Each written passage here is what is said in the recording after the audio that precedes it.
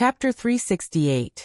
If there were other options, Rogue wouldn't want to use Susanoo so soon. However, Thanos Overlord's performance made him have no choice but to use this powerful ninjutsu not long after the battle started.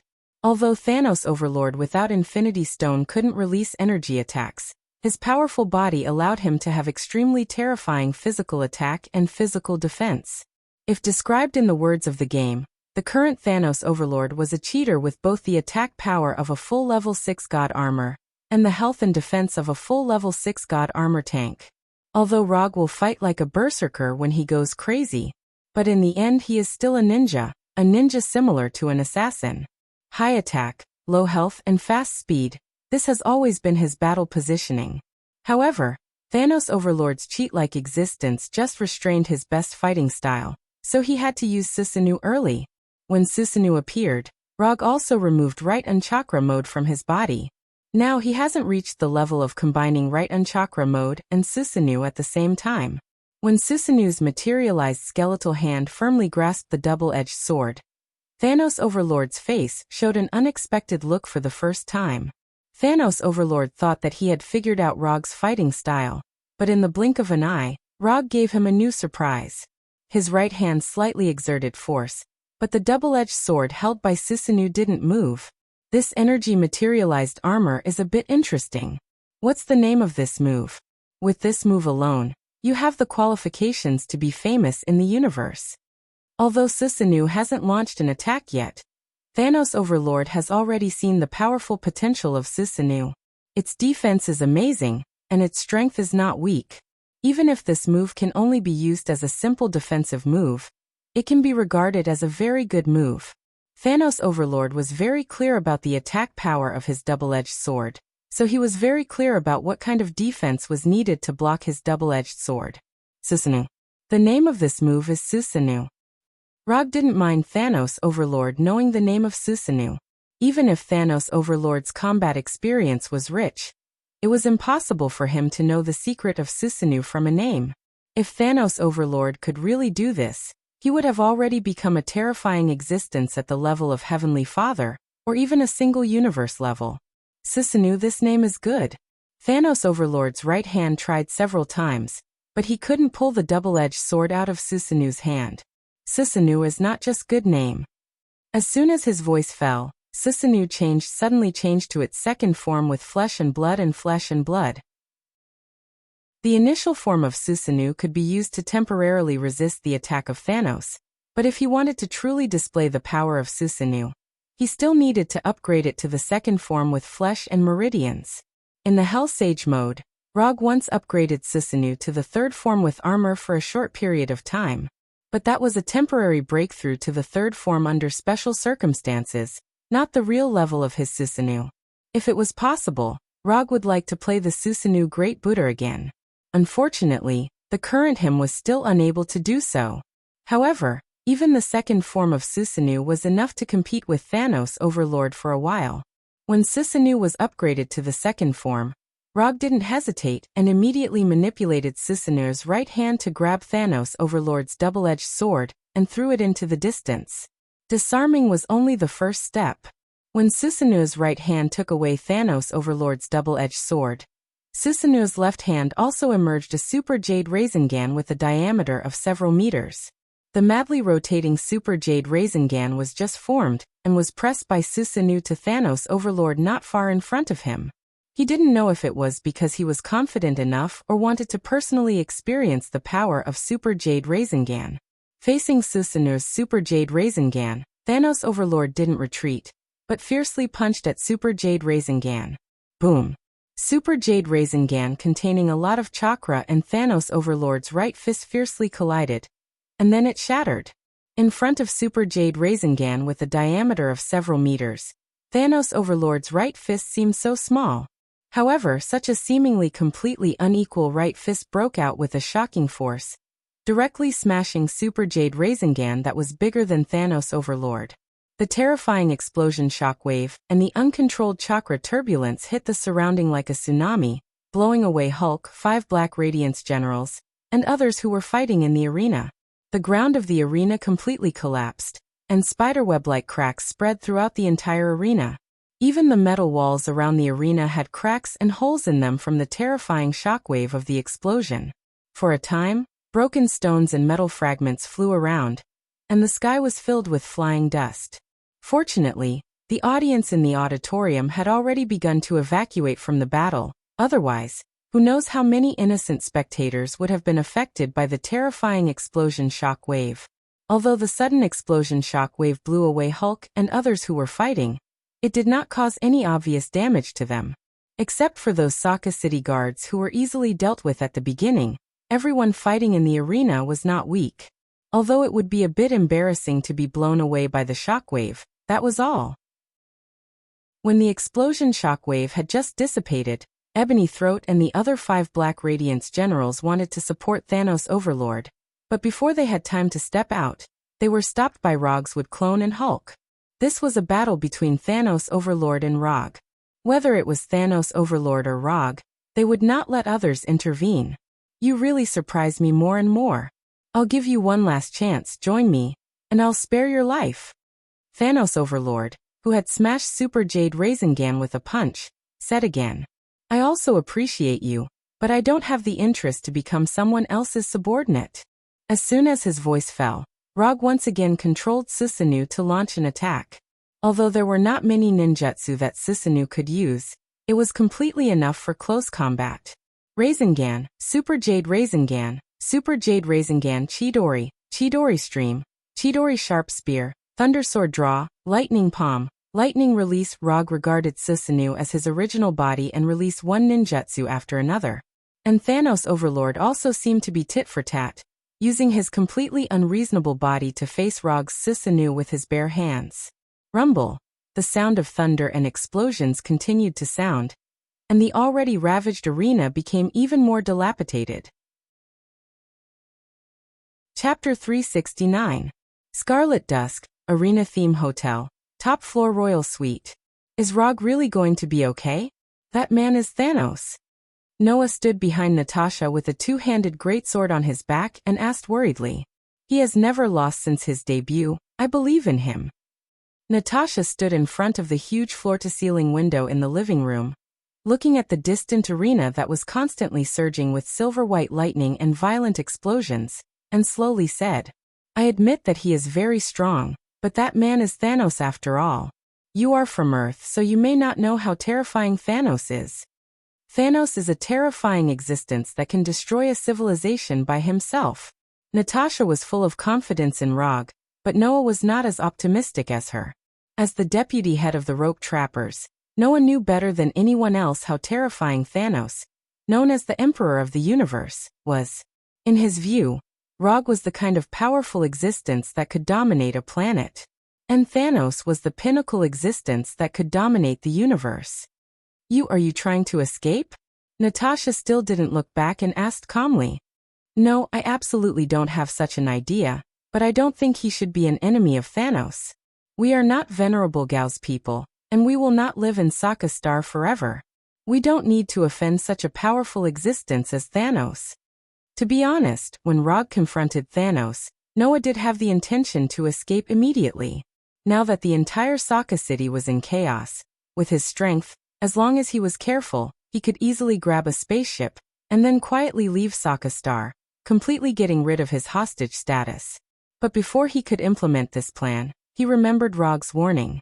This is a safety device, but I believe you are a smart person. You won't let this safety device take effect.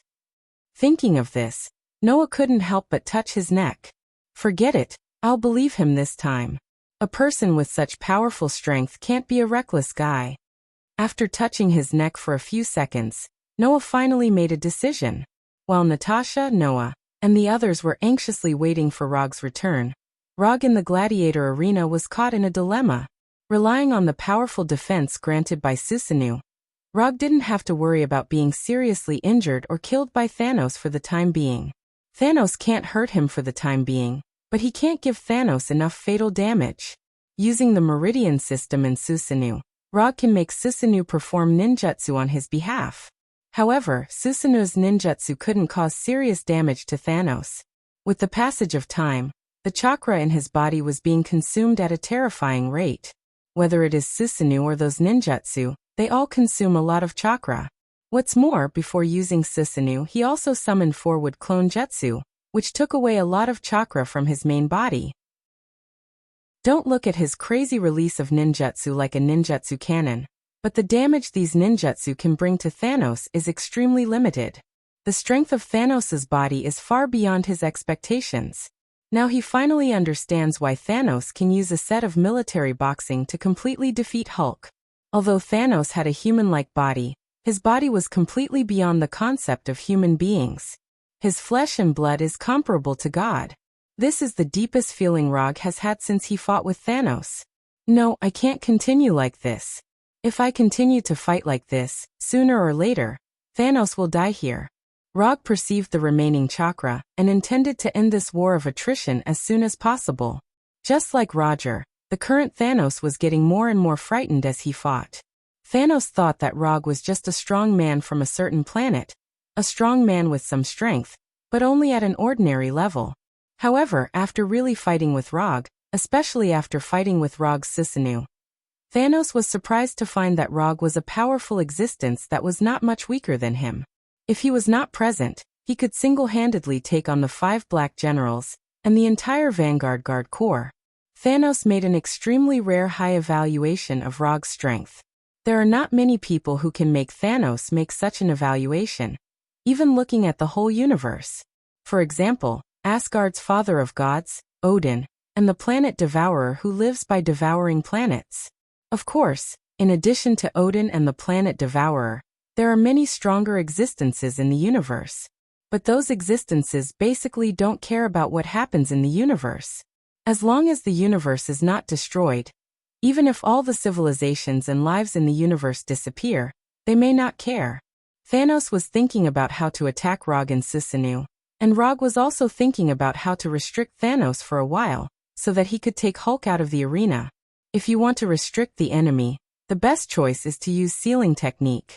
Rog doesn't know many sealing techniques now, only the 4 symbols seal and the King Kong seal. However, these 2 sealing techniques are not suitable to restrict Thanos, so he intends to use the magic he learned in Kamartaj. Although from the perspective of the sorcerer profession, he is not a very pure sorcerer. But what can't be denied is that he has a talent in spells. If not for this, there would be no need for Sorcerer Supreme to accept him as a student who was not in the plan. Would release. Would human jutsu. Would release. Would dragon jutsu. Unlike other ninjutsu, would release is a Kekii Genkai and can only be used by Rog himself. However, with the protection provided by Susanoo, he doesn't need to worry about being attacked when he uses these 2 ninjutsu. Under the control of Rog, would Arhut, more than 10 meters high, and would Dragon, tens of meters long, emerged from the ground and directly attacked Thanos, who was attacking Susanoo. The power of Wood Arhut and Wood Dragon is unquestionable, but it is too realistic to expect them to completely entangle Thanos. With the combat power shown by Thanos, Wood Arhut and Wood Dragon can only buy more than 10 seconds at most, and then they will be completely torn into ordinary wood by Thanos. However, Rog didn't expect Wood Arhut and Wood Dragon to completely entangle Thanos. What he needed was just a time for him to cast magic without being disturbed. When Thanos was repelled dozens of meters by Wood Arhut and Wood Dragon, Rog immediately removed the Susanoo that had been fighting for a long time, and mobilized the magic in his body. Rog's hands quickly made a few gestures like ninjutsu, and then, the orange-red magic halo wrapped around his wrists like bracelets. Magic, Mirror Dimension. Chapter 370. The mirror dimension is an independent space parallel to the real world. No matter what happens in the mirror dimension, it will not have an impact on the real world. In Kamartaj, the mirror dimension is often used as an independent training space. Of course, because the mirror dimension and the real world are parallel to each other. The mirror dimension can also be used to monitor the real world, or to isolate dangers from the real world or the multiverse. However, in the hands of Rog, the biggest role of the mirror dimension is to isolate his enemies and become a cage-like existence. When the mirror dimension was completely prepared, Rog did not hesitate, and his hands wrapped in an orange-red halo suddenly pushed forward. With the push of Rog's hands, an invisible energy surged out like a wave. In the blink of an eye, Rog enveloped everyone in the arena in the mirror dimension. Unlike the real world, in the mirror dimension, there was a sense of mirror refraction like folded glass in the empty air. In order to pull Thanos, the 5 generals of Black Radiance, and the others into the mirror dimension space, Rog's mirror dimension space this time was quite large. Not only did it cover the entire Colosseum, but it also included the city area outside the Colosseum. When the real world was replaced by the mirror dimension, Rog did not hesitate and immediately summoned the necessary prop for the portal magic. Rog used the mirror dimension to trap Thanos and others in the mirror dimension, not to change the venue to continue fighting with Thanos. Although he was somewhat helpless, he had to admit that he did not have the strength to completely defeat Thanos. Even if he enters Sage Mode or borrows Kyuubi's chakra, the result will not change. Fighting Thanos to a draw was the limit of what he could do now. Thanos is a relatively pure fighter. Although he can't control energy, he noticed the existence of the mirror dimension, but he couldn't figure out the nature of the mirror dimension for the first time. Unlike Thanos, Ebony Throat, who has the ability to teleport objects, discovered the difference between the mirror dimension and the real world when the mirror dimension was unfolded. Not only that, but Ebony Throat also discovered that the mirror dimension that Rog had just used was extremely compatible with his extraordinary ability. It was as if it was tailor-made for him. Among the 5 Black Obsidian generals, Ebony Throat, who had the ability to teleport objects, was the one who resembled a mage the most. Although his telekinesis ability was not magic, the effect it displayed was no different from magic. In addition, he was not good at close combat, so among the 5 Black Obsidian generals, he had always been the think tank and the long-range attacker. In the real world, Ebony Throat, who had the ability to move objects with his mind, could freely control the surrounding matter. After being forcefully pulled into the mirror dimension by Rog, his telekinesis ability became even more terrifying. Controlling matter in the mirror dimension was much easier than controlling matter in the real world. "Sir, this is a special parallel space. He's planning to escape." Ebony Throat, who was originally entangled by the wood clone, flew to the side of Thanos Overlord and said respectfully. In the real world, Rog's wood clone could barely suppress Ebony Throat. After entering the mirror dimension, Ebony Throat's telekinesis ability had been terrifyingly improved, and it took him only a few seconds to solve the wood clone. Find a way to solve this special space. The guy on the other side must not be left alive. Now Thanos Overlord had completely no intention of subduing Rog. In Rog, he saw signs of being completely out of control. Continuing to keep Rog's life would only bring endless trouble to himself. Thanos Overlord did have some appreciation for Rog, but this appreciation was not enough to let him keep Rog, a troublesome character. With the help of Ebony Throat, Wood Arhut and the Wood Dragon, who could not stop Thanos Overlord for a long time, were suddenly ravaged and scarred, and there were signs of collapse at any time. Rog was not surprised that Ebony Throat's telekinesis ability would be strengthened in the mirror dimension. Before casting the mirror dimension, he took this into account. However, Ebony Throat was not the only one who could telekinesis in the mirror dimension. Folding space. Matter control. In the real world, Rog could not do this. Even if he used the reality gem, he could only achieve limited control and folding. But in the mirror dimension, even if he did not use the reality gem, he could control everything at will. His hands kept turning, and the arena in the mirror dimension began to change in a way that did not conform to the laws of physics. The earth fluctuated like the surface of the water, and then quickly reconstructed like building blocks. The sky began to reverse, gravity began to reverse, and everything in common sense began to change. In this strange world that seemed to have been turned upside down, Rog seemed to have transformed into the master of the world, dominating everything in the mirror dimension. Although Wood Arhut and the Wood Dragon fell down and turned into a piece of lifeless wood, the attack of Thanos Overlord and Ebony Throat did not decrease. All kinds of bricks, stones, metals, and other items, like a swarm of bees, attacked Thanos Overlord and others. At the same time, the chaotic gravity and the mysterious space folding also made Thanos Overlord and others fall into an unprecedented passive situation. Under the control of Rog, Thanos Overlord and others seem to be targeted by the whole world, greeting all kinds of inexplicable attacks from all directions. Judging from the scene, Rog now has the upper hand, showing a powerful posture like a god. But Rog knew very well that these were just some fancy operations. Wanting to use these attacks to completely defeat Thanos Overlord was pure wishful thinking. So when Thanos Overlord and others resisted all kinds of incredible attacks, Rog did not intend to further expand the battle results, but directly flying Thunder God came to Hulk's side. Magic portal. As Rog's right hand continued to draw circles, a portal with golden sparks appeared in front of him and Hulk. When the portal was formed, Rog grabbed Hulk's shoulder and threw Hulk, who was far larger than himself, into it. Then he went in as well. Using the portal, Rog and Hulk returned to the real world and returned to the empty Colosseum. Are we not going to fight? Although he had been fighting with Dark Short Star for a long time, Hulk was still somewhat unsatisfied at this time. No more fighting. There will be opportunities in the future. Let's call it a day. Rog quickly replied to Hulk, then grabbed his right hand and flying Thunder God again. In the next second, Rog and Hulk returned from the messy Colosseum to the royal suite of the Scarlet Dusk Hotel. Chapter 371. When Natasha and the others returned to the hotel first, Rog had already planned to use the Flying Thor to bring Hulk back. If not for this, he would not have suddenly confronted Thanos Overlord and launched an unplanned battle with Thanos Overlord. Using the Flying Thor on Natasha, Rog successfully returned to the hotel suite with Hulk. As for why Natasha had the Flying Thor he left on her, it started from the days in the land of nothingness.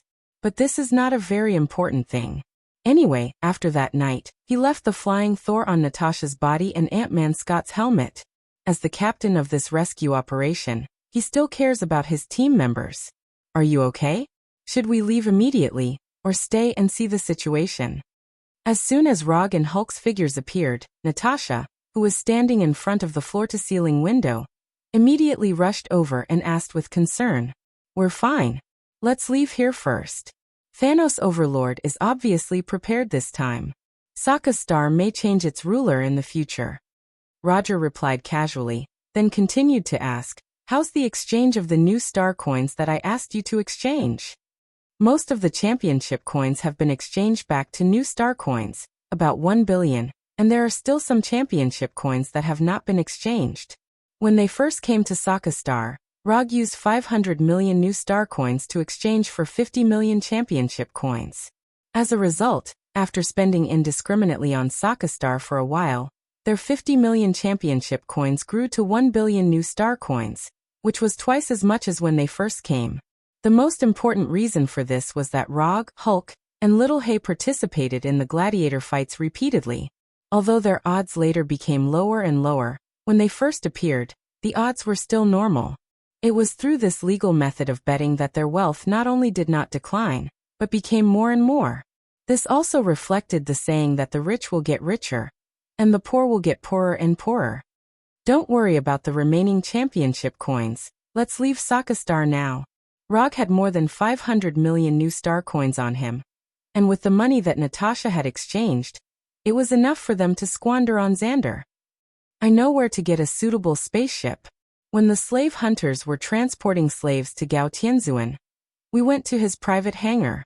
There are many spaceships that meet the requirements for crossing the universe channel. At this moment Noah, who was standing aside, suddenly stepped forward and said to Rog, "I appreciate your initiative, but we can't use the spaceship for the time being. We'll leave by other means." Rog glanced at Noah and said with a smile. Before he returned to the hotel, he was still wondering if Noah would take advantage of the chaos to escape. In the end, not only did Noah not run away, but he even showed signs of taking the initiative to integrate. This made him feel slightly gratified.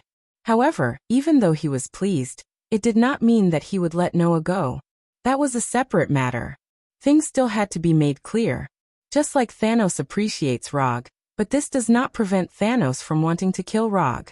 In this regard, Rog and Thanos were indeed very similar. To some extent, they were not the kind of people who would be easily influenced by emotions. No spaceship? Then how do we leave? After hearing Rog's answer, Not only did Noah's face show a puzzled look, but even Natasha, who knew him better, was also puzzled. If you want to leave Sokka, in addition to the spaceship, you can also use this. After that, Rog pointed to the ring on his right hand with his left hand. Under the puzzled gaze of Natasha and others, Rog drew a circle in the air as if drawing out of thin air. Then, a circular portal with golden sparks appeared in front of them. On the other side of the portal was the farm of the rope hunters on the outskirts of Halton City on Xander. This is the farm base of the slave hunters? Natasha asked with some uncertainty. Yes, it's the farm base of the slave hunters on the outskirts of Halton City. Hurry up and go in. I can't maintain this kind of ultra-long distance portal for a long time. Although Rog has mastered the magic taught by Ancient One, he is not an orthodox sorcerer of Kamartaj after all, and his magic power is not vast. Not every Kamartaj sorcerer can open a portal directly to Earth from the distant Titan star like Doctor Strange. The longer the distance across the portal, the more magic power it requires, and the more difficult it is to control it. Regarding this, Rog quietly tried it on the second day after he came to Sokka. Teleporting back to Xander, or the Land of Nothingness, is the limit of his current portal. As for returning directly to Earth or Asgard, he can't do it for the time being. Unless his magic power can be further increased, or in the Land of Nothingness, he may be able to open a portal to Asgard or Earth. Although Natasha and others didn't know how Rog did it, with their trust in Rog, they quickly crossed the portal and returned to the farm base of the rope hunters in Halton City. When everyone passed, Rog, whose magic power was about to be exhausted, walked into the portal, and then immediately closed the portal that was madly devouring his magic power. At the moment of crossing the portal, even Rog, who had the body of an immortal, couldn't help but shake and almost fall to the ground. His chakra was mostly consumed and his magic power was exhausted, which brought a double sense of physical and mental exhaustion, making him look extremely tired. This is your home ground, the rest is up to you to arrange, Rog said to Noah in a tired tone, and then returned directly to the room where he lived before, and began to rest after the battle. What will become of Sokka next, he doesn't particularly care. And with the strength of Gao Tianzuan, even if he can't keep his Sokka star, he can leave Sokka star alive. Although Gao Tianzuan and his brother Collector don't look very reliable, they are old monsters who have lived for God knows how many years. And as a member of the Council of Elders, they are definitely not as weak as they look. As for what Thanos Overlord will do next, Rog is not too worried. After the fight just now, he has roughly understood the strength of Thanos Overlord. As long as Thanos Overlord doesn't collect 6 Infinity Stones, he doesn't need to worry too much about the threat he brings. The Reality Gem is now in the hands of Rog, the Time Gem is in the hands of Ancient One, the Space Gem is in Asgard, and the Spirit Gem is in the head of Illusion. Even if Thanos Overlord wants to collect Infinity Stones, he can only start with the 2 gems, Power Gem and Soul Gem. And even if Thanos Overlord collects the Power Gem and Soul Gem, he may not dare to go after Ancient One and Odin. Chapter 372. The news that Thanos led an army to attack Sokka quickly spread.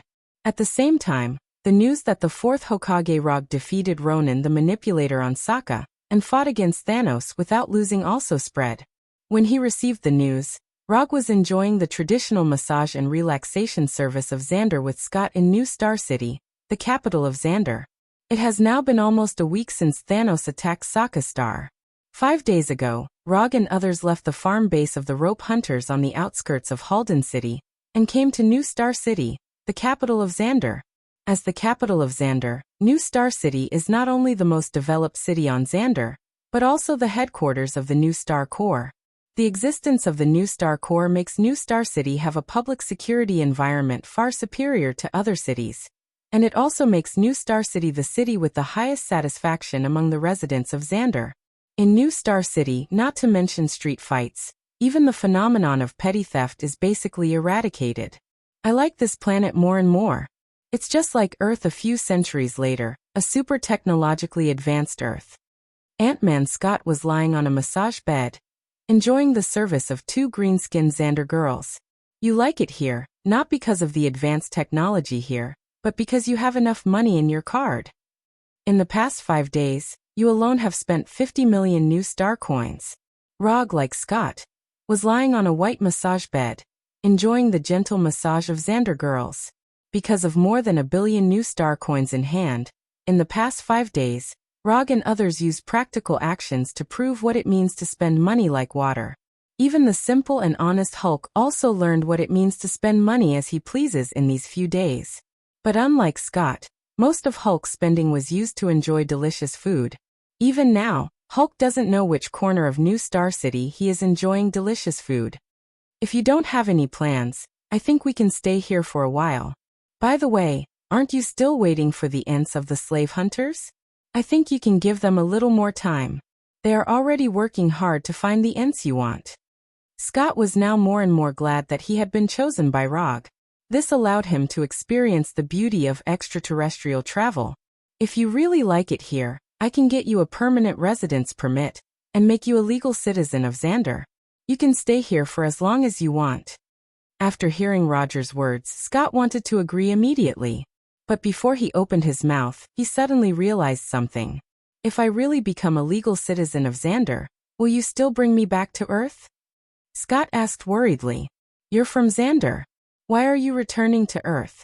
I have no intention of abducting aliens back to Earth. More than 1 hour later, Rog and Scott, who had been fully relaxed mentally and physically, left this male legal entertainment and relaxation place that was famous for its good service, high-quality staff and amazing consumption level in Star City. Yes, it was a legal place for entertainment and relaxation, because all the services inside had to be taxed. Noah, the deputy leader of the slave hunters, was still with Rog and the others.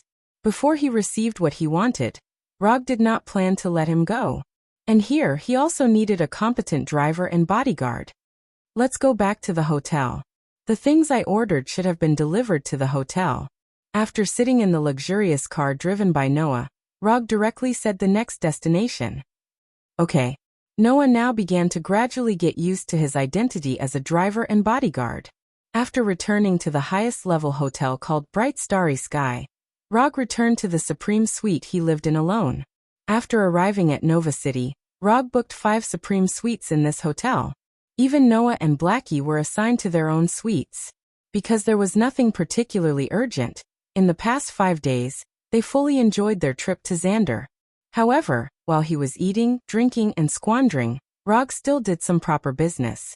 Large-scale acquisition of technological information and related equipment on Xander, and at the same time, various combat equipment, including energy weapons. Most of the civilizations in the universe look down on the civilization on Earth. And it is indeed reasonable. Many technologies that have not even been developed on Earth are public information with a confidentiality level close to 0 in alien civilizations such as Xander. Take the simplest spacecraft drive engine for example. This is a high-tech technology that has not yet been successfully developed on Earth. But for those civilizations that have opened the era of the universe, this is the simplest basic technology. Just like the cars on Earth, it is a technology that ordinary people can buy or master at will. Rog intends to pack a copy of these relevant technological information and take it back as a small gift for Hinata and Tani. As for the information and finished products of the energy weapons, he intends to leave them for his own Konoha. In addition to these information and items, he also commissioned a special acquisition firm to purchase living animals and seeds of various animals and plants on a large scale. Once these alien animals and plants return to Earth, they may trigger an uncontrolled biological invasion disaster. Therefore, Rog intends to throw these animals and plants directly onto the planet Tatooine that he is developing. Calculating the time, the infrastructure of Konoha Hidden Village on Tatooine should have been established by now, and it is time for the dead planet Tatooine to be rejuvenated. Rog originally had a more extreme and crazy plan to restore the vitality of Tatooine. Star-Lord's father, Igo, is a self-aware planet. Rog's original plan was to use Igo's power to restore the vitality of Tatooine. However, after considering the gap in strength between him and Igo, he temporarily put this plan on hold. Although he can't deal with Igo for the time being, it doesn't mean that he will ignore Igo's existence. In addition to being an important factor in his plan for Tatooine, Igo is also related to a super huge and important plan in his future. After fighting with Mephisto, Rog roughly inferred the limit that the system can reach. Although the strength of a divine father is enough to dominate one side of the universe, there is still a long way to go before Rog can achieve his dream of becoming the god of ninja. Therefore, he intends to restore the traditional craftsmanship of the Otsutsuki clan. Planting trees. Planting divine trees on an alien planet. Chapter 373. An Otsutsuki who did not want to plant trees was not a good Otsutsuki. Although Rog was not a member of the Otsutsuki clan, he was still very interested in this traditional skill of the Otsutsuki clan. And before he transmigrated, he had the habit of collecting energy to plant trees every day. Now that he thought about it, he was really patient back then. After putting the latest information and valuable research materials into the psychic scroll, Rog left the hotel with the Flying Thunder God and came to a warehouse at the port of Nova Star City. Only the collected information and a small amount of valuable research materials would be sent to the hotel suite. As for the large instruments, weapons, and equipment, as well as the large number of alien animals and plants, they would be sent to another warehouse that was responsible for delivery. The one in charge of guarding and delivery was, of course, the hardworking Blackie. Blackie originally wanted to go out with Hulk to taste the alien delicacies, but after trying it for a day, he gave up on this naive idea. As a special symbiotic body, Blackie had no interest in these so-called delicacies. To him, food that was rich in energy was his favorite. When Rog's figure appeared in the warehouse, the humanoid Blackie immediately walked over and handed the transparent glass-like tablet in his hand to Rog. Everything received in the past few days is recorded on it. I've checked the quantity, there's no problem. Thank you for your hard work. After receiving the tablet from Blackie, Rog quickly browsed through it and then put the tablet aside. Shadow clone technique.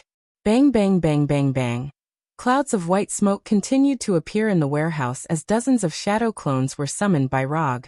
After casting the shadow clone technique, Rog did not stop what he was doing.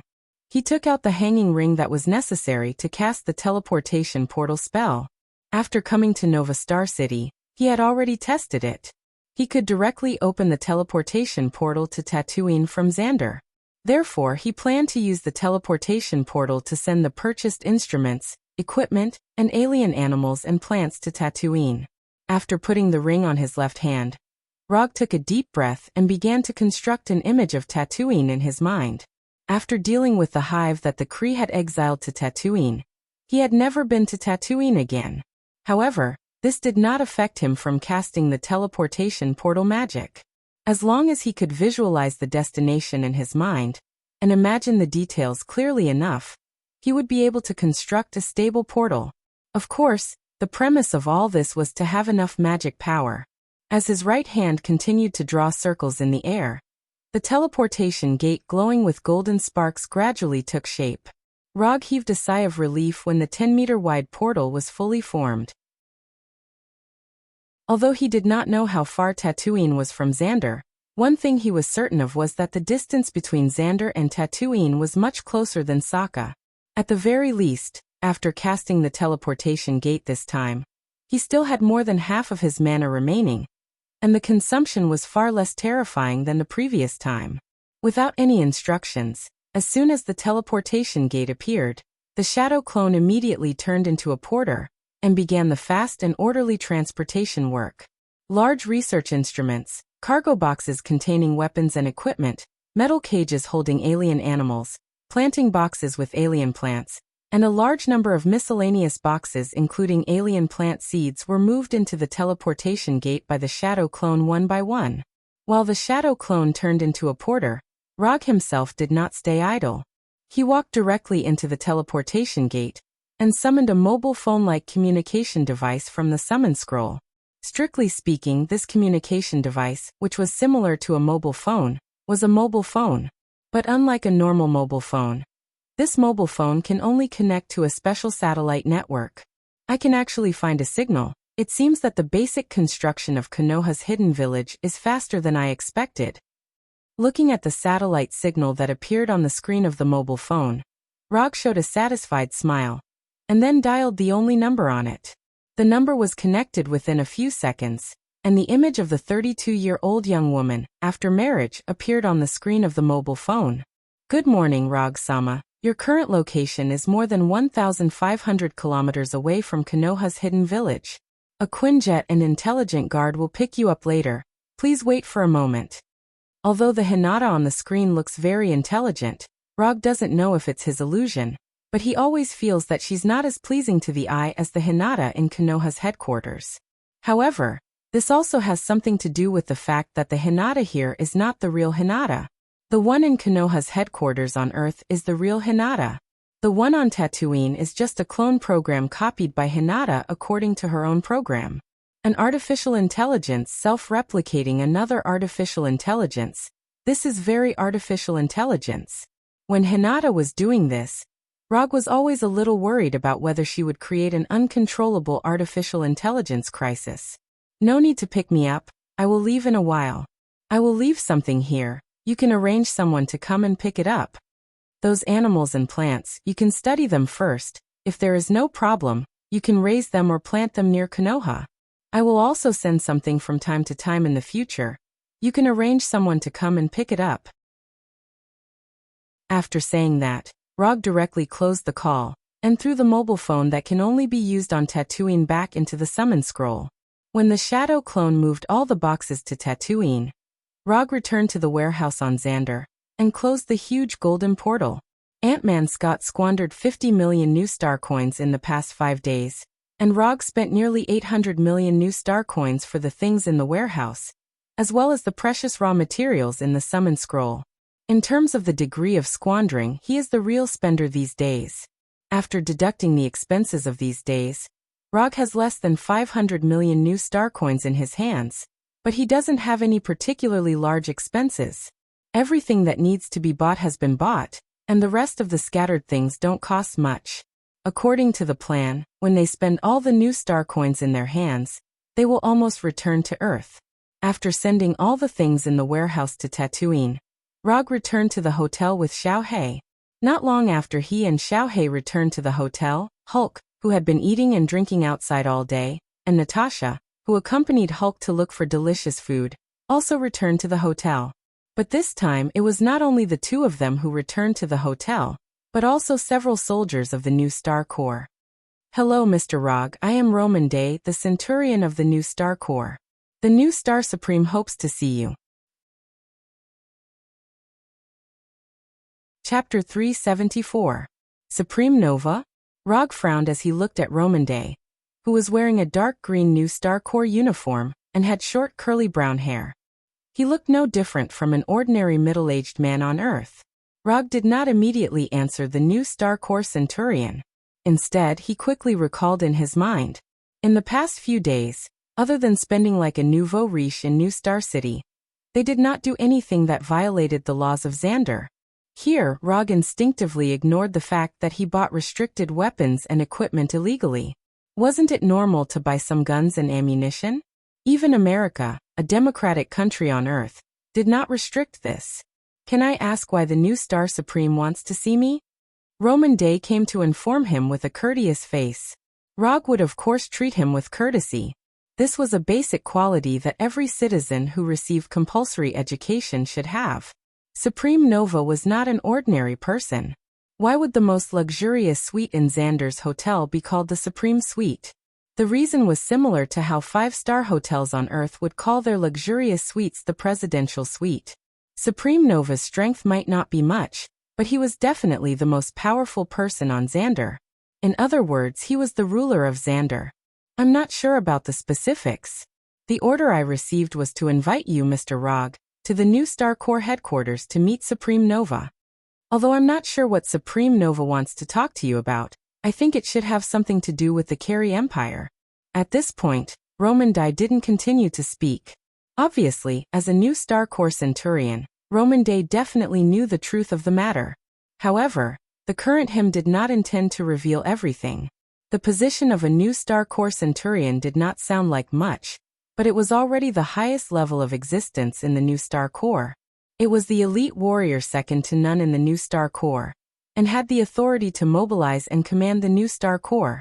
In terms of military ranks on Earth, a New Star Corps Centurion was roughly equivalent to a general in Earth's army.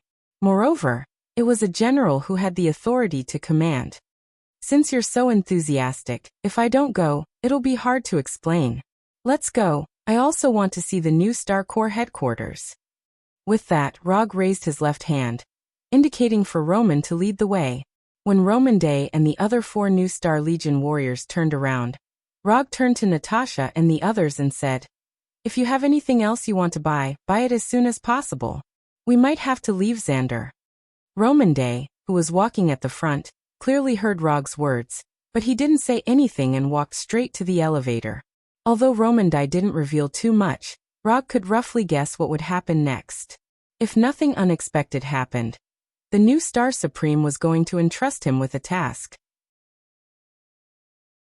And the contents of the commission were very likely related to Luo Nan, the accuser. This was why he reminded Natasha and the others to make preparations to return to Earth. The 4th rule of commission was that before the current commission was completed, the next commission could not be accepted. Under Roman Dai's lead, Rog boarded a small aircraft parked on the top floor of the hotel, and flew directly to the core area of New Star City, the New Star Corps headquarters. The New Star Corps headquarters wasn't located in the central area of New Star City, but in the restricted flying zone near the port. Other than the New Star Corps' aircraft, any aircraft that entered the airspace would be subjected to intensive anti-aircraft fire from the ground.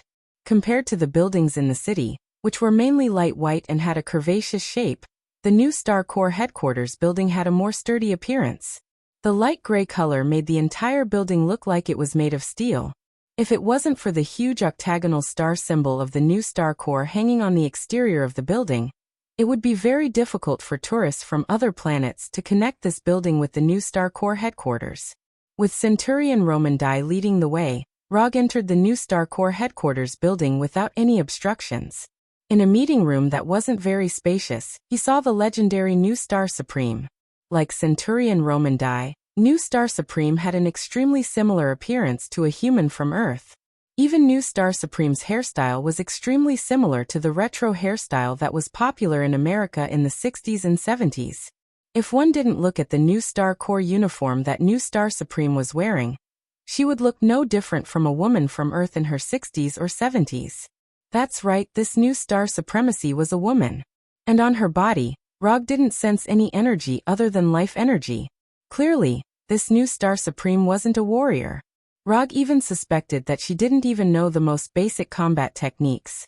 But at the level of New Star Supreme, there wasn't much need for combat strength. "You're the Rog who defeated Ronan the Accuser twice?" The moment Rog entered the meeting room, New Star Supreme opened her mouth and asked, "Yes, I'm that Rog. You look more refined than I imagined. I can't see the tough attitude that ordinary warriors have on you." This extremely benevolent-looking Nova Supremacy sized up Log and continued, "Because I'm not an ordinary warrior. I'm the more powerful kind."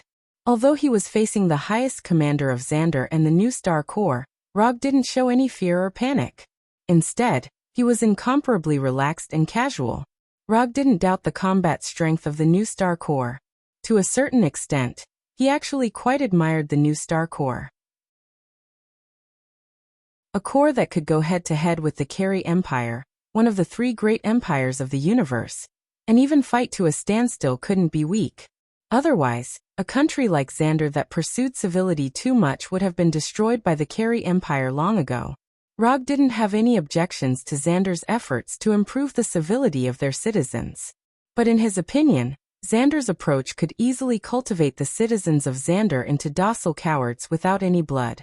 In contrast, he preferred the harsh education style of the Carey Empire that leaned toward Sparta. "You're indeed the more powerful kind. Otherwise, you wouldn't have been able to defeat Ronan the Accuser twice and fight a lunatic like Thanos to a draw." Obviously, the New Star Corps' intelligence on Rog came from Sokka. This couldn't be blamed on the New Star Corps. After all, he had just emerged in the universe. If they wanted to investigate him, they could only start from Sokka. Let's stop with the pleasantries. I want to know why New Star Supreme of the New Star Corps suddenly wants to see me, an alien tourist from another planet. Chapter 375. I hope you can come with us to the Kree Empire. You have defeated Luonan twice. Your presence can reduce the possibility of the Kree Empire making unwise moves. Nova Supremacy stated his purpose straightforwardly. Are you sure this will work? I feel that my presence in the mission will only provoke the Kree Empire. Rog wasn't surprised that Nova Supreme would have such thoughts. But he always felt that Nova Supreme was taking things for granted. Even though he had defeated Luonan, the controller, twice, this did not mean that his existence would cause the Kree Empire to become even more restrained. It would be abnormal if the Kree Empire, which had always been unyielding, became afraid of him just because he was in the diplomatic corps. I can't guarantee that this will work, but with you the Kree Empire will be more cautious. As long as the Kree Empire is a bit more cautious, it will be enough for the mission. Supreme Nova explained once again. You can rest assured, this diplomatic mission to the Kree Empire was invited by the Kree Empire. They want to end the war with us and sign a peace treaty that both sides can accept. As long as you are willing to help, no matter what your request is, we will try our best to satisfy you. We know that you have been collecting some documents and equipment recently. If you need, we can provide you with top-secret documents and high-level equipment that can't be obtained from the black market. Rog's purchase of weapons and equipment on the black market wasn't hidden from the new Star Regiment. Now this has become a bait for Nova Supreme to tempt him. I need to discuss it with my companions. If they don't have any objections, we can discuss the specific content. Rog didn't directly refuse Nova Supreme's proposal, but he also didn't accept it immediately. He still had the commission to bring Dr. Banner back to Earth. Before completing this commission, he couldn't accept other commissions. Although he could accept Nova Supreme's commission without the system, he wouldn't be able to get the ninja coins rewarded by the system. Ninja coins he would never complain about having too much. When you go to the Kree Empire, your companions can continue to stay in Nova City. We will provide them with the best service. We will not let you have any worries. Although it was the first time Nova Supreme met Rog, she had already browsed through the information of Rog, Hulk and the others in detail. Even Rog and the others' contact with the Bloody Gladiator in Halton City was also recorded. So in Nova Supreme's view, whether to accept the mission to the Kree Empire or not, Rog could decide by himself. There was no need to discuss it with Hulk and the others. However, she never thought that Rog wasn't worried about the safety of Hulk and the others, but whether he could get ninja coins. Thank you for your kindness, but I still need to discuss it with them. Tomorrow, I will give you a final answer. Roger didn't want to continue talking about this matter with Supreme Nova, so he ended the conversation. Resplendent Starry Sky Hotel, Supreme Suite. That's the general situation, so I'd like to ask for your opinions. If I accept the commission, I must send you or Hulk back to Earth. Don't ask me why, it's OCD. Of course, if you don't want to go back to Earth for the time being, it doesn't matter, I can directly reject this commission. Rog, who was sitting on the sofa in the living room, said to Hulk with a serious face. Whether Natasha and Scott stay or not, it doesn't affect him accepting the commission. The key is Hulk. If Hulk doesn't want to return to Earth now, Rog won't force him to go back. The commission is a commission. Hulk is a friend. He can't force a friend. Hulk doesn't like Earth. Hulk doesn't want to be a burden to you. Hulk can go back. Hulk is willing to help friends. Hulk said in a low voice. At the same time, he raised his huge right hand and gently patted Rog's shoulder. Although Hulk doesn't know why he is the key to whether Rog accepts the commission or not, as he said, he doesn't want to be a burden to Rog, he is willing to help Rog. Thanks, big guy. Rog patted Hulk's right hand that hasn't had time to retract, and said with a smile. Since Hulk is going back, then let's go back. We left Earth to bring Hulk back. After Hulk made his decision, Natasha immediately gave a reply. However, when Natasha answered Rog, Scott's face showed an extremely reluctant look. The luxurious life of a nouveau riche has only started for a few days, so it's inevitable that Scott, who has always been poor in economic conditions, will feel a little reluctant. Then when are we going back? Can your portal magic take us directly back to Earth? Natasha looked at Rog and continued to ask. Now or tomorrow, it's up to you. I will take you back with the portal, but not directly to Earth. but to a transit station first, and then to bring you back to Earth from the transit station. Before returning to the hotel, Rog had already planned a specific return route, a relatively convenient return route. Although this will slightly expose some of his little secrets, it doesn't matter. Because Hulk and Scott both wanted an unforgettable return night. The time to return to Earth was finally set at noon tomorrow. At noon the next day, the naked Natasha woke up Rog, who was sleeping next to her, and then dressed up in front of the sleepy Rog. When Natasha was thoroughly dressed, Rog got up from the bed with a yawn and walked tiredly to the bathroom. Rog doesn't know whether Hulk and Stick's return night was memorable or not. He only knows that he was very tired this night. After everyone gathered and ate an expensive lunch with the characteristics of Xander, Rog opened the portal to Tatooine in the living room of the suite. Without needing Rog's instructions, Natasha and others, who were already prepared, walked into the portal and came to the planet belonging to Rog. Where is this? Looking at the barren land around her, Natasha asked doubtfully. This is my planet, and it's the reward for one of my commissions. Rog briefly explained, then began to identify the direction. Quantum transmission. When he confirmed the specific location of Konoha's hidden village, he used quantum transmission to bring Natasha and others to Konoha's hidden village. Chapter 376. This is Konoha's hidden village? Looking at the city in front of her, which is a combination of punk futuristic and ancient Chinese style, Natasha asked in disbelief. To be precise, this is the new Konoha's hidden village, not the Konoha's hidden village where I learned ninjutsu. Although there is no such thing as Konoha's hidden village in this world, Rog won't forget the origin setting that he casually said at the beginning. Acting should be done completely, especially paying attention to the details. As a cautious ninja, Rog will certainly pay attention to this point. This is incredible. You actually have your own planet, and you are building your own Konoha's hidden village. This is simply. Like the shocked Natasha, Scott also showed a look of disbelief after seeing the Konoha's hidden village under construction. Although they have been to several alien planets, the scene in front of them is still beyond their scope of understanding. An Earthling has an alien planet suitable for human survival, and has built his own city on it. This is a major milestone that can change the history of mankind, just like the discovery of the American continent by Columbus. No, what Rog did is much crazier than Columbus. What he discovered is not a new continent, but a new planet, a habitable planet. In fact, this is nothing. You have also traveled in the universe for a while. You should have experienced the vastness of the universe. In the universe, there are many undeveloped planets like Tatooine.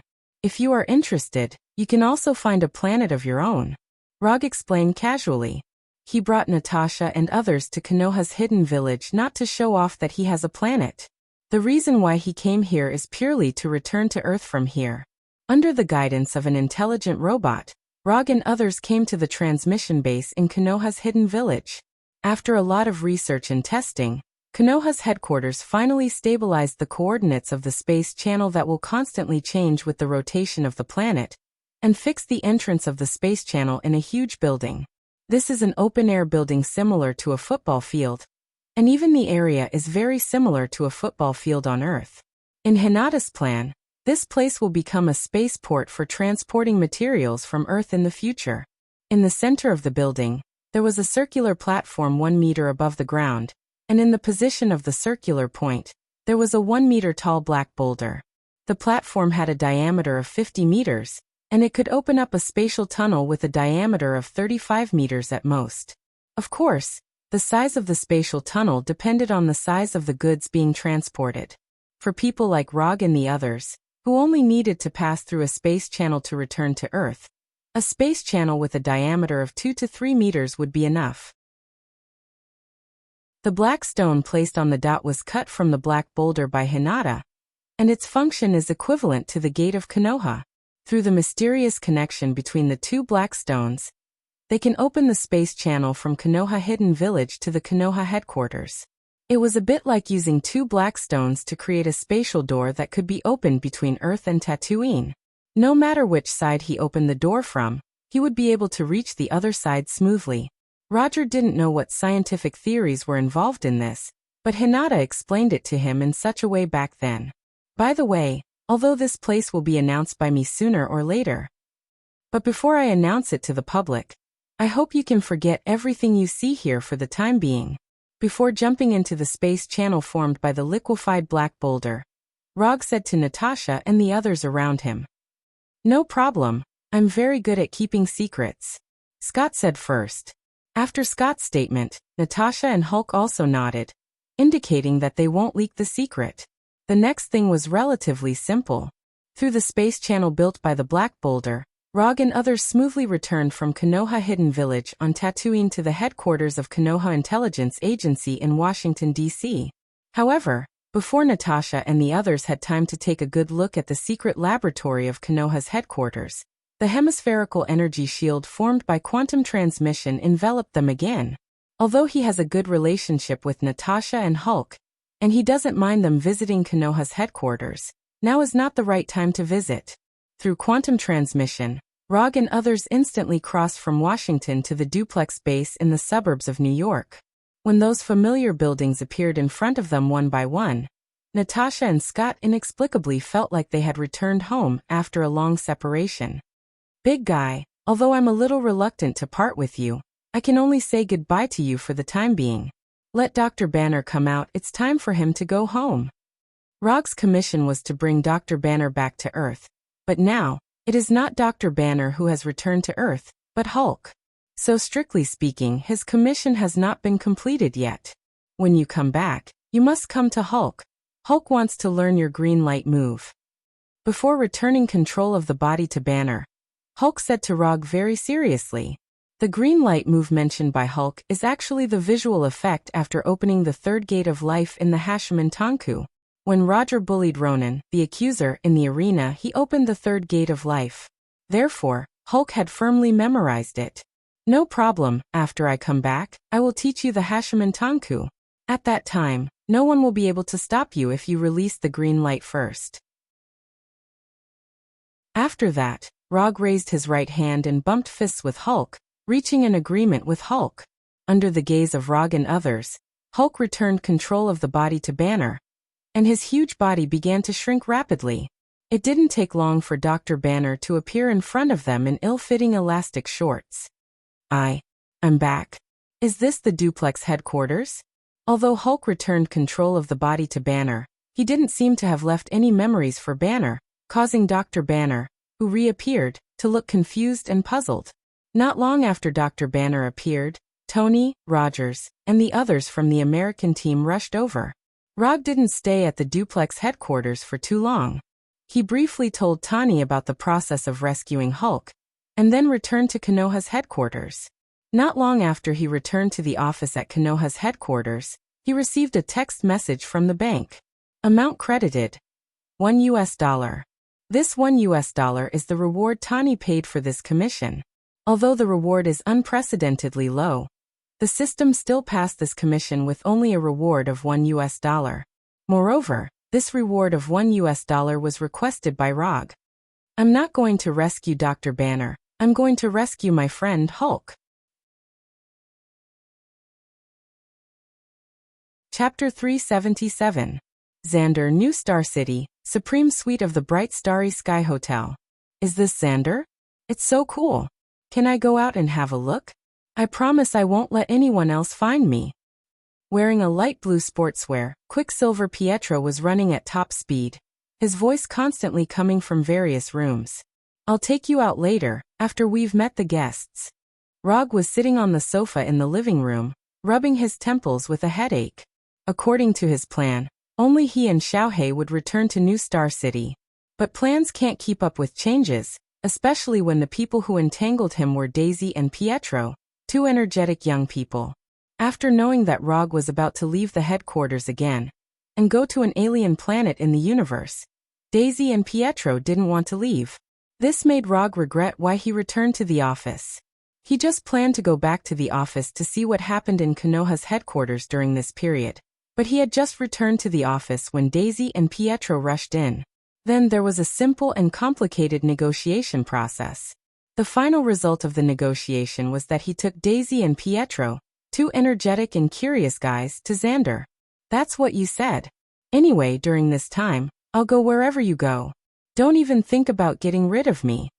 After running back and forth in the suite several times, Pietro finally stopped and sat on the sofa opposite Rog.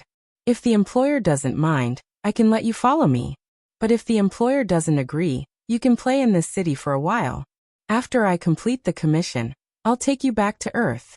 Because it involves the peace agreement between the two countries, Rog wasn't sure whether Xander Supreme would agree to let him take Daisy and Pietro with him. It's not a big problem to add one more person to the mission. Xiao He can transform into a weapon form, so it's not a big problem to bring him there. The key to the problem is whether Xander Supreme is willing to have two other Earthlings in the mission, especially Daisy. Although Daisy's appearance doesn't seem to have any problems, she is, after all, a descendant of the experimental products abandoned by the Kree tens of thousands of years ago.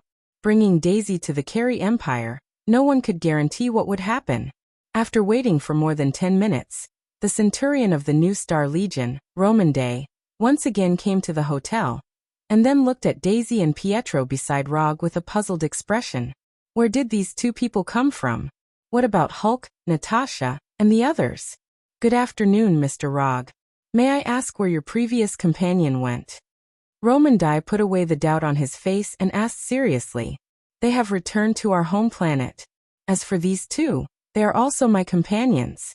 This is Pietro, and this is Daisy. Roger briefly explained the situation, and introduced Pietro and Daisy to them. I see.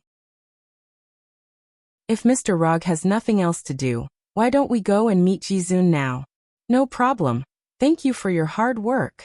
Under the lead of Roman Dai, Rog and the other two once again came to the reception room he came to last night, and saw Jizun, who didn't change his appearance at all. When he saw Pietro and Daisy, a trace of doubt appeared on Jizun's face. However, this doubt quickly disappeared, as if it had never appeared in the first place. Rog, since you are here, it means that you have made a decision, but these two are? Rog once again introduced Daisy and Pietro, and emphasized Daisy's identity. When he first came to New Star City, he had already told Daisy about the origin of the Kree race, so Daisy is also very clear about the accident that may happen if she goes to the Carey Empire. This is one of the reasons why Daisy has been so quiet all this time. So that's how it is. Miss Daisy's race is indeed special, but since she is your companion, Rog, I believe you can protect her safety. After looking at Daisy carefully several times, Jizun said with a smile. On the surface, Jizun didn't seem to mind Pietro and Daisy joining the diplomatic mission at all. But for some reason, Rog felt that there was something wrong with Jizun's smile. Is this the political scheming of a superior? The peace agreement this time may not be as simple as it seems. Signing a peace agreement with the Carey Empire has become the common goal of most citizens of Xander. Although the years of war did not completely drag Xander into the quagmire of war, it still had a considerable impact on the lives of Xander's citizens. If it weren't for the many resources from the subsidiary planets, Xander would not have been able to maintain its current rich standard of living. In addition to the impact on their lives, Xander's excessive pursuit of citizen literacy was also a main reason for the citizens' opposition to the war. Since you have already trained your citizens to be polite and polite, you can't ask those who don't even know how to swear to kill on the battlefield. Of course, civilized people did not like violence and war, so signing a peace agreement to stop the war became the common choice of these civilized people. With the new star's permission, Pietro and Daisy, the two extra members, were added to the list of envoys. At this point, the four people, including Rog, were all granted the status of military officers of the diplomatic mission. Except for the chief military officer of the diplomatic mission, the other military officers did not need to participate in the signing of the peace agreement. They were purely the security forces of the diplomatic mission. The chief military officer of the diplomatic mission was the Centurion Roman Day of the New Star Corps. Rog was a first-class military officer of the diplomatic mission. As for Blackie and Daisy, they were third-class military officers. Whether he was the chief military officer of the diplomatic mission or not, it didn't matter to Rog at all. He only cared about this commission, whether he could pass the system's judgment, and get the corresponding reward. When signing the commission agreement, Jizun originally intended to let Centurion Roman Day sign it for him. But under Rog's insistence, Jizun finally wrote his name on the commission scroll. Commission content. Protect the safety of the members of the diplomatic mission during the period of the Xander diplomatic mission to the Kari Empire. Commission status. Incomplete. Commission reward. 200 ninja coins. As Rog expected, the commission passed the system's judgment smoothly. However, the content description given by the system's commission page and the content written by Jizun on the commission scroll were a little different. The commission given by Jizun was to protect the safety of the members of the diplomatic mission during the period of the Xander diplomatic mission to the Kari Empire. And the commission content given by the system added the period of the signing of the peace agreement. The diplomatic mission to the Kari Empire was to sign the peace agreement, so at first glance, it was normal for the content of the system and the scroll not to be completely consistent. But Rog, who has been dealing with the system for so long, didn't think so. The system will never give any superfluous content description. Under normal circumstances, the content of the commission scroll is the content of the system's commission page. So the system's self-added period of the signing of the peace agreement made his imagination boil involuntarily. This commission is a bit interesting. Chapter 378. The commission reward of 200 ninja coins shows that completing the commission is a little difficult, but the difficulty is not very high. Rog opened the system to check the unspent ninja coins he now has. Before accepting the commission to rescue Banner, his unspent ninja coins was 230. In the process of executing the commission, he spent 100 ninja coins to exchange for Hashiman Tonku and 20 ninja coins to exchange for a branch of the divine tree that is of no use to him, but can impress the collector. So even if he completed the commission to rescue Banner, his unspent ninja coins didn't increase too much. Unspent ninja coins, 410.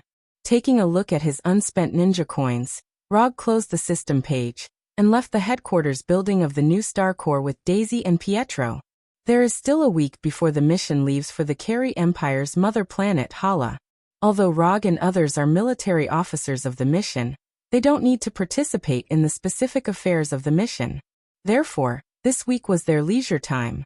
When Rog and others left the headquarters building, Centurion Roman Day handed them 4 military-grade communicators that are only used inside the new Star Corps, and 4 universal language translators made by the new Star Corps. Until now, Rog is still using the universal language translators he got from the Kari battleship. They are about to represent the new Star Corps to the Kari Empire. Of course, it is not suitable for them to continue to use the translators of the Kari Empire. When Roman Day handed over the communicators and translators, Rog was a little stunned. He didn't expect that the seemingly careless Centurion Roman Day would have such a delicate side. This is a bit beyond his evaluation of Roman Day. Thank you. After receiving the communicators and translators from Roman Day, Rog thanked him, and then took Daisy and Pietro directly to the downtown business district. Rog, who has been a nouveau riche in New Star City for a while, has little interest in shopping and enjoying alien food. However, Daisy and Pietro, who have never left the Earth, showed great interest in this.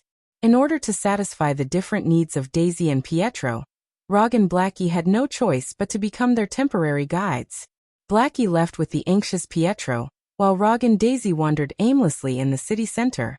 Looking at Daisy, who was walking in front of him and looking around curiously, Rog suddenly remembered that he hadn't paid attention to Daisy's recent situation for a long time.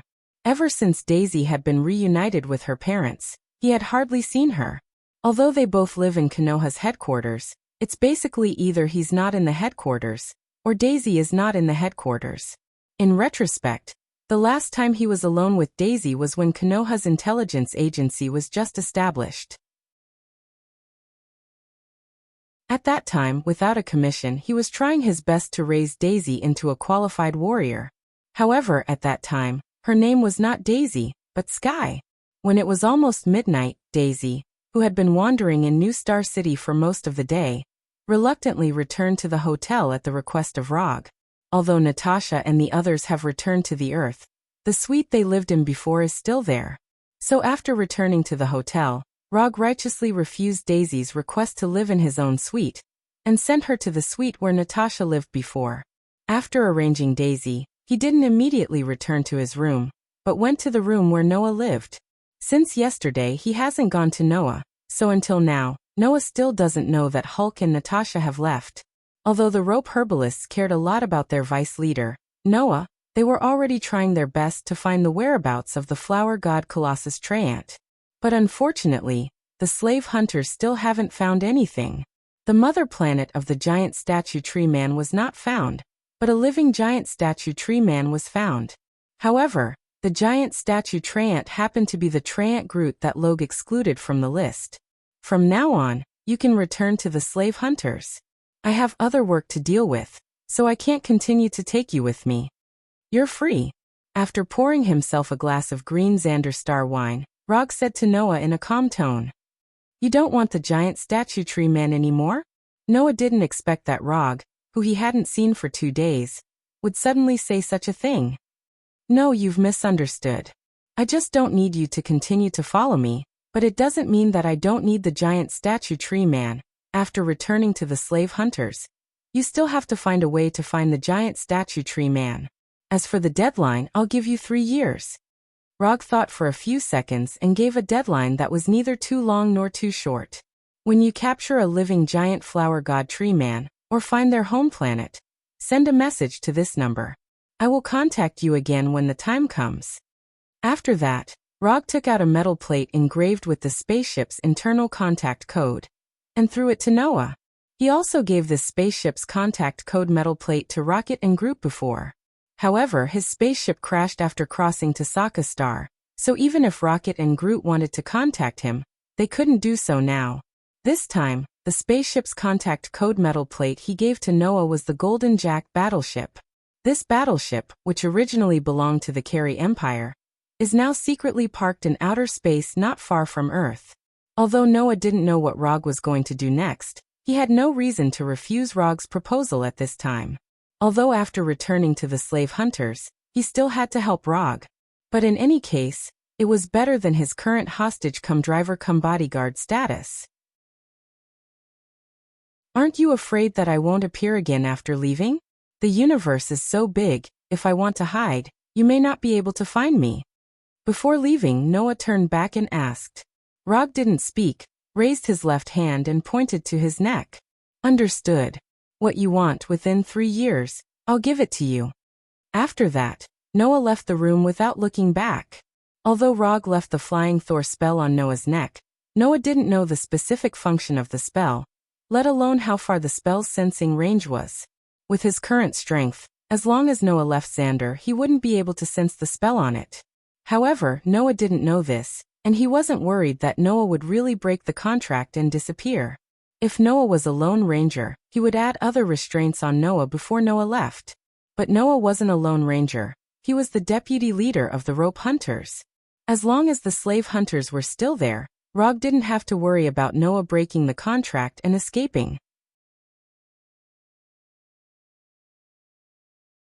Chapter 379. A week passed in the blink of an eye. Under the lead of a new Star Corps medic, Rog and the rest arrived at the spaceport near the new Star Corps headquarters building. Although the new Star Corps soldier leading them was a medic, he was not a medic like those on Earth. The soldiers in the new Star Corps were divided into 4 levels. The highest rank was the 4th rank of Centurion, which was Roman Day's rank. The medic was the lowest level, the first level of the new Star Corps, a newly graduated Space Academy student. In other words, most of these medic soldiers did not have actual combat experience, and their main daily tasks were some basic administrative work. Only when these medic soldiers successfully upgraded to the 2nd level Millennian, or the 3rd level Denarian, could they truly enter the battlefield and fight for the new Star Corps and Xander. In a few hours, the new Star Corps diplomatic group would officially depart to the Carey Empire. Therefore, before they depart, Rog and the rest needed to change into the uniform and equipment of the new Star Corps, and obtain their temporary authorization card. From a personal aesthetic point of view, Rog did not like the uniform of the new Star Corps. However, in order to complete the mission, he could only wear the dark green uniform. Rog, Daisy, and Pietro's process of changing was quite smooth. They only needed to report their figures. However, Blackie, who was in his human form, was facing unprecedented difficulties. Symbiotes never wore clothes. They could change their form at any time and did not need the so-called clothes. Even if the new Star Corps prepared a uniform of the right size for Blackie, he still could not wear it. The humanoid Blackie only looked similar to a human's torso and limbs. His special life form was not suitable for wearing clothes. As the second-level military officer of the diplomatic group, Blackie definitely could not go to the Carey Empire without wearing anything. The new Star Corps could not afford to lose face. In the end, Blackie took the initiative to go to the Carey Empire in the form of a weapon. Although weapons with life were rare, it was still a reasonable existence. Therefore, Blackie, the second-level military officer of the diplomatic group, was officially dismissed before the diplomatic group departed. After changing into the uniform of the new Star Corps, Rog looked at himself in the mirror. Short black hair, blood-red eyes, and a language translator device made by the new Star Corps on his right ear. Near the heart, there were 3 rectangular red crests. In the middle of the crests, there was a golden octagon that symbolized the new Star Corps. These 3 qualifications not only represented his status as a first-grade military officer in the diplomatic mission, but also his status as a third-grade soldier in the Legion. On the left side of his belt, he wore the northern cold blade that Blackie had transformed into. On the right side of his belt, he wore the Level 3 Warrior's standard explosive pistol and the Army's internal communicator. He was wearing black boots that matched his uniform. After putting on the black leather gloves, Rog left the changing room and took his temporary authorization card from the medic. Not long after, Pietro and Daisy, who had changed into their uniforms, walked out of the changing room and received their authorization cards. From now on, the 3 of them would be the military officers of the New Star Legion, in charge of protecting the safety of the Legion during their trip to the Kree Empire. Let's go, the commission has officially begun. For this diplomatic mission, the new Star Corps had prepared an Army-level flagship as well as 2 frigates for the diplomatic mission. The frigates would only escort the flagship to the final warp jump point and wait for the flagship to return. Of course, if an accident happened, these 2 frigates would also become the first batch of support for the flagship. In order to avoid provoking the Kree Empire, the flagship of the diplomatic mission would not land on the Kree Empire's mother planet, but would remain in outer space. The only ones that could land on the Kree Empire's mother planet were the 3 civilian-grade spaceships within the flagship.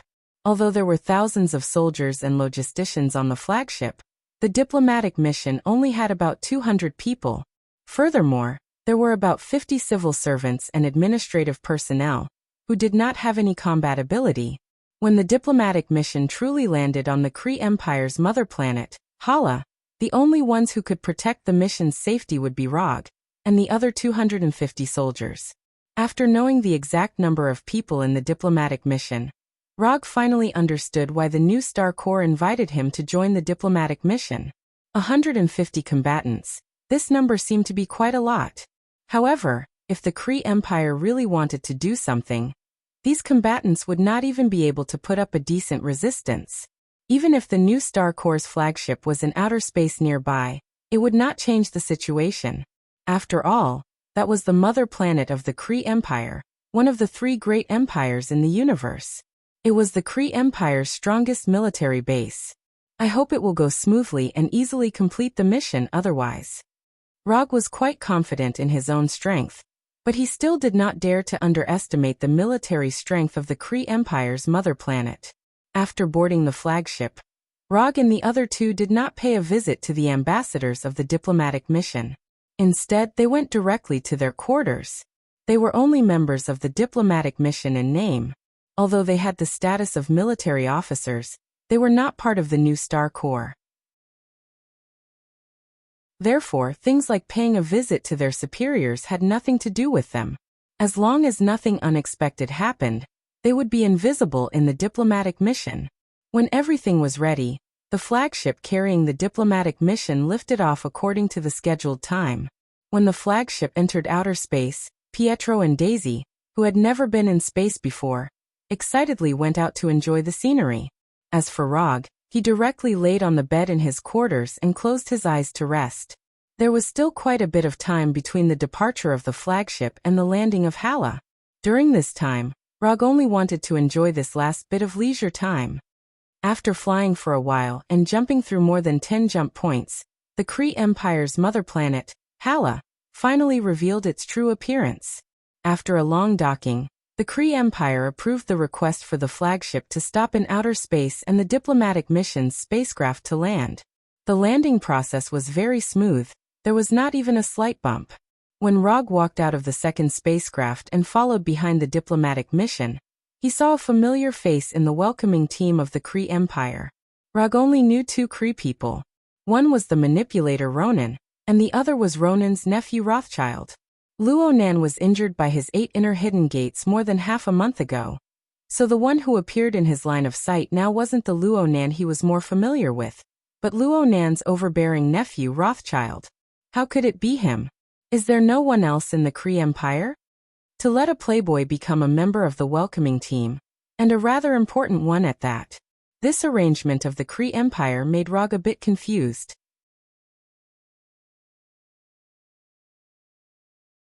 Chapter 380. Rog didn't know if it was his own misperception, but he felt that the peace agreement between Xander and the Carey Empire this time was not normal from the inside out. The Nova Supreme gave him the same feeling, and the Carey Empire gave him the same feeling. But on the surface, it seemed that both sides were indeed looking forward to the signing of the peace agreement. The ambassador of the diplomatic mission was talking enthusiastically with the representative of the Carey Empire, as if they were old friends reuniting after not seeing each other for a long time. Rog didn't care too much about the conversation between the ambassador and the representative of the Carey Empire. His gaze was on Rothschild, who was standing next to the representative of the Carey Empire. Although only half a month had passed, the current Rothschild showed a completely different attitude compared to when he was on soccer. If he hadn't dealt with Rothschild before, Rog would have thought that Rothschild was a rising political star of the Carey Empire just by looking at his current appearance. Although Rog was standing behind the diplomatic mission in a low-key manner, trying to reduce his presence as much as possible. But sometimes, the development of things was completely opposite to one's plan. I didn't expect that after parting on soccer, Mr. Rog would actually join the new Star Corps and accompany the diplomatic mission to the Carey Empire. Last time, I left in a hurry and didn't have time to say goodbye to Mr. Rog. I hope Mr. Rog won't blame me. Rog didn't take the initiative to look for Rothschild, but Rothschild took the initiative to look for him, and said in a respectful tone, "What the hell does this guy want? Does he want to take revenge for what happened on soccer?" Rothschild's arrival completely broke Rog's low-key plan, making him suddenly the focus of attention. If it was any other time, Rog wouldn't mind being the focus of others' eyes, but now, it went against his plan. Before Rog could say anything, whispers could be heard all around him. So he's the 4th Hokage Rog who defeated Ronan the Accuser. When did he join the new Star Corps? Why didn't we receive any relevant information? The 4th Hokage who defeated Ronan the Accuser is one of us? He's actually a first-class military officer of the diplomatic mission. I don't remember his name being on the diplomatic mission's list. It wasn't only the Carey Empire that was puzzled by Rog's appearance here. Even most of the people in the diplomatic corps were puzzled. Although Logue's name was included in the list of members of the diplomatic mission that the New Star Legion submitted to the Kree Empire, it was only the name and identity of a first-grade military officer. Although Rog's name wasn't particularly common, there were still many people with the same name as him. So the Carey Empire wasn't able to discover that he was the 4th Hokage who defeated Luo Nan. The reason for this was because he didn't want to embarrass the Carey Empire on the surface. Similarly, because it was a secret mission, not many people in the diplomatic mission knew about Rog's identity. Aside from the chief military officer of the diplomatic corps, Centurion Roman Day, only a few people in the diplomatic corps knew. Of course I won't blame you. After all, I wasn't able to visit Sir Ronan in time. I hope Sir Ronan won't blame me. Although he didn't know what Rothschild was planning, since Rothschild took the initiative to come knocking on his door, it wouldn't be right if he didn't return the favor. Rog's tone was full of apology. If it was someone who didn't know the details, They would have mistakenly thought that there was some deep relationship between him and Ronan. However, everyone present knew that the person who caused Luonan to suffer such heavy injuries was none other than the apologetic Logue. After hearing Rog's words, the ambassador of the diplomatic corps couldn't help but reveal an indescribable expression. This Rog had the potential to become a politician. As a politician, the most important ability wasn't political ability, but thick skin. Thick skin allowed one to make promises and guarantees that one didn't even believe in without batting an eyelid. Thick skin allowed one to not care about temporary gains and losses. One could advance and retreat with a sense of propriety, slick when dealing with opponents with different political views. Thick skin allowed one to play the role of a politician that the people desired, gaining the brainless support of the people. Uncle is in the city right now. If Mr. Rog is willing to take the time to meet him, I'm sure Uncle will be looking forward to your arrival. Rothschild obviously understood the subtext of Rog's words, but he didn't take it to heart. His tone was just as respectful as before. If I have the time, I will definitely pay him a visit. On the morning of the second day, when the diplomatic mission and the Carey Empire's representatives were about to start the negotiations on the details of the peace treaty, Rothschild personally brought people to the diplomatic mission's residence and invited Logue to the residence of the accuser, Ronan.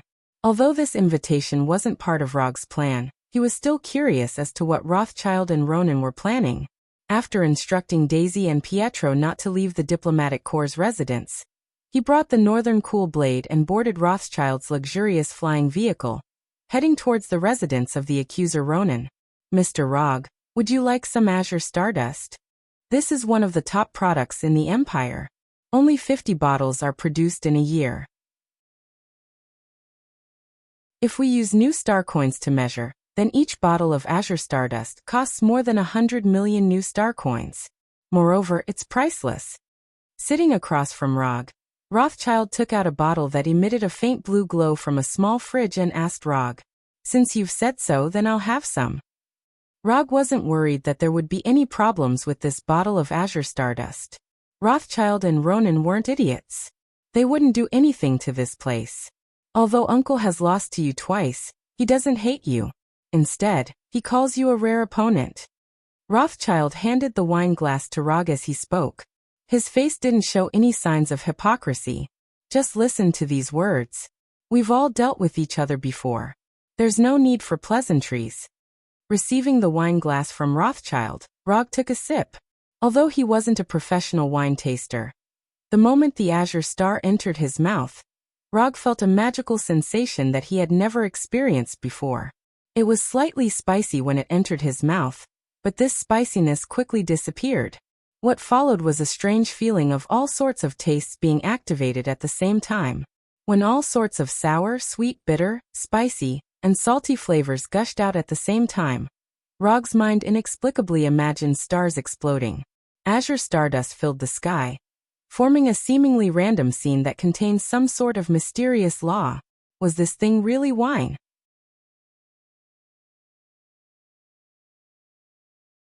Chapter 381. Rog had not been to many extraterrestrial planets. Even if he included Asgard and nothingness, he had only visited 5 or 6 extraterrestrial countries. However, he had drunk quite a lot of alien wine. Whether it was in Asgard, the barrels made from the wreckage of Brunhilde's fleet, the precious spirits that have been stored for thousands of years, or on nothingness, the strange spirits that are not even known where they are produced. He has drunk a lot of them. However, this wine called Azure Stardust is the first wine that inexplicably made him think of a scene. At this time, he even suspected that what he drank was not wine, but some strange hallucinogen. The taste is really unique. After gathering chakra in his brain and dispelling the strange scene that emerged in his mind, Rog replied to Rothschild, "You got rid of the hallucination of Azure Stardust so quickly, you are indeed the 4th Hokage." Seeing Rog almost instantly recover his sobriety, Rothschild said unexpectedly. Then he quickly found the ambiguity in his words. "No, I mean you can recover your sobriety so quickly." Rothschild quickly explained, but he immediately found that his explanation seemed to make no sense at all. Azure Stardust brings some strange hallucinations, making people see the gorgeous scene of stars exploding and stardust flying. This is also the origin of the name Azure Stardust. This is the unique effect of this wine. The duration of the hallucination varies from person to person. The stronger the person, the shorter the duration of the hallucination. Because he was afraid that Rog would suspect that he did something to the wine, Rothschild quickly explained and drank the Azure Stardust in his glass. Then his eyes blurred and he leaned back in his chair as if he lost his mind. Is there a need to be so nervous? I just said that the taste of the wine is good. After waiting patiently for 5 or 6 minutes, the absent-minded Rothschild returned to normal and looked at Rog apologetically. I'm really sorry.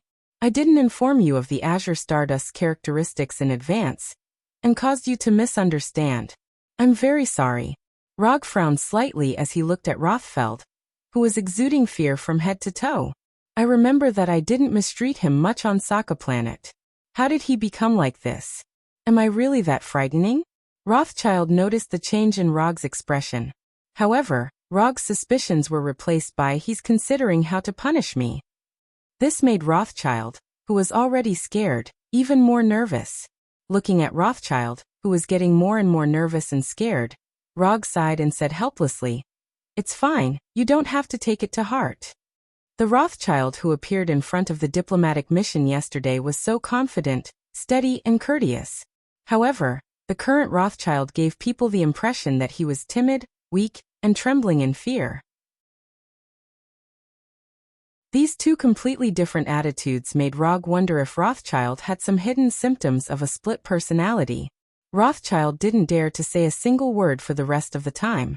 He was just like an accompanying servant, constantly pouring wine into Rog's empty wine cup. When the aircraft arrived at the residence of the accuser Luo Nan, only a tiny bit of the Azure Stardust, which was worth 100 million new star coins, remained.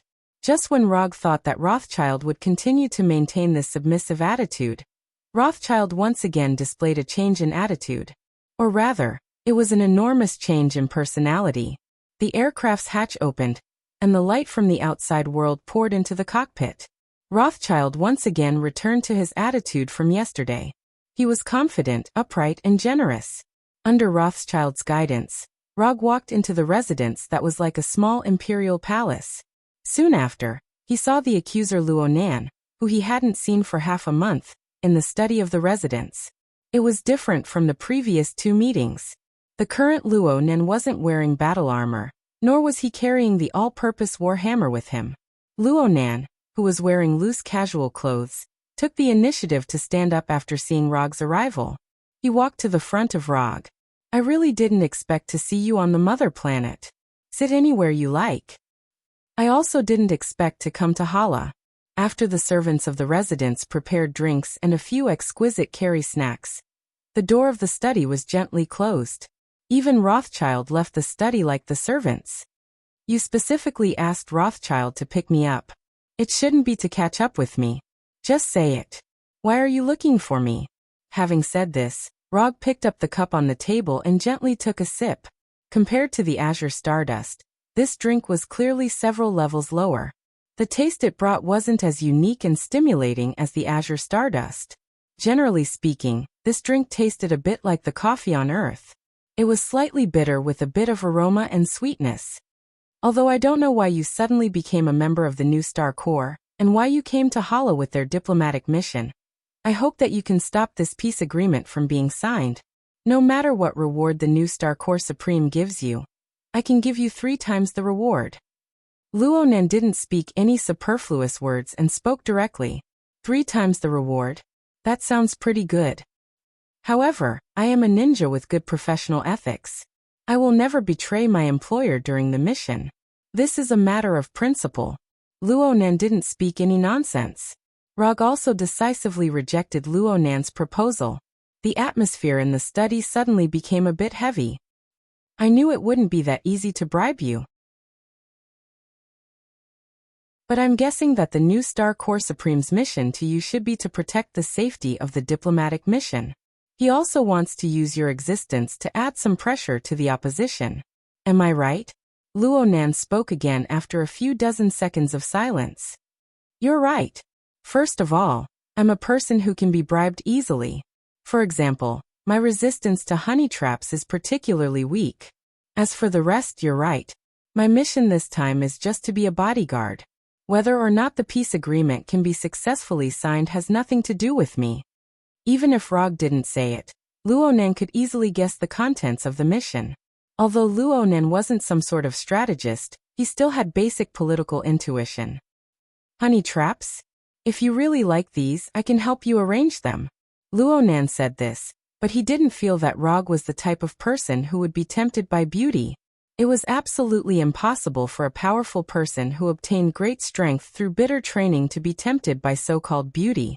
Luonan was a typical person who obtained strength through bitter training. He wouldn't be tempted by so-called beauty. So in his opinion, Rog, who was a human from Earth, would be the same as him. He would absolutely not be tempted by beauty.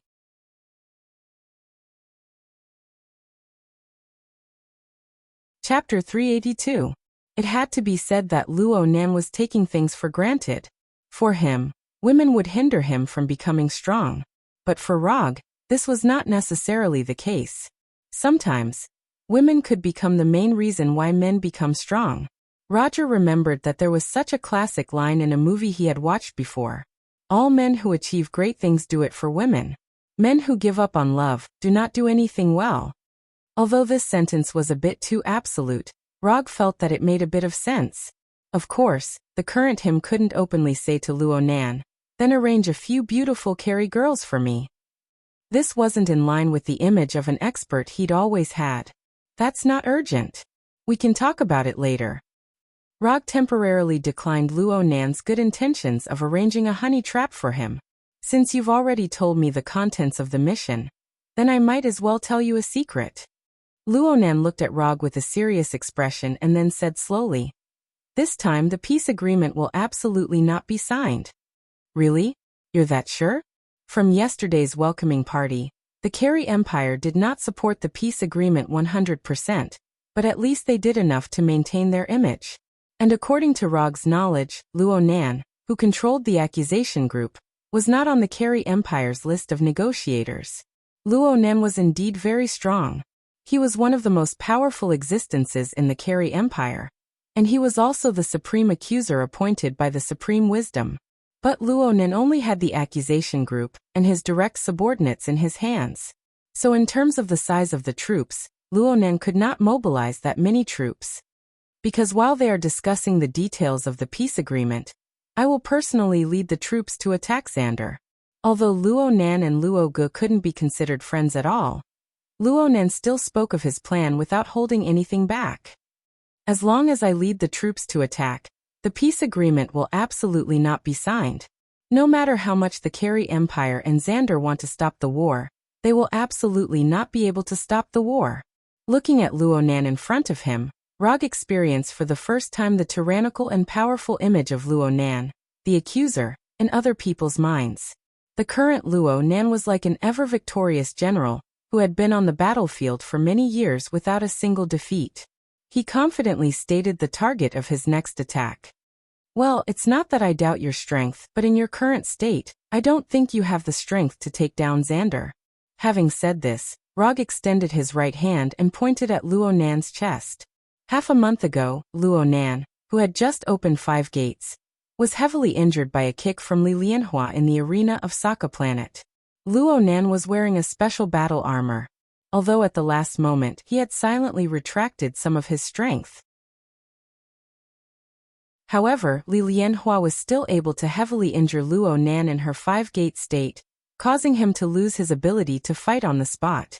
Although Luonan didn't say anything and acted as if nothing had happened, Rog could tell that Luonan had yet to fully recover his strength. "That doesn't affect my plan. Xander doesn't have a powerhouse like you. Even if I haven't fully recovered from my injuries, there aren't many people in the New Star Legion who can stop me." Luonan was still very confident in his own strength. And after fighting with the New Star Legion for so many years, he knew roughly what stage the New Star Legion's strength was at. As long as he was careful and didn't get besieged by many Centurions at the same time, he wouldn't be afraid of anyone in the New Star Legion even in his injured state. I don't know what kind of strength the powerhouses in the New Star Legion have, but aren't you afraid that I'll accept Nova Supreme's request and personally go to the battlefield to deal with you? Rog continued to ask. At this point, he basically understood why Luonan wanted to see him. Luonan didn't want the Carey Empire to sign a peace agreement with Xander, so he planned to take drastic measures to directly destroy the foundation of the peace agreement. If Rog hadn't accepted Nova Supreme's request, Luonan might have already led the fleet to the nearby universe of Xander. However, after discovering that Rog's name had appeared in the list of members of the diplomatic mission, Luonan planned to postpone his plan for a little while. First, he wanted to ensure that Rog wouldn't side with Xander, then lead the fleet to attack Xander. So there was the bribe of 3 times the reward just now. You won't accept Nova Supreme's request for a second time. Although I still don't know why you accepted that woman's request, there's one thing I'm sure of. You're not the kind of person who would work for others again and again. Since your mission this time is to protect the diplomatic mission during the peace agreement, then you'll only be a bodyguard once. We haven't met many times, and we haven't known each other for a long time. But I firmly believe that my view of you is correct. You'll only accept one request, Luonan said confidently, making Rog wonder if Luonan had secretly investigated him. Luonan was right. Even if the Carey Empire and Xander really went to war, he wouldn't accept another request from Nova Supreme. Apart from those who had gained his approval, everyone else only had one chance to entrust him with them. For the sake of ninja coins, he can work for others. Ninja's job is to work hard. But he wouldn't work for others again and again for ninja coins, unless the client was someone he recognized. I've really underestimated you. I originally thought that someone like you wouldn't have such a meticulous mind. I didn't expect that a rough guy like you would be as thoughtful as those who play politics. Rog said with a smile. This time, Luonan did give him some unexpected surprises. Seeing that you're so sincere, I'll give you a definite answer. That's right, after this mission, I'll leave Xander, so you don't need to worry about meeting me on the battlefield. However, according to my rules, a request can only be considered officially ended after I receive the reward. I don't want to know why you're fighting, and I don't care about the war between you. But if you kill my employer before I receive the reward, then I'll pay you back. Then if I don't receive the reward, I'll definitely kill you. Luonan confessed his plan, and Rog certainly didn't mind giving him a warm reminder. He didn't care whether he could receive the reward from Nova Supreme or not. But if Luonan's attack caused him to not receive the 200 ninja coins reward from the system, then even if Thanos was protecting Luonan, he would definitely kill him.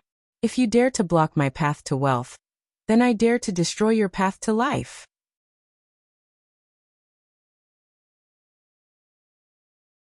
Chapter 383. In the small living room of the Diplomatic Corps Hall.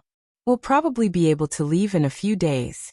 If you want to sneak out for a stroll, I can take you out.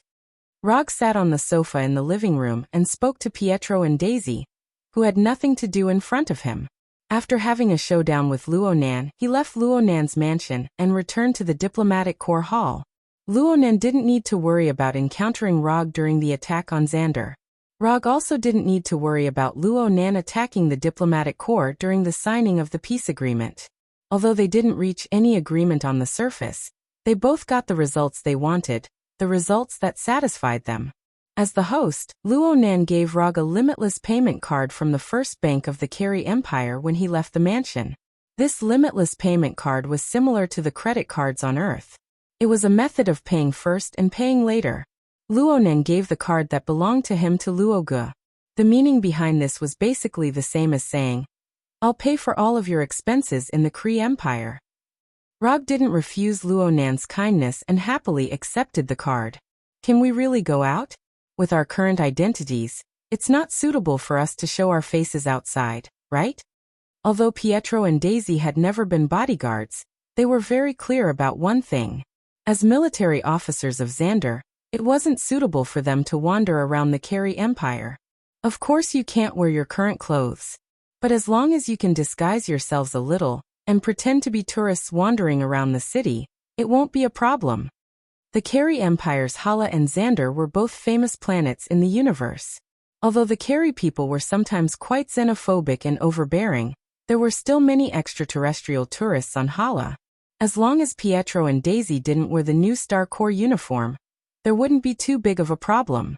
Moreover, it wasn't just Pietro and Daisy who wanted to see the scenery of the Kree Empire. Log was also quite interested. But if we leave, what about the safety of the diplomatic corps? After all, we're still on a mission. It's not good to run out like this, right? Although Daisy was a little moved, she was still a little worried. Leave this to me. As soon as he finished speaking, Rog stood up from the sofa and used shadow clone technique in front of Pietro and Daisy. Bang bang. 2 clouds of white smoke appeared out of thin air, and quickly dissipated. However, after the smoke dispersed, 2 shadow clones that looked exactly like Rog appeared in front of them. Without waiting for Pietro and Daisy to ask, the 2 shadow clones tacitly displayed ninjutsu. Bang bang. 2 more clouds of white smoke appeared. However, this time, when the smoke dissipated, the 2 shadow clones turned into Pietro and Daisy, who were wearing the uniform of the new Star Corps. Hello, I'm Pietro. Hello, I'm Daisy. Without needing Rog's order, the shadow doppelganger Pete and Daisy appeared in front of the real Pete and Daisy and spoke in the same tone as them. Looking at the Pietro who looked exactly like him, and even the voice was the same, Pietro was a little stunned. Pietro knew that Rog was strong and fast, but he never knew that Rog had such a magical ability. The magical scene in front of him caused his brain to shut down for a while. Compared with Pietro, Daisy, who already knew that Rog had the ability to use shadow clone technique, was much calmer. However, when she saw that the Daisy transformed by the shadow clone technique was no different from herself, especially when the figure data was the same, some complicated expressions appeared on her face. You don't really have a hobby of cross-dressing, do you? Daisy looked at Rog with a strange look in her eyes. Leaving behind a shadow clone for himself, Rog took Pietro and Daisy, who had changed and disguised themselves a little, and quietly left the diplomatic corps hall. Rog originally planned to take Blackie with him, but after considering Blackie's eye-catching appearance in human form, he decisively gave up the idea. On Xander, Blackie's humanoid form was already eye-catching enough. However, Xander was a relatively tolerant planet, so even if Blackie was a little different, it wouldn't be too big of a problem. However, on Hala, the mother planet of the Carey Empire, Blackie's unique appearance would without a doubt attract the attention of the guards. The Carey Empire was an empire where the people were generally racist. Here, as long as one was not a pure Carey with blue skin, one would more or less encounter some unfair treatment. The difference in skin color was enough to cause unfair treatment. If it was a difference in appearance, it would not be unfair treatment, but more direct discrimination and exclusion. In order to make this trip to the Carey Empire easier, Rog and the other 2 planned to disguise their skin color as blue, but they soon found a blind spot.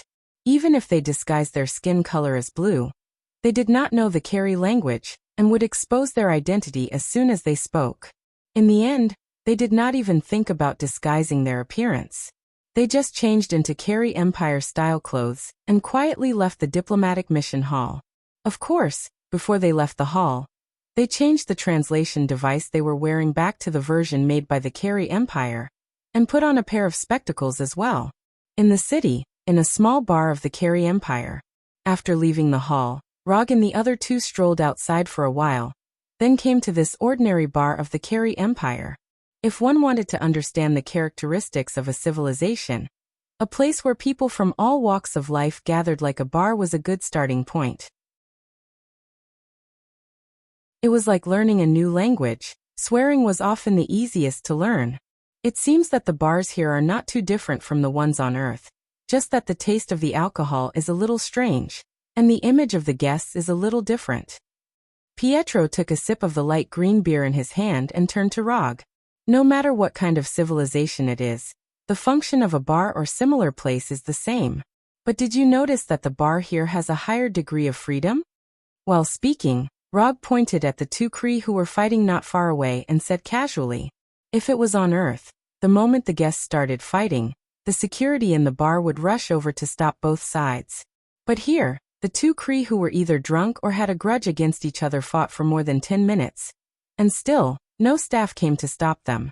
Just when Pietro was about to bet with Rog on which Cree would win in the end, one of the Cree suddenly picked up a beer bottle and broke it with a bang. Then he aimed the crack of the bottle at the neck of the Cree under him and forcefully stabbed it. The result was no surprise. The crack of the bottle stabbed into the neck of the Cree, and green blood burst out. Although the Cree who was pressed on the ground struggled with all his might, it did not take long for him to die from excessive blood loss. Now, do you still think this is the same as the bars on Earth?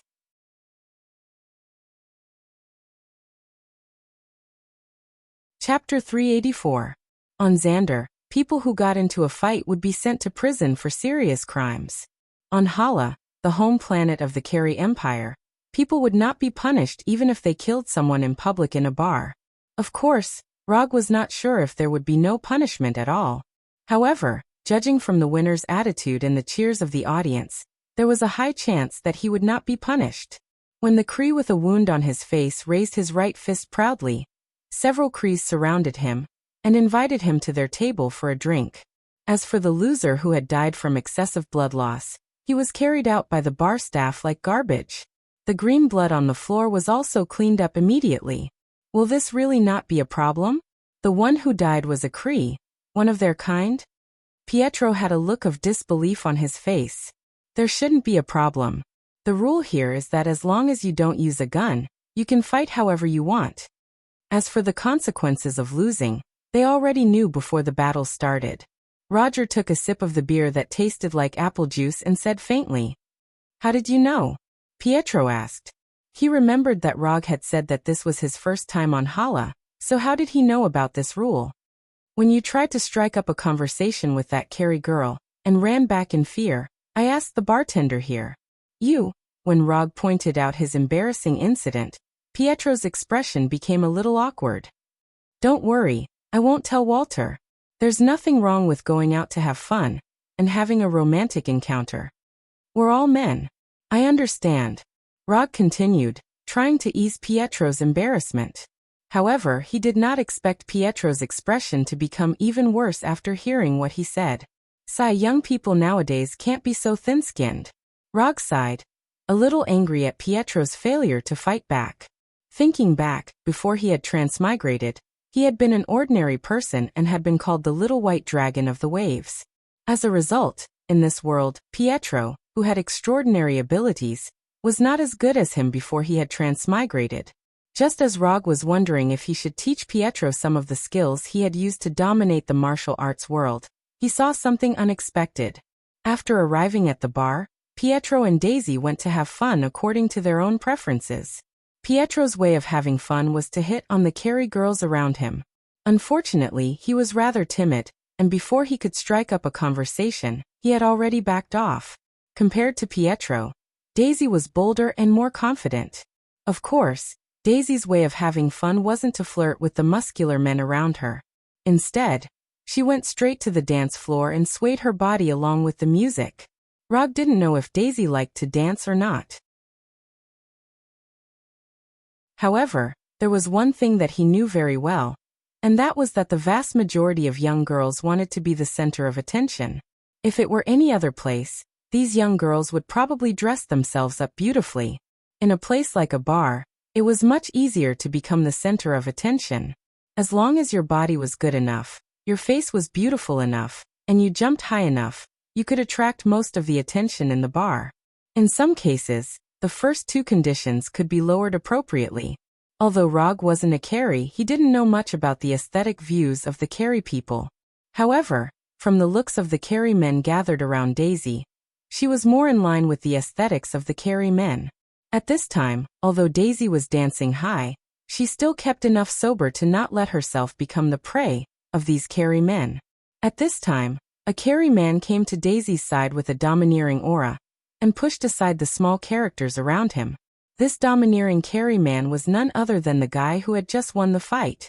Because of the distance and the music, Rog couldn't hear what the Carey man said, but he witnessed the scene of this guy being sent flying. He saw a circle of transparent air shock wave gushing out from Daisy's palm, and the unlucky guy was directly sent flying. Although Daisy was very unhappy with the Carey man's words, she still controlled her strength and didn't directly kill this guy. Instead, she sent him flying a few meters. The guy who was sent flying crashed into several tables before finally coming to a stop. His whole body was in a very sorry state as he lay between the broken bottles and the fallen tables and chairs. Trash like you don't deserve it, Scram. After sending the carry man flying, Daisy still didn't vent her anger and loudly scolded. However, the moment Daisy finished scolding, the music in the bar stopped, and the carry people stood up one by one. Not only that, Rog also found that many people, including the bartender and the bar's security, took out their guns. What's going on? Didn't the bar's rules say that guns are not allowed? Are the young people of the Carey Empire so unethical? Seeing the muzzles of the guns aimed at Daisy, Rog and Pietro looked at each other in confusion. He is tonight's winner, you shouldn't have attacked him. Put down the weapon in your hand and beg for his forgiveness. Otherwise you will not be able to leave tonight. Apologize immediately. Arrogant alien bitch, I will kill you. All kinds of warnings and curses sounded, and Daisy looked around with a puzzled expression. Daisy's superpower made these Carey people mistakenly think that she used some kind of energy weapon, and her attack on the Carey man seemed to have violated some kind of rule in the Carey Empire's bar. What do we do now? Pietro looked around and asked in a soft voice. What else can we do? Beat them up. The Carey Empire's bars had their own rules, and Rog also had his own rules. Want to bully his companions in front of him with numbers? No way. The threats and curses directed at Daisy continued. At that moment, a palm-sized glass shot out like a bullet and hit the loudest cry. Bang. The glass shattered, and the residue splashed everywhere. The person who threw the glass was none other than Rog. His actions had successfully attracted everyone's attention. You want to fight? Sure, I'll play with you. As soon as his voice fell, Rog disappeared like a flash of lightning, leaving only a few finger-sized light blue electric currents behind. Lightning release, lightning body blink. At the same time, a flying Thor kunai appeared in Rog's right hand.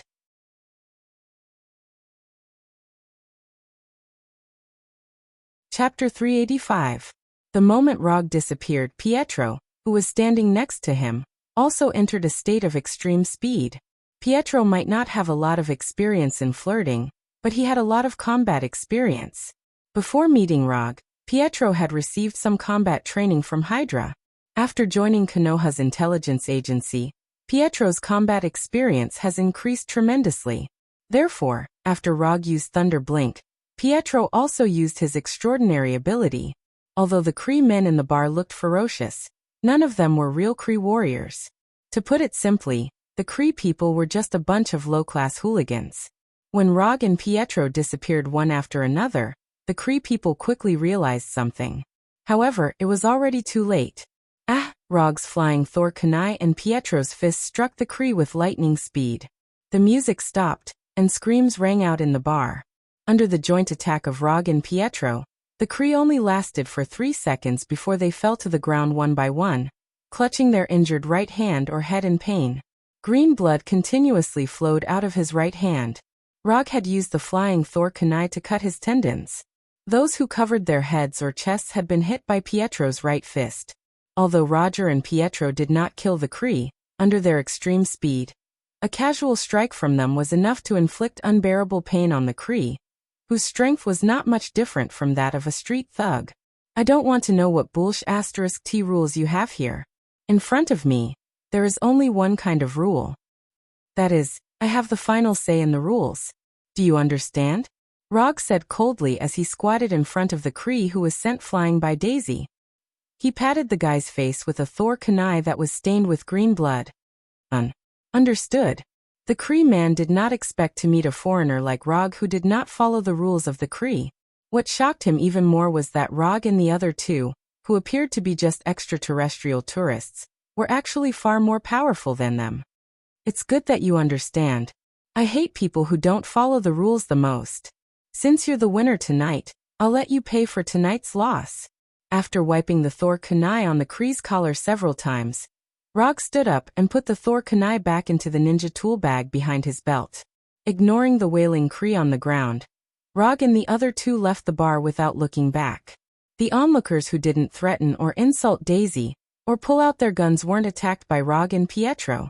As for whether they would tell the police what happened in the bar, Rog and the others didn't care at all. The small incident in the bar didn't affect Rog and the other two's mood for sightseeing. Under the enthusiastic introduction of a Cree taxi driver, they arrived at the bustling business district of the city. Like real extraterrestrial tourists, they began to shop delightfully.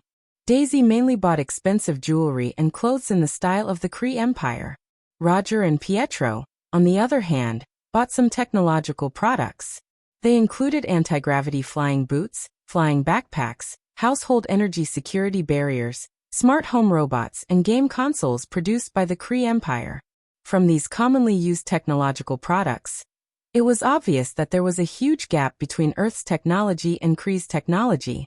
Of course, in addition to these small technological products, Rog also bought flying motorcycles, flying cars, small household spaceships, and so on from the luxury aircraft sales center here. Although the price of these vehicles had a lot of zeros, they were all paid for by Luonan anyway. So Rog didn't need to save money for the Supreme Controller.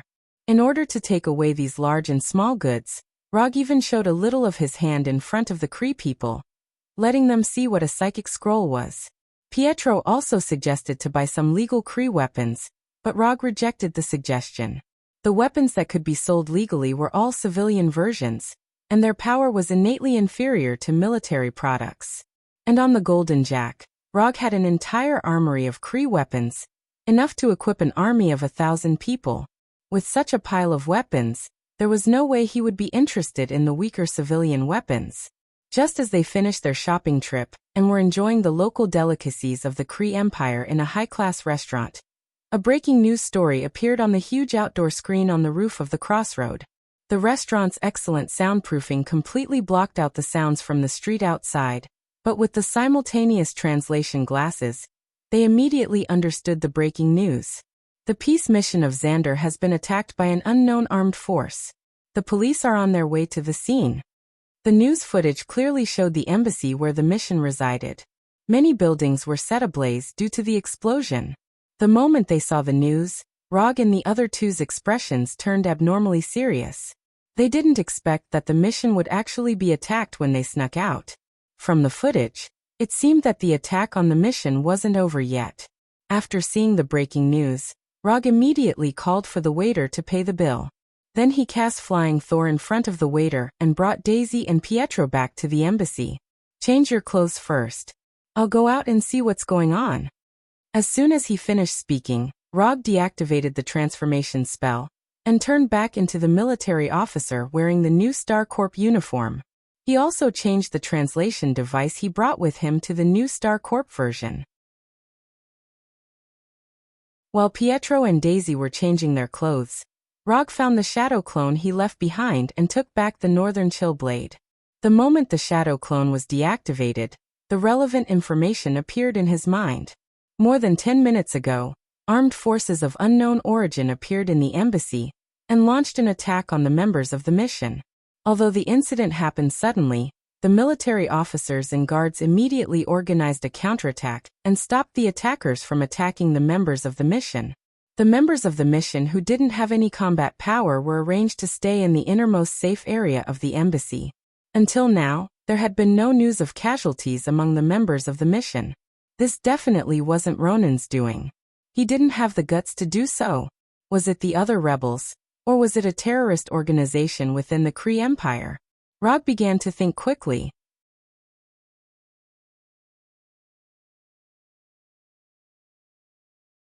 Chapter 386. From the current situation, Rog was more inclined to believe that it was the other rebels of the Carey Empire who launched the attack. Although the number of attackers wasn't particularly large, they displayed excellent military quality.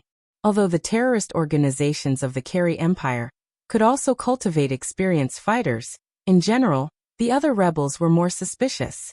Not long after, Pietro and Daisy, who had changed back into their military uniforms, came to Rog's side looking around vigilantly. "You two move together. If you encounter an enemy you can't handle, don't force it. Ask for help immediately." After instructing Pietro and Daisy, Rog picked up the northern cold blade and left alone, heading to the other areas that were attacked. At this time, the chief military officer of the diplomatic mission, Roman Day, was leading a team of guards to protect the ambassador's safety and constantly arranging for other guards to contact the outside world. The moment the attack began, all the communication channels near the hall were electronically jammed. Even the secret frequency band used by the New Star Army was filled with noise.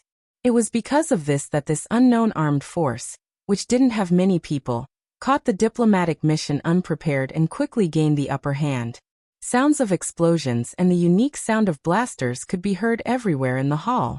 Moving alone, Rog quickly arrived at the target area and set his sights on the suspected commander of the attackers. When Rog was carrying out Jia Ying's request, he had fought with the Carry Empire's soldiers and had a rough understanding of the strength and equipment of the Carry Empire's ordinary soldiers. At this moment, the attackers that appeared in front of him were clearly stronger than the ordinary Kree warriors. Their equipment was also of a higher grade.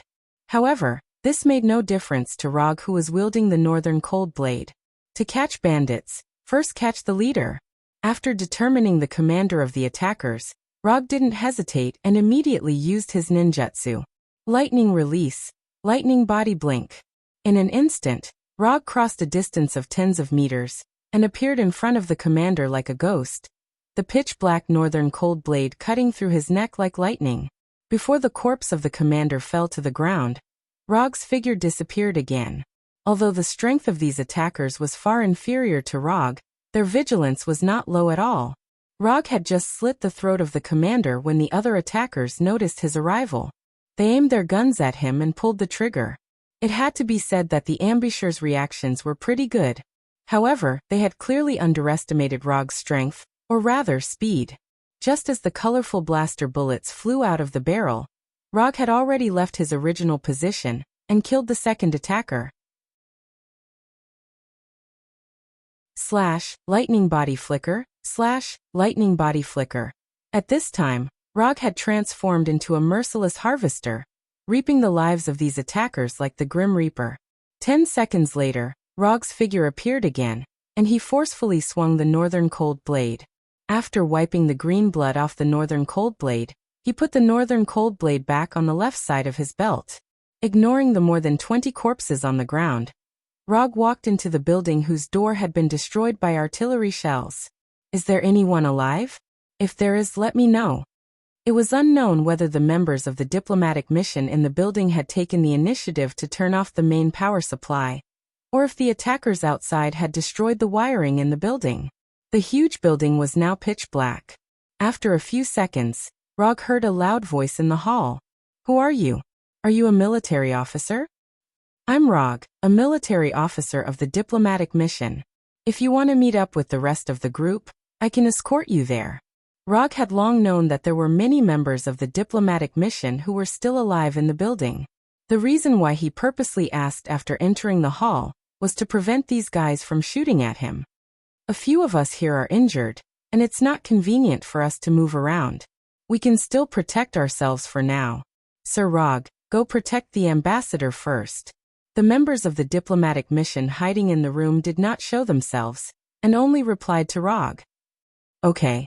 Rog had no intention of wasting time with these unfamiliar diplomatic mission members, and turned to leave. After leaving the building where the power supply was completely turned off, Rog used Chakra's perception and began to sense Roman Day's position. Roman Day was a centurion of the New Star Corps, and his body had the unique New Star energy of the New Star Corps. New Star energy was a special energy generated by the New Star Corps' super life computer, World Mind, and was almost unlimited. The soldiers of the New Star Corps would be allocated different amounts of New Star energy according to their ranks. New Star energy could bestow upon the New Star soldiers super strength and endurance, as well as flight and energy shooting abilities. Super strength and endurance were general enhancements that every New Star soldier possessed. Flight and energy shooting abilities were advanced uses that could only be achieved by 3rd and 4th level centurions. In simpler terms, a New Star soldier was a super soldier that had been enhanced by New Star energy. Centurion Roman Day's New Star energy was the strongest among all the New Star soldiers in the hall, so Rog only needed to find the one with the highest energy intensity. After confirming Centurion Romanday's position, Rog used the quantum teleportation that he had plundered from the inhuman Gordon, and directly teleported to Romanday's vicinity. Just as the splendid aurora-like hemispherical energy barrier appeared, it welcomed the attacks of the diplomatic mission's guards and attackers led by Romanday. Whether it was Romanday, the diplomatic mission's guards, or the unidentified attackers, they all treated Rog, who was inside the energy barrier, as the enemy's reinforcements. Various colored bullets and new star energy rained down on the quantum energy barrier like a storm. Is there a need to welcome me so warmly? Rog cursed in his heart, and just as the energy barrier started to dissipate, he used lightning body blink to teleport. Under the dual attack of the bullets and new star energy, the quantum energy barrier soundlessly shattered like a bubble, revealing an empty interior. No one. This thought appeared in the minds of Romanday, the attackers, and the others at the same time. However, in the next second, 3 shurikens drew a beautiful arc in the air and hit the 3 attackers closest to the battlefield like bullets. Uchiha throw. 3 sharp shurikens made of ordinary metal took the lives of the attackers without any suspense, and the 3 dead bodies fell to the ground. Just as these unknown assailants were trying to find the hidden assailants, shurikens drew large and small arcs in the air one after another, hitting the assailants one after another.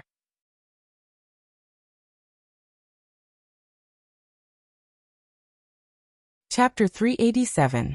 These shurikens were like bullets with an automatic navigation system, accurately hitting the forehead of every attacker. No matter whether these attackers hid behind cover or not, and no matter how these attackers changed their positions, these shurikens were like the kiss of death, kissing their foreheads. The attackers fell to the ground one by one, and the originally noisy environment suddenly became quiet, so quiet that it was a bit strange. As a centurion of the New Star Legion, Romanday was quite knowledgeable. However, the scene in front of him still caused him to be involuntarily shocked. If these shurikens didn't attack the attackers but the diplomatic mission, then Romanday didn't dare to imagine such a scene. The attackers who were fighting back and forth with the diplomatic mission guards, in the face of this inexplicably and amazingly efficient shuriken attack, only lasted for a minute or so before they all died, with eyes full of unwillingness and doubt. Next time you shoot, make sure it's not your own reinforcements. I don't like the feeling of being shot by my own people. After finishing off all the attackers with the shurikens, Rog walked out from the corner of one of the buildings and said to Romanday, who was flying in the air and covered in light, "Sorry, I didn't expect it to be you." After hearing Roger's complaint, Romanday immediately flew to his side and said apologetically, "Sorry, Roger. I've taken care of some of the attackers in other places. The rest are being taken care of by Daisy and Pietro." While using chakra to search for Romanday, Rog also checked the remaining attackers in the hall. In addition to those he took care of, only a large number of attackers gathered here. As for the scattered attackers in other places, the temporary team formed by Daisy and Pietro was gradually cleaning them up. There were subtle differences between the life energy characteristics of the Xanders and the Kree. It was based on these differences that Rog was able to determine the other attackers in the hall. There were some other Kree service staff in the hall, but on the first day of moving in, these Kree service staff were dismissed by the diplomatic mission. Therefore, during such a sensitive period, there was only one type of Kree who would appear in the hall, and that was an attacker. 10 minutes later, the remaining attackers in the hall were taken care of by Daisy and Pietro. Not long after the assailants were all killed, the Carey Empire's guards finally arrived, fully armed as they rushed into the hall. Rog had no intention of participating in the aftermath of the incident. He left it to the diplomatic mission to deal with. However, before returning to his room, he asked Romanday about the current casualties of the diplomatic mission. Although the attackers were aggressive, no one from the diplomatic mission died. Not even a single one of them was seriously injured.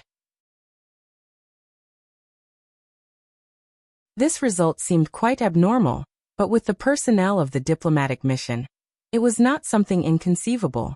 Among the 200-plus people in the diplomatic mission, there were more than 150 guards. When the attack had just occurred, The guards led by Roman Day had protected most of the administrative staff who had no fighting power. Therefore, from the very beginning, these attackers had lost the opportunity to inflict serious damage on the diplomatic mission. Furthermore, the guards that the assailants faced were not ordinary guards, but veterans that had been carefully selected from the new Star Corps. Although the ranks of these guards were not very high, each of them had exquisite combat skills and rich battle experience. This was one of the reasons why the guards were able to organize an effective resistance in the first place. The next morning, Roman Day, who had been busy all night, sent someone to invite Rog to a small reception room in the hall. The statistics of last night's attack are out. 12 of the administrative staff were injured, and 37 of the guards were injured. At this point, Roman Day handed a translucent electronic tablet to Rog and continued. As for the dead attackers, we did not immediately hand them over to the Carey Empire's guards. According to our preliminary investigation, these attackers all have military service experience, and it's very likely that they're active service personnel.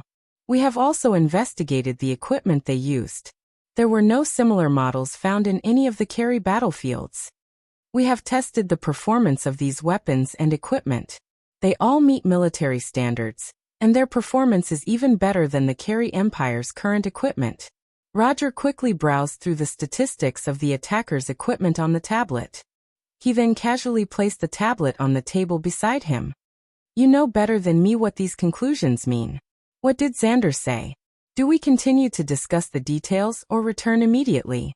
Although they were on the Carey Empire's mother planet, Hala, the communicators in the diplomatic mission were enough to send the news back to Xander immediately.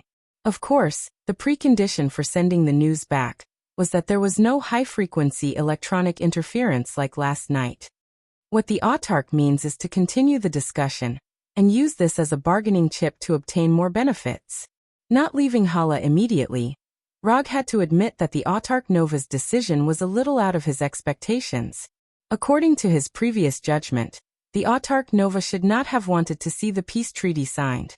But now, the autarch Nova's decision was the complete opposite of his previous judgment. If the autarch Nova did not want to sign the peace treaty, the attack last night could be used as a reasonable excuse to give up on signing the peace treaty. Even if the people of Xander and the other factions were dissatisfied, they could not raise any effective objections. But the autarch Nova did not do so.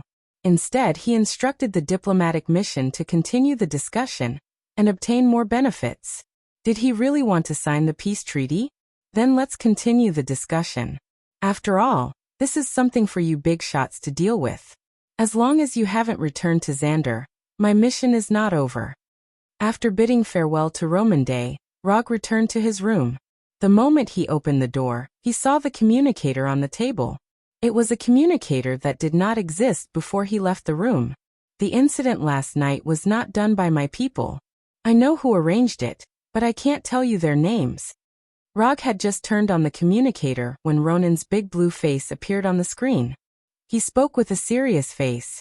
You had someone put a communicator in my room just to tell me this? Rog knew that the attackers last night were not Ronan's people. Unless Ronan was crazy, he would never do something like this.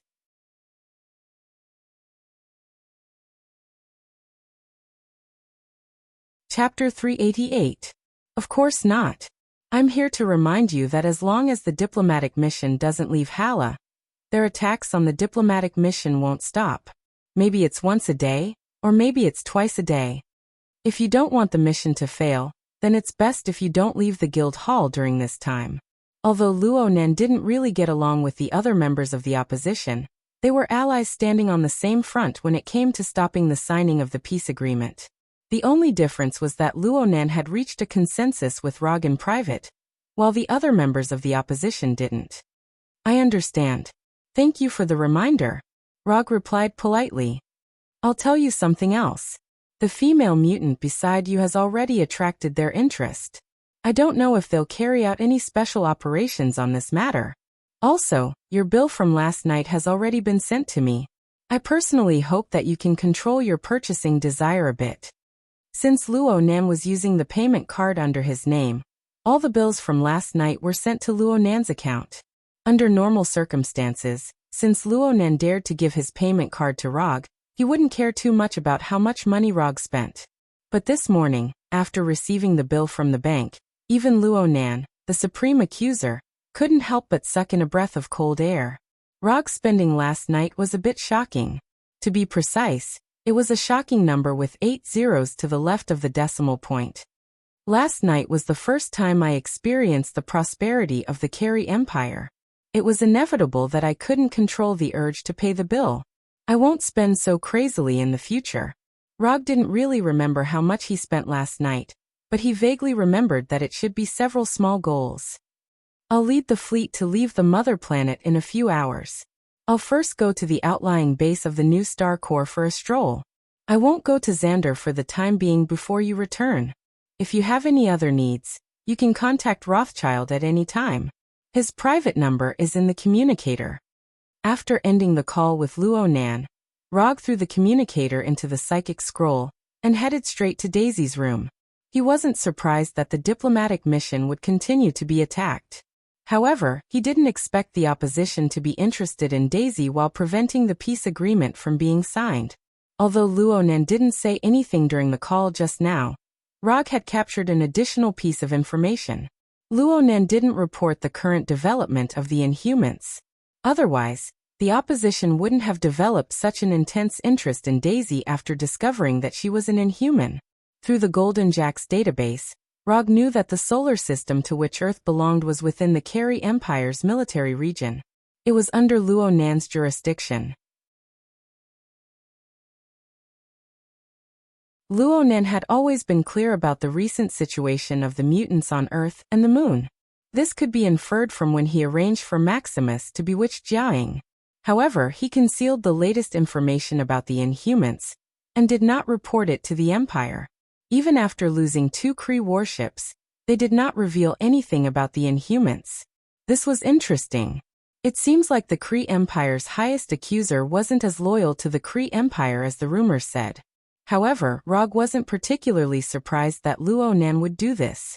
He even understood it a bit. No intelligent creature would like the feeling of being controlled by a computer. No matter how intelligent and advanced the computer was, it was impossible for this innate biological instinct to reject it to disappear. Speaking of which, it was unknown whether it was a coincidence or an inevitable result after technology had developed to a certain degree. The Kree Empire and Xander, these 2 technologically advanced countries, were both ruled by the artificial intelligence they created. The controller of the Kree Empire was a life computer created by the Kree Supreme Intelligence. The controller of Xander was a super life computer created by Xander, the World Mind. Whether it was the Supreme Intelligence or the World Mind, they both recorded the history and civilization of their respective countries. The only difference was that the Supreme Intelligence's control was in the open. It was known to ordinary people. The control of the World Mind was a lot more hidden. Xander had the so-called New Star Supreme who controlled the highest authority of the New Star Army. However, the New Star Army's greatest trump card, New Star Energy, was generated and controlled by the World Mind. Once the World Mind revoked the authority of all New Star soldiers to use the New Star Army's energy, the famous New Star Army would fall into a mediocre state without any suspense. One was to rule the Empire openly, while the other was to control the strongest armed forces in the dark, hiding himself behind the scenes. Although the methods were somewhat different, the results were similar. That was absolute control that was unparalleled and could not be challenged by anyone. He did not know if this phenomenon would occur when Earth's technology developed to a certain limit. While his thoughts were in a mess, Rog came to the door of Daisy's room and gently knocked on the door. "Come in." After receiving Daisy's reply, Rog pushed open the door that did not have much defensive power and walked straight in. At this time, Daisy was still wearing the second-class military officer's uniform, but her hands were playing with a few gemstone jewelry that she had just bought last night. Because she had bought a lot of jewelry, Daisy only kept a few that she was interested in at the moment. As for the rest, they were all placed in Rog's psychic scroll. Not only Daisy, but even the technological products that Pietro had bought were also in Rog's psychic scroll. "What's wrong?" Daisy put down the jewelry in her hands and asked curiously, "Last night's battle has caused the person behind the attackers to target you. They know that you are an inhuman. Next, they may have some special operations against you. During this time, you need to pay attention to yourself. Do not leave the guild hall alone. If there are more attacks, you must team up with Pietro. Do not act alone." Daisy's strength was not bad, and she did not lack operational experience. But she was still in her early 20s. She was at an age where she was easily impulsive, so Rog had no choice but to come over and remind her. "Do you know who ordered the attackers?" Daisy continued to ask. "I only have a rough idea. In any case, you need to be careful for the next few days to avoid any accidents." After saying this, Rog did not stay in Daisy's room for too long. He immediately turned and left. Late at night, when most of the members of the diplomatic mission had already fallen asleep, the attack that Luo Nan had warned of occurred once again. Boom! A huge explosion rang out in the guild hall, waking everyone up with a start. Unlike last night, the guards of the diplomatic mission quickly organized a counterattack this time. They repelled all the attackers in a short time.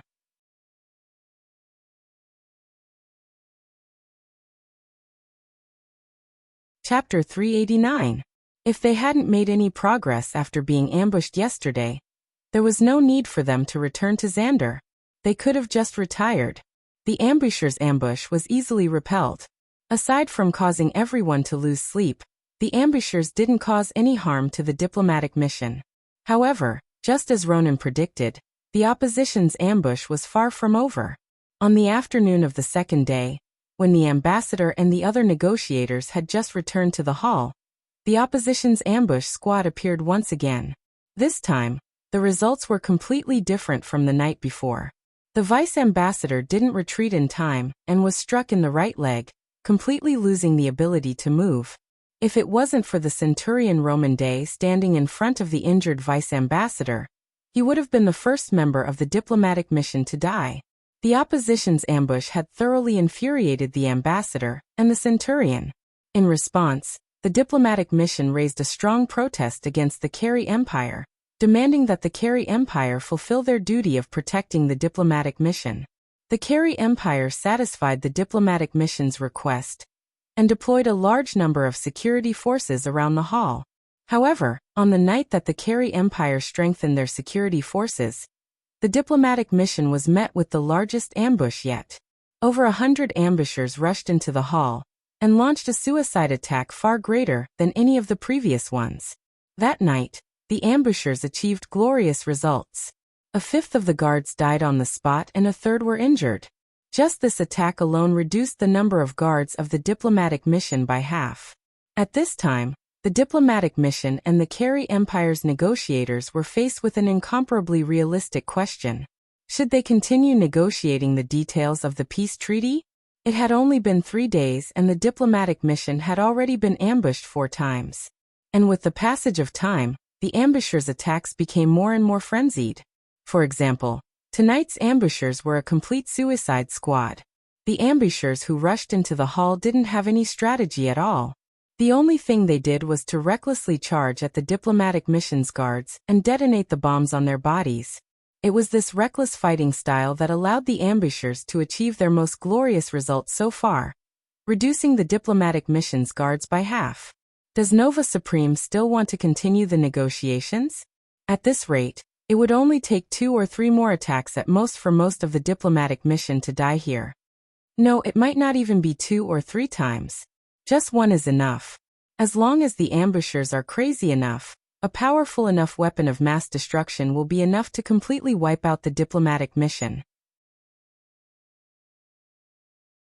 Rog sat on a chair in the hall and asked the Centurion Roman Day with a casual expression. Although the diplomatic mission's casualties were quite high tonight, he wasn't particularly worried about the commissions. This kind of suicide attack was something out of their control. Even if he summoned over 100 shadow clones, it was impossible to completely stop these crazy attackers. Furthermore, he didn't think the time requirement for the commission still existed. Protect the safety of the diplomatic mission during the signing of the peace agreement. This was the time limit stated by the system. Although the Carey Empire and Xander Star hadn't officially announced that they would sign a peace agreement, the current situation didn't seem like it was possible to sign a peace agreement. Of course, from the diplomatic mission a failure. However, Rog still believed in his judgment. Currently, the casualties didn't reach the minimum requirement for Day's commission to fail. Nova Supreme hasn't replied yet. However, the Carey Empire's representative has already proposed to change the time of the negotiations. As the chief military officer of the diplomatic mission, Roman Day's expression was gloomy. Regardless of the circumstances under which the diplomatic mission's members were injured, the ultimate responsibility couldn't be bypassed as the chief military officer. He could already imagine what kind of impeachment and internal trial he would face when he returned to Xander. That would not be a very pleasant image. Nova Supreme hasn't replied. What about the ambassador? What's his decision? As the person in charge of the diplomatic mission, the ambassador had the right to decide on whether to continue the negotiations without Nova Supreme's explicit orders. That included the Carey Empire's proposal to change the time of the negotiations. Changing the time of the negotiations was just on the surface. The real meaning of this proposal was that the peace treaty would probably not be signed this time. From the attacks of the opposition, it was obvious that they didn't care about the peacemakers. Otherwise, the opposition wouldn't have dared to attack the diplomatic mission one after the other. Apart from that, what was even more intriguing was the stance of the Supreme Wisdom during this time. Simply put, as the actual ruler of the Carey Empire, the Supreme Wisdom did nothing after the diplomatic mission arrived at Hala. The Supreme Wisdom didn't give any actual support to the peacemakers, nor did it show any stance to stop the opposition's attacks. In these few days, the Supreme Wisdom seemed to have crashed. There were no instructions at all. It was precisely because of the Supreme Wisdom's silence that the opposition's attacks became more frequent and more frenzied. The ambassador is still considering. Roman Day replied in a tired tone. If the ambassador comes to any conclusion, or if Nova Supreme's instructions arrive, just send someone to inform me. After that, Rog left the meeting room without looking back. The next day before dawn, a young diplomatic mission guard came to Rog's door and knocked frantically on it. What's the matter? Being woken up before dawn, Roger, who had just woken up, asked the young guard at the door in a dissatisfied tone. Officer Rog, Officer Day requests that you go to the meeting room immediately. Emergency assembly. Emergency assembly? When he heard this, Rog, who hadn't fully woken up, was stunned. I'm not an official member of the new Star Corps. What does an emergency assembly have to do with me? Just as he was about to close the door and continue to sleep, he suddenly thought of something and instantly woke up. Centurion Roman Day couldn't possibly not know his true identity, but even so, he still arranged for someone to inform him. There was only one possibility, and that was that something had happened. A few minutes later, Rog, who had quickly washed up, came to the meeting room and saw all the military officers in full armor, as well as the ambassador and the deputy in a wheelchair. Since Officer Rog is here, I'll get straight to the point. Roman Day took a deep breath, and then said with a serious expression that Rog had never seen before. Half an hour ago, the Carey Empire declared war on the Corps again. The main ship outside Hala was attacked by the Carey army, and the enemy was outnumbered. We are now in the enemy's capital.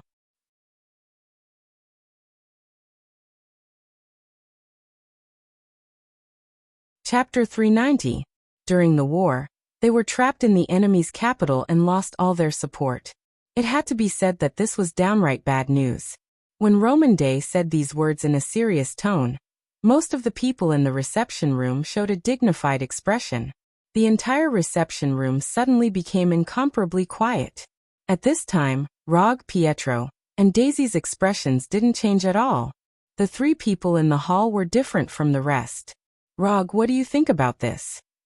Romain Day, the centurion of the New Star Legion and the chief military officer of the diplomatic mission, swept his gaze across the hall and finally set it on Logue. I don't have any opinion. Didn't you already expect this situation before the mission? Now it's just a prediction turned into reality. It's not a big deal.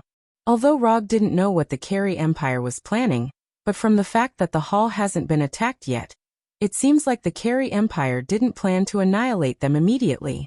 Since the Carey Empire didn't have the intention to annihilate them, then for Rog, it wasn't a particularly serious problem. Isn't it just the destruction of the main ship near planet Halley? There's no need to make a fuss. No opinion?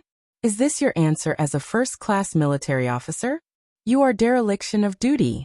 When Rog finished his answer, before the chief military officer Roman Day said anything, a civil officer sitting near the ambassador suddenly stood up and raised his right hand to point at Rog and shouted loudly, "Dereliction of duty?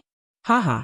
Looking at this 30-years-old civil officer with a face full of arrogance, Rog laughed disdainfully. "You idiot, you don't really think I'm a member of your new Star Corps, right? The reason I'm here is because your new Star Supreme personally asked me to come here.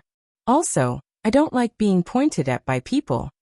When Rog spoke, this young and arrogant civil officer saw his blood-red Sharingan and screamed in horror. Sharingan illusion. Rog gave this ignorant civil officer a small lesson, letting him taste the most terrifying illusion in his heart. Shrill screams suddenly sounded in the hall. Just when the other military officers couldn't help but want to stop Rog, Rog took the initiative to remove the illusion on the civil officer. "This time, I'll only teach you a small lesson. If there's a next time, I'll break your hand." Although the illusion on the civil official had been dispelled, the terrifying illusion he had experienced was deeply imprinted in his mind, leaving an indelible mark in his heart. Not only that, the extreme emotional changes in a short period of time caused dense sweat to pour out of his forehead. The sudden adrenaline made him uncontrollably gasping for breath. Enough, he didn't mean it, let's forgive him. In the end, it was still the chief military officer, Roman Day, who smoothed things over. What we need to solve now is to return to Zandalstar. If any of you have any plans, why don't you tell us now? We can discuss them together. When the atmosphere in the reception room fell into a strange silence again, Roman Day spoke again. Under Roman Day's signal, many military officers and civil officers gave their own suggestions. Many of them used diplomatic channels and public pressure to force the Kree Empire to let the envoy leave, as well as to take the initiative to put down their weapons and seek reconciliation with the Kree Empire. The civil officers' suggestions were basically to use political means and channels to force the Kree Empire to let them leave. The military officers' suggestions were much more simple and crude. Gather all forces and force a way out of the encirclement. Or use the hall as a stronghold, defend the place, and fight a defensive battle that would last for who knows how long. Rog didn't participate in any of the discussions. Instead, he watched as the civil and military officers quarreled fiercely. Whether it was the civil officer's suggestion, which was inclined to surrender, or the military officer's suggestion, which was similar to a life-and-death struggle, Rog didn't think highly of either. Because no matter which side proposed the plan, it would ultimately end in failure. Although Rog didn't know why the Kree Empire only surrounded the hall and didn't attack, one thing he was certain of was that the Kree Empire had no intention of letting the envoy leave. The reason for this situation was very likely because the pro-peace faction and the pro-war faction of the Kree Empire were still in a fierce confrontation. That was why the main ship was destroyed, but the envoy was left behind. Shut the F***ck up, all of you sit down. Look at you guys now, do you still have any semblance of the new Star Corps soldiers? While the civil officers and military officers were quarreling over their own plans, Roman Day suddenly stood up, his body erupting with a dazzling light as he cursed loudly. Under Roman Day's angry rebuke, the civil and military officers immediately shut their mouths and returned to their seats. "Rog, you know you must have a way to let the envoy safely return to Zandal. Otherwise you wouldn't have brought your companions here. Since it's already come to this, there's no need to hide it from everyone. Tell me, what do you plan to do?" Roman Day, who had just been scolding the civil and military officers, now asked Rog in an incomparably calm tone, as if he wasn't the one who was scolding them. "No wonder you're the only one who can become a centurion among so many people here. Just based on your observation skills alone, you're fully qualified to be a centurion." Rog didn't tell anyone about his plan, not even Pietro and Daisy knew he had a backup plan from the start. However, Roman Day had accurately grasped this from the fact that he brought Daisy and Pietro along. Gather the envoy. I'll open a portal to send you back. It's time for this bodyguard mission to end. Rog didn't say how he was going to open the portal, but after he said that, Roman Day didn't hesitate and immediately gave the order for everyone to gather. When all the members of the diplomatic mission, including the injured guards and the corpses of the guards who had died in battle, were gathered in the huge reception hall, Logue cast the teleportation portal spell. A portal 3 meters in diameter appeared out of thin air in the reception hall, shining with golden sparks. Through this circular portal, one could clearly see the new Star Corps headquarters hall on the opposite side. Don't just stand there, hurry up. Opening a portal directly from the mother planet of the Carey Empire to Xandal was no small burden for Rog. Looking at the portal in front of them, the members of the envoy revealed an expression of disbelief. They had never imagined that the terrible situation of being trapped in the enemy's capital during the war could be resolved in such a casual manner.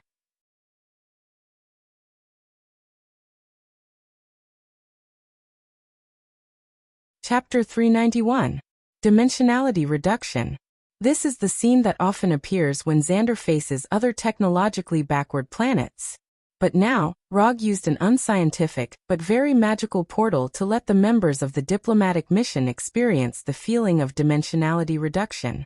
Under the orderly arrangement of Chief Military Officer Roman Day, the members of the diplomatic mission walked into the portal one by one and returned to the new Star Corps headquarters on Xander. When the portal appeared on the first floor of the new Star Corps headquarters building, a team of fully armed new Star Corps soldiers rushed over. Then they witnessed the appearance of the members of the diplomatic mission one after another. From the first member of the diplomatic mission entering the portal to Rog entering the portal last, this retreat operation took less than 5 minutes. However, in less than 5 minutes, the mana in Rog's body was completely depleted. Once again, he experienced the physical and mental exhaustion brought about by the exhaustion of mana. Although the consumption was a bit high, it was all worth it. Bringing the members of the diplomatic mission safely back to Xander means that his commission is more than half completed. He only needs to get the reward promised by the new Star Supreme, and he will also get 200 ninja coins from the system. I have brought the members of the diplomatic mission back as agreed. You can start preparing the commission reward. 3 days later, I will receive the promised reward. After giving Roman Day enough time to prepare, Rog left the new Star Corps headquarters building with Pietro and Daisy, and returned to the bright starry sky hotel where he previously lived. The several suites that were previously booked are still in service, so after returning to the hotel, Rog and the other two returned to their respective suites. After returning to the suite, the first thing Rog did was to take off the dark green uniform of the new Star Corps, and change back to his original clothes. Then, he summoned the latest game console of the Carey Empire that he bought on Hala from the Psychic Scroll. But before he began to enjoy the game of the Carey Empire, he first called the front desk of the hotel and asked the hotel to prepare a delicate and expensive enough lunch. Although there were some console games on Earth that were produced very well with high scores, they were limited by the current technology on Earth. The console games on Earth were unable to provide players with an immersive and realistic experience. However, to the technologically advanced Carey Empire, this was not a problem. After putting on the language translator produced by the Carey Empire, Rog put on the dark sci-fi virtual reality gaming helmet. For the next 3 days, Rog used his actions to prove what it meant to be unable to extricate oneself from the game. In those 3 days he did not leave his suite at all. Like a paralyzed patient, he wore a gaming helmet and lay on the sofa in the living room all day. Apart from some necessary daily activities, all of his waking time was spent playing games in the Carey Empire. At first, Pietro didn't quite understand Rog's idea. However, when he put on the gaming helmet, he quickly succumbed. 3 days passed in a flash, and when the agreed time to receive the reward arrived, Rog reluctantly took off the gaming helmet, left the hotel alone, and went to the headquarters of the new Star Corps. After receiving the promised reward, I'll go back and clear Rise of the Empire 3. Then I can start playing Origin of the Universe. Fighter Hero is also not bad, but there's no way to play online, otherwise it would be a good game. Roger, who was sitting in a reception room, patiently waited for Roman Day's arrival and planned the next step of his plan to clear the dungeon. At first, his mood was very happy. After all, he was about to receive his reward and the ninja coin reward from the system.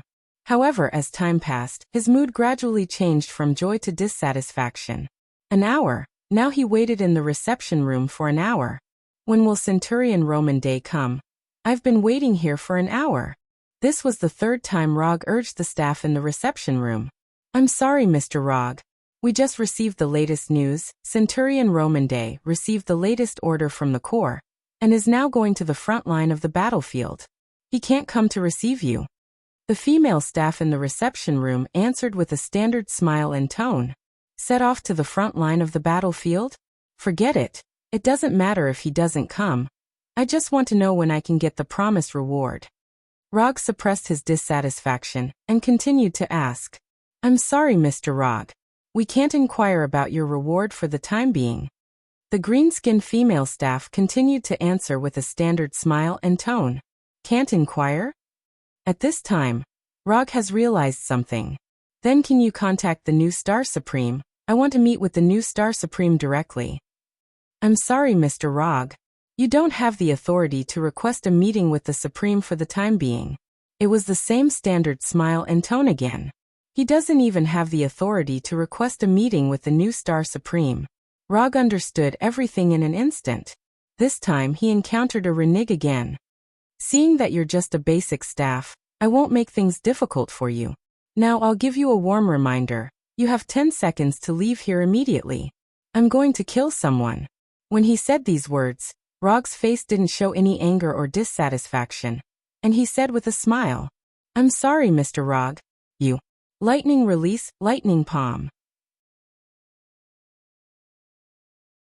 Before the female staff finished speaking, Rog raised his right hand and aimed at the door of the reception room, and 5 or 6 arm-thick silver-white lightning surged out of his palm. Rumble. Strong thunder and a huge explosion sounded at the same time, and the silver-white lightning entangled with the orange-red fireball produced by the explosion. You have 5 seconds left. This time, Rog didn't hear any of those formulaic answers. He only heard screams of fear. The staff in the reception room screamed and left, and Rog moved his wrist, summoning the Kusanagi sword that he hadn't used for a long time. He didn't expect that after he had made a name for himself, there would still be someone who dared to renege on his debt. Moreover, he had used such a despicable method. After summoning the Kusanagi sword, Rog casually waved the sword, and then walked out of the passage. The new Star Corps. This is a powerful corps that is famous in the universe. What Rog wants to do now is to single-handedly destroy the new Star Corps headquarters building.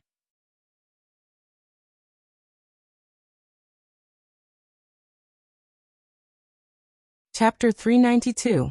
The guards in the headquarters building came quickly. Rog had just stepped out of the reception room destroyed by the thunder palm when he saw the fully armed guards in dark green uniforms and simple armor. A standard 6-man squad with standard explosive rifles, no heavy firepower. Rog glanced at these guards and instinctively made a simple judgment of the enemy units in his mind.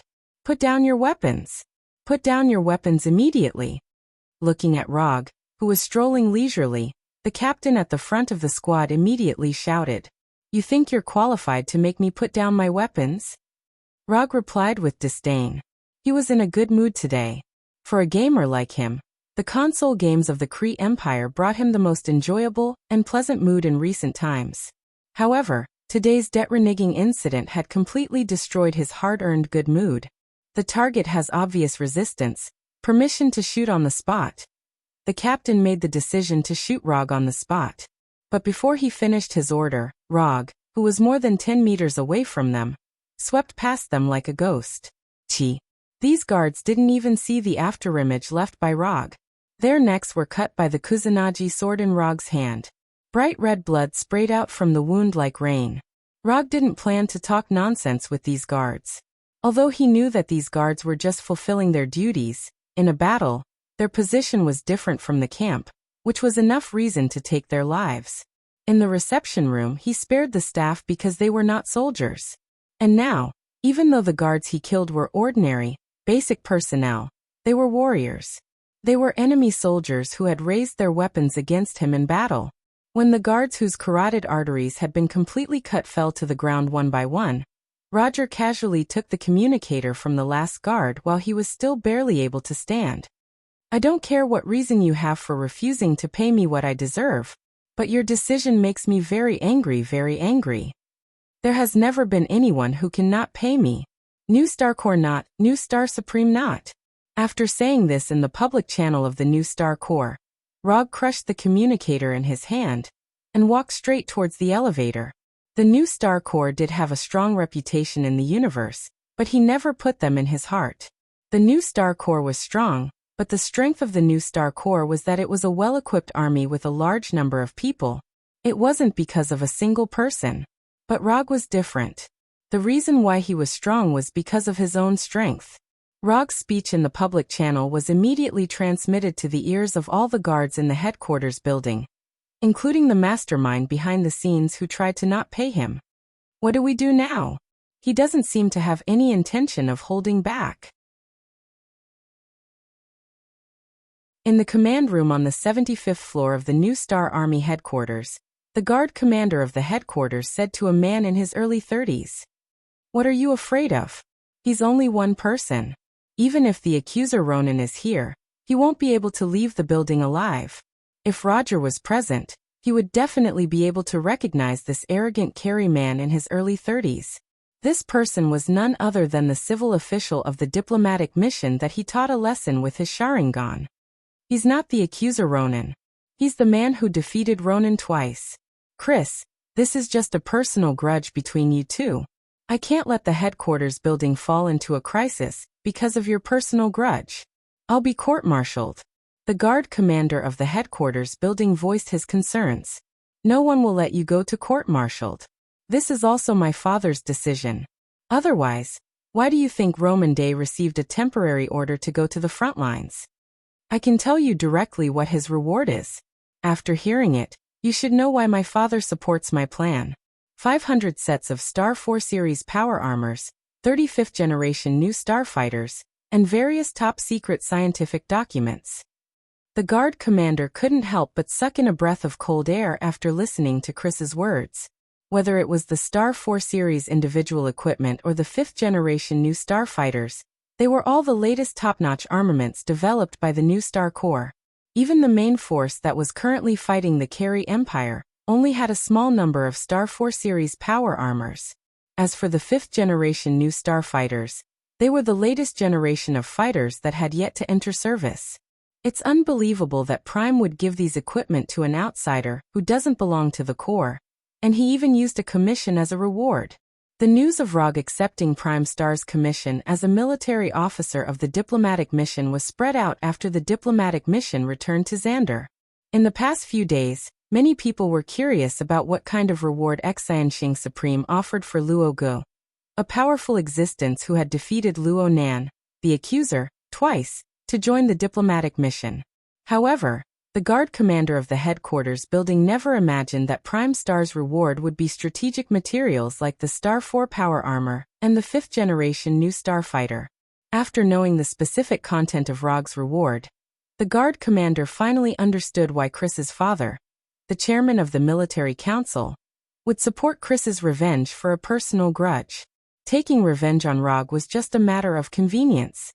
What they really wanted was the Star 4 power armor and the 5th generation new starfighter. In the short time that Chris was talking to the guard commander of the building, Rog had already broken through the 3rd floor of the security force and arrived at the 8th floor from the 5th floor. Looking at Chris, who had a ferocious smile, and then looking at Rog on the monitor screen, the guard commander of the building finally made a decision. From now on, issue a black intrusion alert. Dispatch all guards to annihilate the intruders in the headquarters building. The guard commander issued the highest level of command in the public channel to annihilate the intruders. The entire headquarters building immediately rang with an ear-piercing alarm, and red warning lights in every corner of the building lit up at the same time. At the same time, the staff in the headquarters building began to evacuate in an orderly manner. The important people with higher positions were also escorted by the guards and left on the aircraft on the roof of the building. Not long after, only the guards and Rog, who had just arrived at the 10th floor, were left in the headquarters building. In order to successfully kill Rog, the guard commander of the building issued a black intrusion alert that had never been used since the construction of the headquarters building.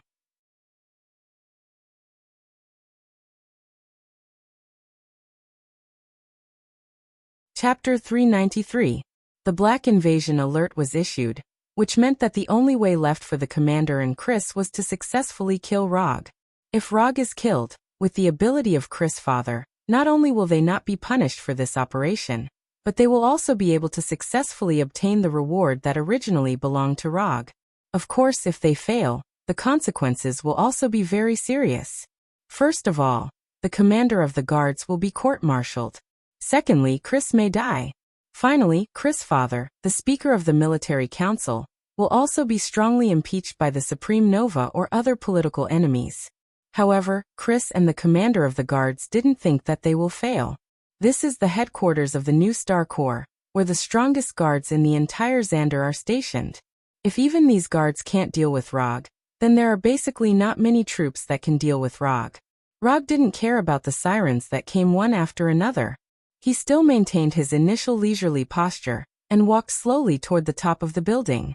Now he has reached the 10th floor of the building and defeated several guards that came to stop him. Although the overall quality of these guards is quite good, they don't lack experience and strength. But the problem is that the strength gap between them and Rog is too big, so big that they can't even understand it. Nova energy, this magical energy that can greatly strengthen the new star soldiers in front of Rog, is completely ineffective. No matter how these guards use this Nova energy, there is only one ending, and that is, their lives will be completely ended by Rog's Kusanagi sword. Although these guards are trying very hard to stop Rog, until now, they haven't forced Rog to use offensive ninjutsu. In addition to the initial lightning palm and the body flicker technique that he used from time to time, Rog basically used simple taijutsu to deal with these guards. Although these taijutsu attacks look simple, for these guards, these seemingly simple attacks are fatal. However, relying on continuous attacks like moths to the flame, these guards finally stopped Rog's footsteps a little, slightly slowing his pace.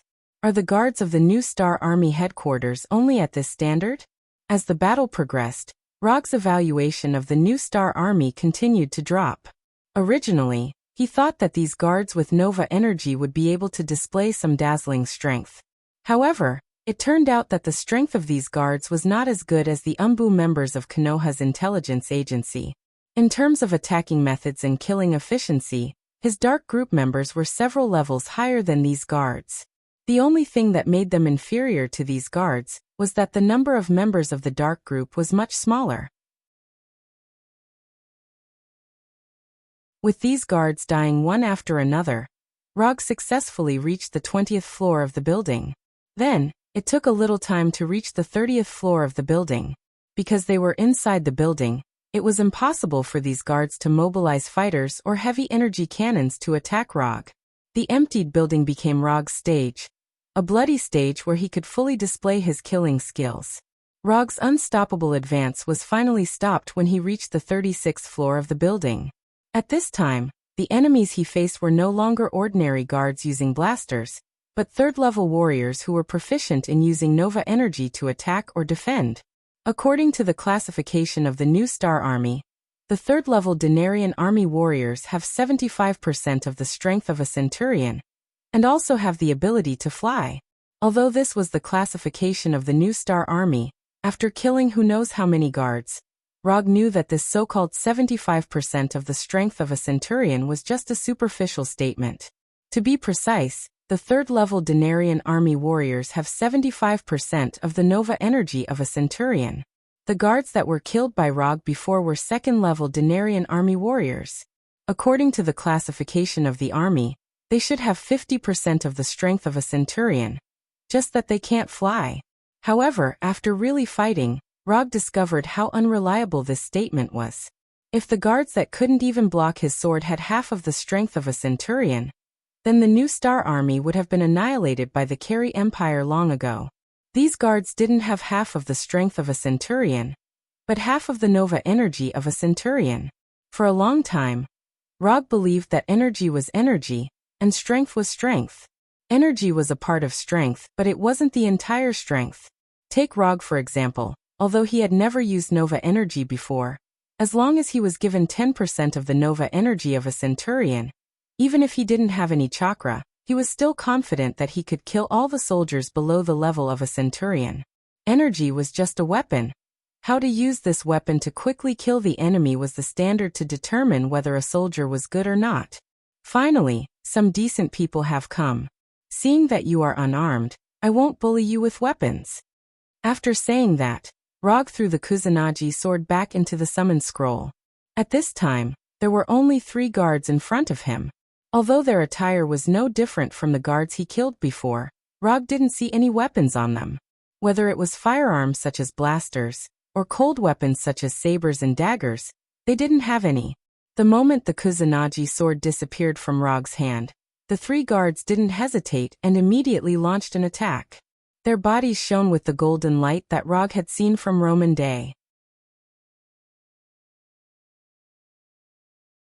Facing the attack of the 3 guards, Rog didn't retreat, but attacked them at the same time. Just when Rog thought that the 3 guards were going to fight him in close combat, their fists suddenly shone with golden nova energy.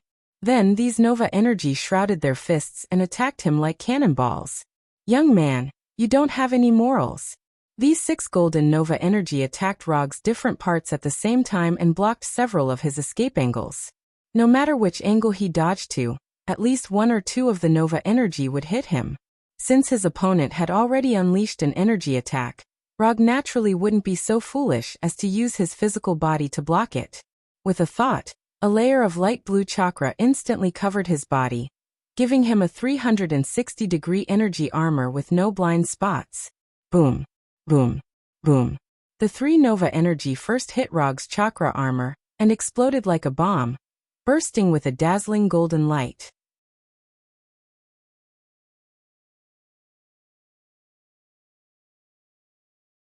Chapter 394. The power of these 3 nova energy is not small. It is already close to the power of a rocket. But even so, these 3 nova energy did not penetrate the chakra coat on Rog's body, causing him any substantial damage. However, the shock wave generated by the explosion made his forward posture stop, and his whole speed suddenly slowed down. His speed slowed down, but that's not the worst situation. The worst thing is that the dazzling light generated by the explosion created an effect like a flash bomb, making Rog instinctively close his eyes. So this is the idea from the beginning? If the enemy these 3 guards are facing now is not Rog, then this sudden flash attack is enough to determine their victory. But unfortunately, they are not facing an ordinary enemy, but Rog.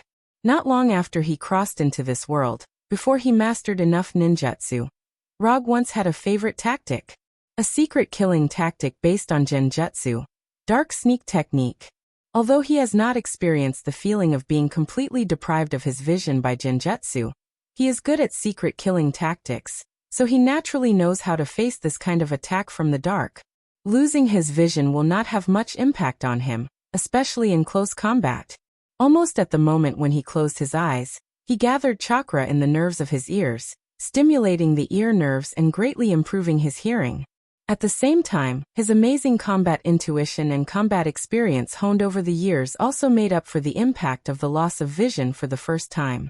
Although he can't see with his eyes, Rog clearly perceives the movements of the 3 guards. Whether it is their route of advance or attack trajectory, it is like a 3-dimensional image in his mind. The left attack is the fastest, a straight punch, the target is his head. The right attack is the strongest, a side kick, the target is his torso. The middle attack is the slowest, a heavy punch, the target is his chest. In the blink of an eye, Rog had determined the attacking methods of the 3 guards and instantly formulated a counterattack strategy. Retreat half a step, avoid the straight punch on the left, and seize the target's left arm. Break the target's left arm, and destroy the target's center of gravity with the left leg. He bent down and pushed the target on the left, dodging the side kick from the target on the right. Heavy punch to the head of the target on the ground, with the target's head as the center.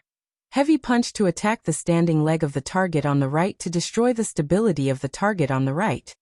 He got up and punched the unsteady target on the right with a right hook, sending the target on the right flying, and causing it to crash into the target in the middle. Taking advantage of the situation, he quickly attacked the middle target's head, chest, and throat with quick punches. He continuously pushed back the target, and finally finished off the middle target with a monster strength punch.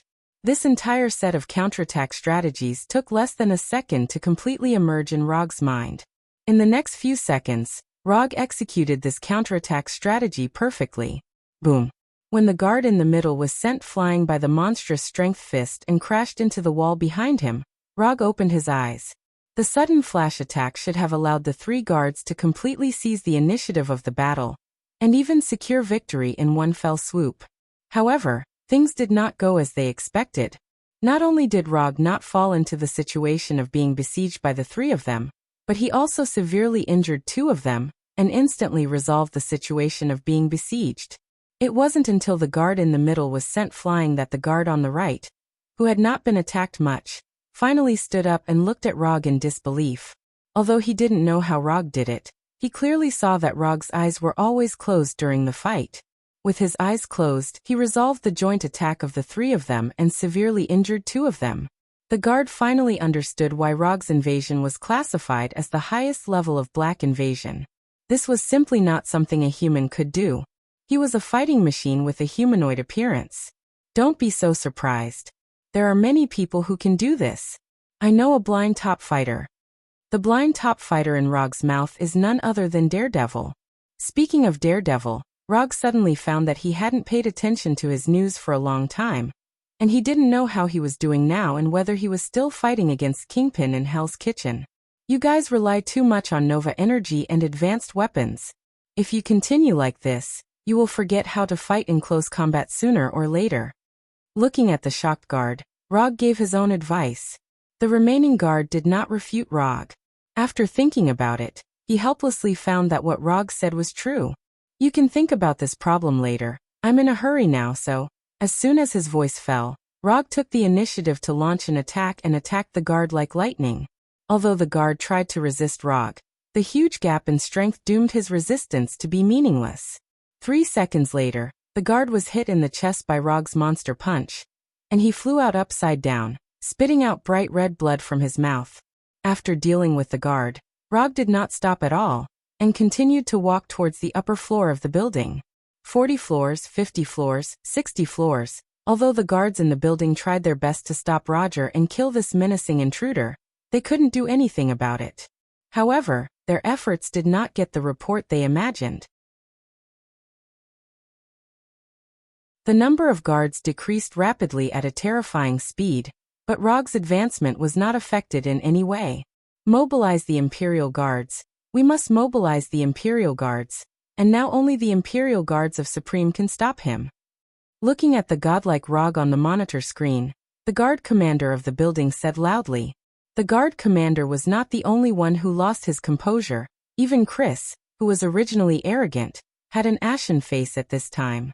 He never thought that Rog could really break through the endless siege of the building's guards and walk step by step to the top floor of the building. This is impossible. This is absolutely impossible.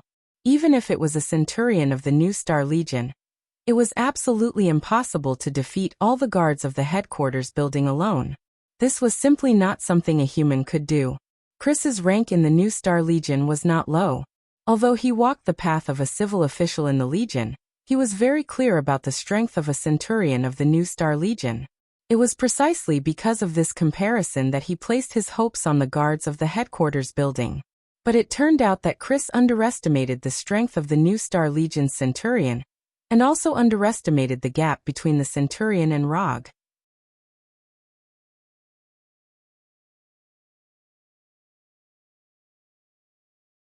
Chapter 395. On the 75th floor of the Nova Corps headquarters building, Security Command Center.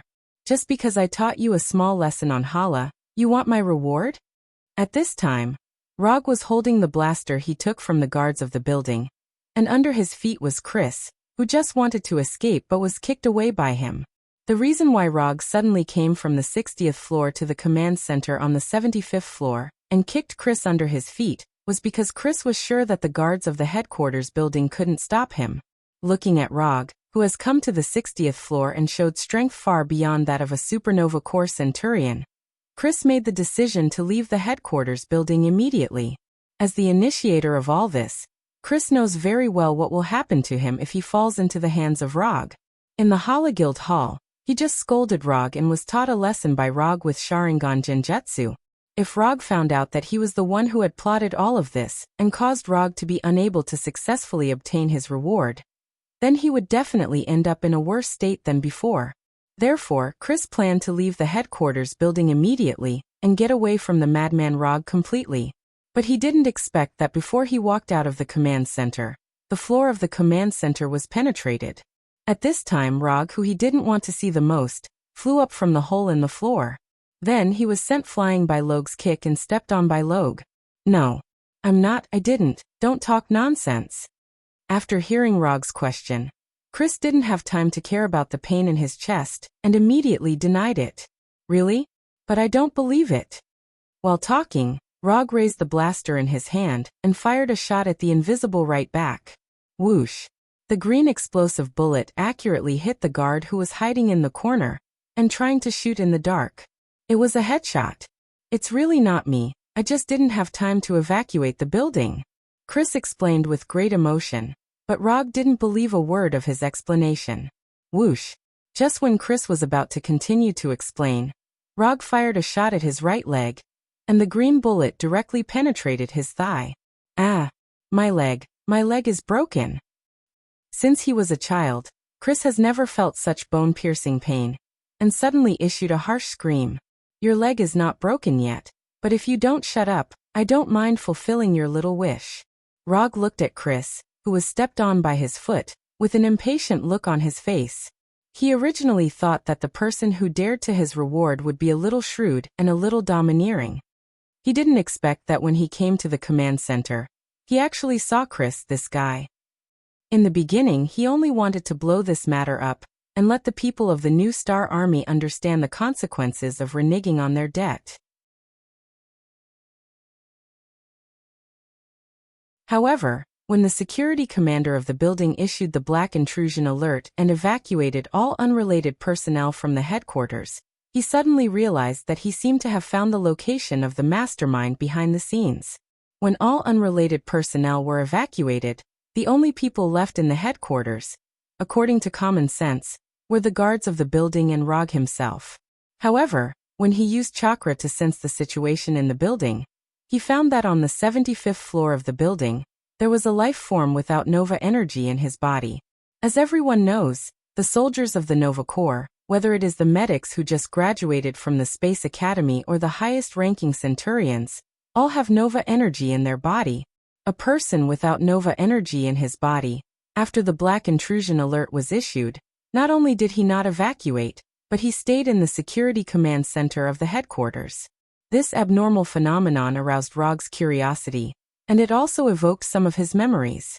During the days when he was a private investigator, he had studied criminal psychology.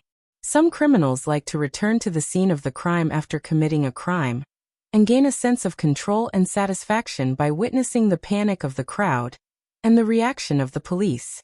Especially for some particularly serious crimes, such as serial killings, it is even easier for the criminals to return to the scene of the crime. Even if it has been many years, these criminals will return to the scene of the crime and recall the specific details of the crime to gain a perverted sense of satisfaction.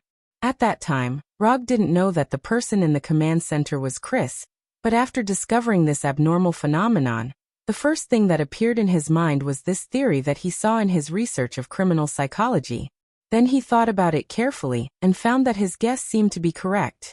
If it was because someone was dissatisfied with him or wanted to take his reward, then the mastermind behind the scenes would be in a safe place, or a place that he thought was safe, watching the whole scene. Unless the conditions didn't allow it, otherwise, the mastermind behind the scenes had more than an 80% chance of doing so. After all, watching how he suffered setbacks, and even how he died would give the mastermind a sense of satisfaction that everything was under his control. After discovering, or rather confirming, this point, the next step was very simple. Rog followed the plan, going up floor by floor, destroying the mastermind's plan bit by bit. In order to not let the mastermind notice the danger in advance, he deliberately controlled his pace to avoid scaring the mastermind away. Because the plan was going to fail bit by bit, the mastermind behind the scenes would not leave immediately. Instead, he would look forward to the next plan, looking forward to the hope of a comeback. When the mastermind behind the scenes, which was Chris, realized that the plan had no chance of success, and planned to retreat in advance before the plan completely failed, Rog, who had been paying attention to him for a long time, didn't hesitate at all. He directly went from the 60th floor to the 75th floor, and placed the result of failure in front of him. If it weren't for the lack of time and environment, Rog wouldn't have minded changing the method. He would have gone from the earth to heaven, and then from heaven to hell. Your Excellency Rog, he's still just a child. I hope you can be magnanimous and let him go first. Chris was afraid that Rog would really break his right leg, so he closed his mouth tightly, and didn't dare to make any sound. At this moment, the guard commander of the building, under the protection of a team of guards, carefully approached Rog and said, "Just a child? A 30-year-old child?" After hearing the commander's words, Rog sneered, then shot Chris' left leg in front of the commander.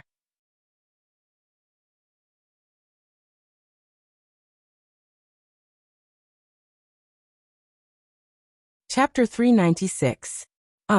Chris, who couldn't bear the pain from his left leg being shot, screamed again. But this time, his scream only lasted for a short second before he forcibly suppressed it. He had no choice but to suppress it because Rog had already turned the muzzle of the blaster and aimed it at his head. Although the pain from his legs was unbearable, Chris knew which one he should choose between death and the other. "Mr. Rog, you." The commander didn't expect that his humble begging for mercy would result in Rog shooting even more decisively.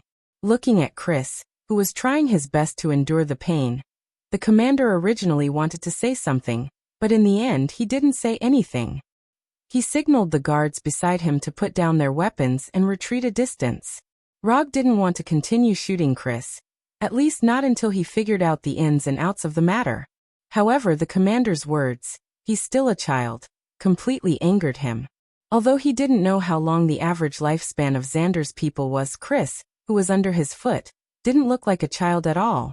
Rog didn't forget that Chris was once a civil official of the diplomatic mission, someone who was sent to the Carey Empire. And taking a step back, even if Chris was indeed a child by Xander's standards, this definitely wouldn't be a reason for him to let Chris go. Admit your mistakes. This was a principle that even 5- or 6-year-old children on Earth knew. The people that Rog despised the most were those who used age as an excuse after making a mistake. In his opinion, whether it was a 13- or 14-year-old underage kid, or an old man in his 70s or 80s, as long as they did something wrong, they had to be responsible for their own actions. Respecting the old and loving the young was one thing, but being responsible for one's own actions was another. It was because he had seen too many bullshit things like "he's just a child," "he's already old," and "he's an old man," that he firmly believed that everyone had to be responsible for their own actions. From the looks of it, you should also know the ins and outs of this matter. Tell me, what exactly is going on? After barely suppressing the anger in his heart, Rog said coldly to the commander, "No problem. As long as it's something Mr. Rog wants to know, I'll tell you everything I know." After hearing Rog's question, the commander was finally relieved. Although Rog still looks angry, at least he won't shoot Chris now. As long as Rog didn't shoot Chris, as long as Chris didn't die in front of him in the headquarters building, he could compromise on anything. "Well, Mr. Rog, I wonder if you can let us stop Chris's bleeding first? If he continues to bleed like this, I'm afraid that he will die from excessive blood loss before he can give you a satisfactory compensation," the commander asked in a low voice again. He didn't look like a soldier at all. Instead, he looked more like a person who manipulated power all day long. More than 10 minutes later, in the living room next to the command center, Rog sat on the sofa with a calm face. Opposite him was the commander of the building's guards, and Chris, who had his wounds bandaged. Tell me everything you know. In the next few minutes, the commander spilled everything he knew without holding back, including Chris's plan, the arrangement of Chris's father, how Chris found him, and some of the promises and benefits Chris gave him.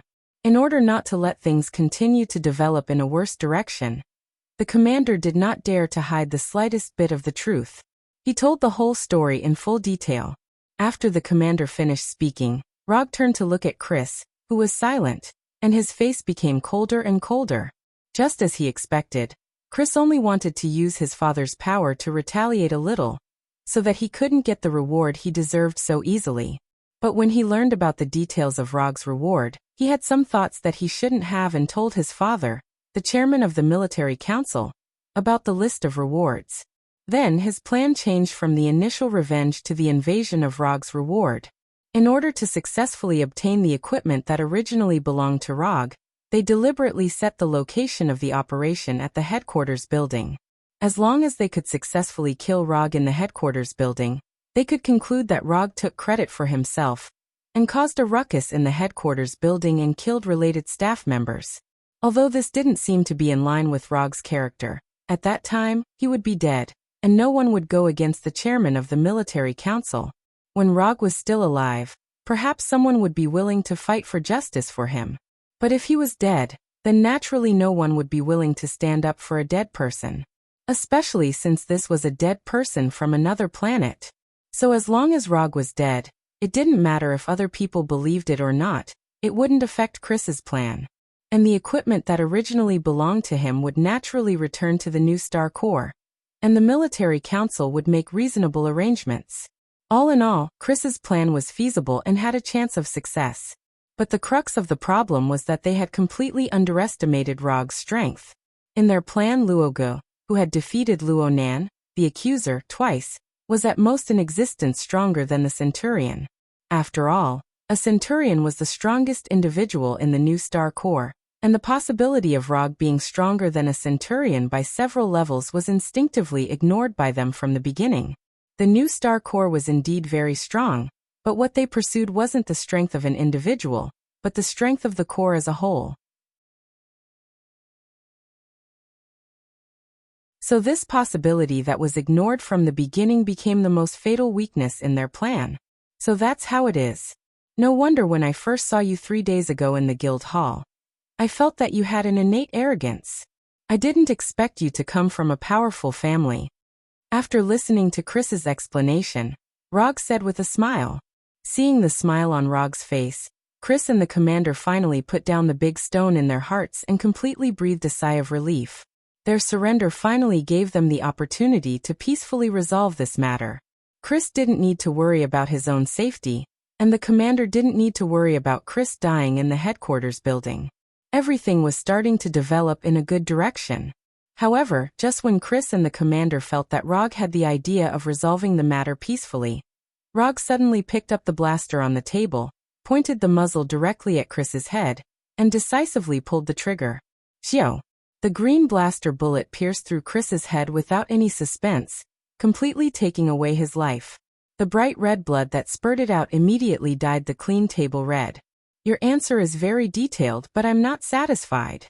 Rog put down the blaster in his hand, picked up the white napkin beside the table, and unhurriedly wiped his right hand that was splashed with Chris's blood. Inform his father, the chairman, that I'm waiting for him here.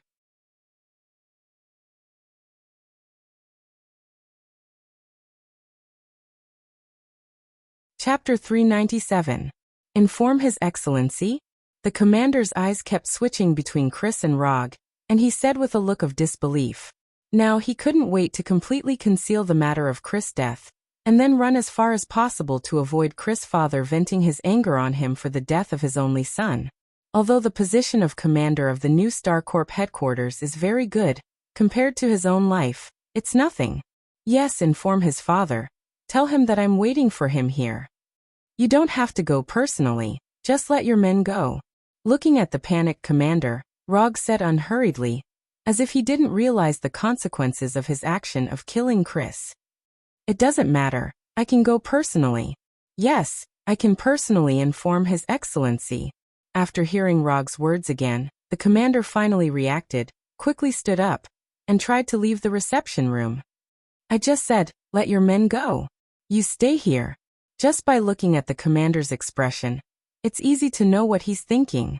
Once he leaves the reception room, Rog can be 100% sure that he will never see this commander again. No problem. I will let others inform His Excellency. The commander originally wanted to fight for it, but when he saw Rog's emotionless eyes, he decisively gave up the idea of fighting for it. Under the commander's arrangement, the news of Chris being killed by Rog quickly spread to the military council and to the ears of Chris' father. Although the guards have been arranged to inform Chris' father, the commander doesn't think that Chris' father will obediently come to the headquarters building according to Rog's request. According to his speculation, Chris' father is more likely to arrange for the new Star Corps Centurion powerhouse, or directly mobilize heavy weapons to bomb the headquarters building. Although the headquarters building is an important landmark building, if it is really bombed, it's not particularly difficult to deal with the aftermath. As the chairman of the military council, Chris' father is fully capable of completely solving the problems after the headquarters building is bombed. Your Excellency Rog, do you really think that His Excellency will come? In order to break the silence in the reception room, the commander took the opportunity to ask the question in his heart. He will definitely come.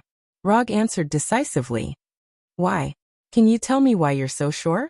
The commanding officer still couldn't understand why Chris's father would come here personally. First of all, his son's body is here. Unless he didn't want to leave his son's corpse intact, he would definitely come in person. Secondly, after knowing that I am the murderer of his son, he will definitely want to see me. Even if he wanted to avenge his son, he would first come to see me, the person who killed his son. Finally, he was the president of the Army Council. For a person in his position, if he didn't even have the courage to meet the person who killed his son after his son's death, he would be criticized for the rest of his life. To put it simply, he can't afford to lose face like this, so he will definitely come in person. Since he had nothing else to do, Rog patiently explained why he was so sure that Chris' father would come in person. Although Rog had thoroughly explained the reason, the commander sitting on the sofa opposite him still didn't quite believe it. Not risking one's life was a common characteristic of almost every superior. Chris' father was the president of the Army Council, so it was impossible that he didn't understand this principle. If he were Chris' father, he would definitely not come in person. Therefore, the commander continued, I still think that His Excellency won't come. If it were me, I wouldn't come either. This is why you are only the commander of the guards in the headquarters building, and he is the president of the Army Council. Rog glanced at the commander and said calmly, killing someone's heart. This was a blatant killing of someone's heart. If it wasn't Rog who said this, but someone else, the commander would definitely use his own actions to tell that person what trouble comes from the mouth meant. Although he was mercilessly stabbed by Rog, the commander didn't do anything in the end. However, what he was thinking now was, just wait, I want to see what kind of expression you will show when His Excellency doesn't appear. Time slowly passed, and just when the commander couldn't help but remind Rog that half an hour had passed, the door of the reception room was suddenly pushed open. The one who pushed open the door was a tall warrior wearing armor and the Nova Corps uniform. When this warrior, who was over 2 meters tall, pushed open the door of the reception room, Chris' father, the president of the Nova Corps Army Council, Morgan Gardner, walked in with a dignified aura around him. Sir President. The moment Morgan Gardner entered the reception room, the commander sitting on the sofa immediately stood up and gave Morgan Gardner a Nova Corps military salute. Morgan Gardner didn't react at all to the commander's salute. He went straight to the sofa and looked down at Chris' corpse. You get out. After staring at Chris' corpse for more than 10 seconds, the president, who was exuding a dignified aura from head to toe, said expressionlessly. Although he didn't say who went out, he didn't even look at the commander. However, the moment he finished speaking, the commander left the reception room without looking back and closed the door on his way out. I came out alive. I finally came out alive. The moment he closed the door, the commander's heart was filled with a sense of joy, as if he had just escaped death. However, this joy quickly disappeared because he immediately realized that his troubles weren't over yet. The conversation between them won't end so soon. I have to leave Xander immediately. I have to leave now. However, he had only taken a few steps when the tall warrior who had pushed open the door blocked his way. Why did you kill Chris? Just because he wanted to take revenge on you and take away your equipment? President Morgan Gardner sat in the commander's seat and asked Rog with a blank expression. You already know the reason, so why ask me? Rog didn't see any sadness on Morgan Gardner's face, as if Chris, who was killed by him, wasn't his son at all. Just because of that, you killed him. You killed my only son, Morgan Gardner. Aren't you a little too overbearing? Hearing Morgan Gardner's emotionless words, Rog suddenly laughed. Overbearing? You actually think I'm overbearing? Ha ha ha ha, interesting, really interesting. Rog laughed wildly as if he heard the funniest joke in the world. At the same time, he looked at Morgan Gardner as if he was looking at an idiot. Are you provoking me? As the president of the military council, Morgan Gardner could control his emotions very well, making it impossible for others to guess his true thoughts from his expression. However, for some reason, when he heard Rog's laughter, especially when he saw him looking at an idiot, Morgan Gardner showed signs of being unable to control his anger. I originally thought that since you could become the president, you would at least be a little better than that idiot Chris. But now I realize that I guessed wrong, completely wrong. Chris being such an idiot is completely because he inherited your IQ. Rog sighed helplessly and continued to say to Morgan Gardner, who was getting more and more angry, Didn't you think I was too overbearing? Then I'll let you see what true overbearing is. As soon as his voice fell, the explosive pistol on the table suddenly appeared in Rog's hand, and 3 green explosive bullets instantly flew towards Morgan Gardner. Unlike Chris, who didn't have any actual combat strength, although Morgan Gardner had personally taken action many times, but before he entered the civil ranks of the New Star Corps, he was still a centurion through and through.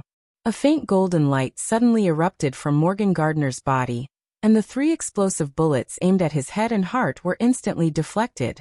However, at the moment when the explosive bullets were deflected, a silver-white arc suddenly streaked across Morgan Gardner's right arm, cutting off his entire right hand. Lightning release. Thunderbolt sword slash. The golden light of New Star energy was still shining, but the flash of silver-white lightning was not obstructed, and directly streaked across Morgan Gardner's right hand. The tachi made of lightning dissipated, and bright red blood spurted out from Morgan Gardner's severed right arm.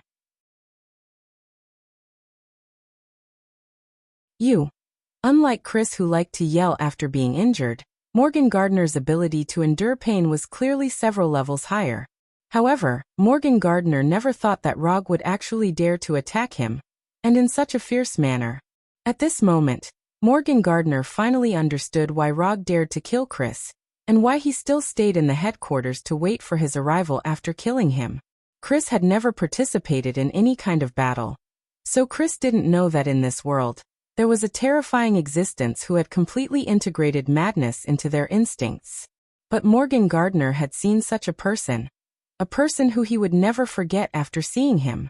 That person was previously called the Mad Titan. And now, people were more willing to call him the Emperor of the Universe. Morgan Gardner had once seen this kind of madness from Thanos, and now he saw it again from Rog. Your Excellency, killing an idiot like Chris is not overbearing. Killing your son, and cutting off the hand you couldn't control because of your greed, that is overbearing.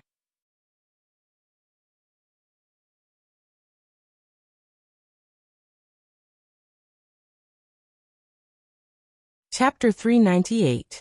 Other than Rog and Chairman Morgan Gardner, no one knew what they were talking about in the reception room.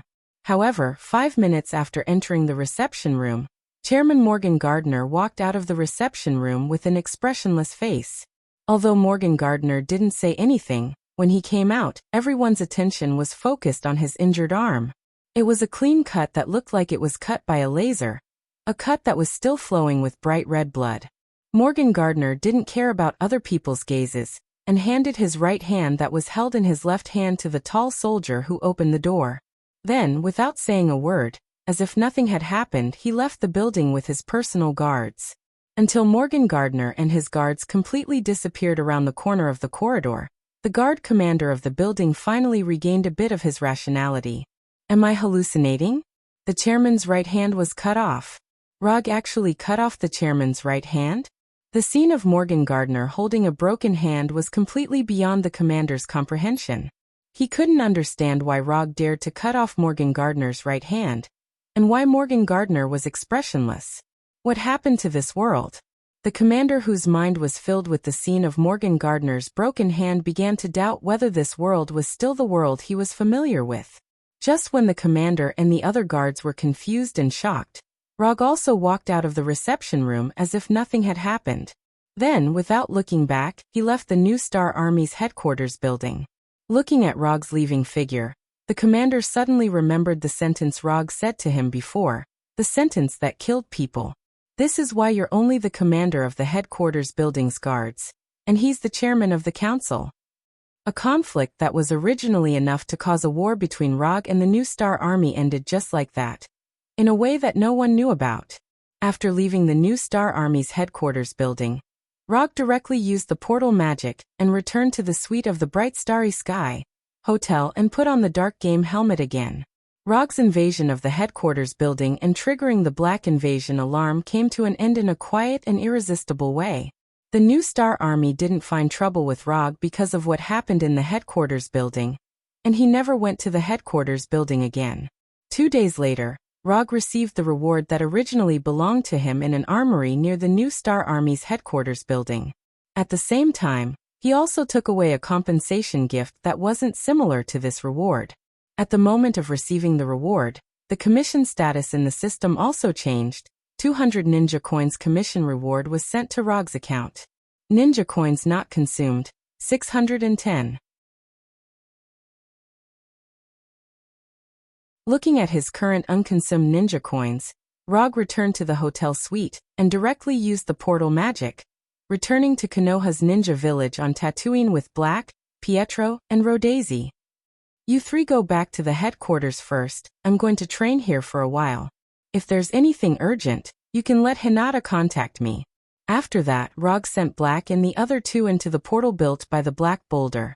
When the black liquid that built the portal resolidified into a boulder, Rog used quantum transmission to go to the Hokage building that he had never been to before, and came to the training room in the basement of the building. What happened in the New Star Army's headquarters building was just a small episode outside the plan for him. Although this episode caused him to return to Tatooine 2 days late, in general, this episode didn't cause him too much trouble. He got the promised reward, and the guy who tried to renege on the debt also received the punishment he deserved, and he also got the corresponding compensation. Except for affecting his mood and wasting 2 days of unnecessary time, he didn't lose much. After coming to the huge training room built under the Hokage building, Rog opened the system's exchange page and quickly browsed it. What happened in the New Star Army's headquarters building was just a small episode for him. However, what happened in the Sokka planet's arena was a big problem for him. When he fought with Thanos, he saw the terrifying body of Thanos that was so strong that it was completely unreasonable. It's a body stronger than Hulk, a body that can ignore most of his ninjutsu attacks. Except for the fact that he can't fly and can't use energy attacks, Thanos' body is perfect. In order to effectively take the initiative in the next battle against Thanos, Rog needs to add some extra cards for himself. A card that was not in his current training plan. The taijutsu in Naruto can be roughly divided into 2 categories, Steel Fist and Soft Fist. Steel Fist is mainly a direct attack that causes the opponent to fracture or cause other trauma. Most of the ninjas, including the taijutsu used by Rog before, belong to the category of Steel Fist. However, in the face of Thanos' strong physique, the effect of Steel Fist is greatly weakened. Even if Rog has sage body and monstrous strength, the Steel Fist taijutsu he used can't cause too much damage to Thanos. Since Steel Fist is restrained, it's time to put the practice of Soft Fist on the agenda.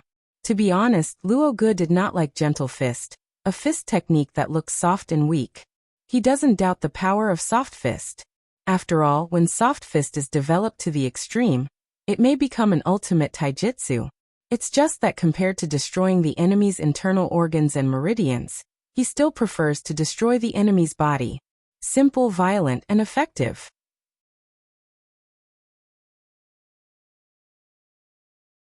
It didn't take long for Rog to find the soft fist he wanted in the system's exchange page. Hyuga Soft Fist exchange price, 100 ninja coins. This is a collection of Hyuga clan's basic soft fist, 8 trigrams 64 palms, 8 trigrams palm, 8 trigrams palm, 8 trigrams palm, 8 trigrams palm, 8 trigrams palm, 8 trigrams palm, mountain break strike, etc. It also includes some of the Hyuga clan's practice notes.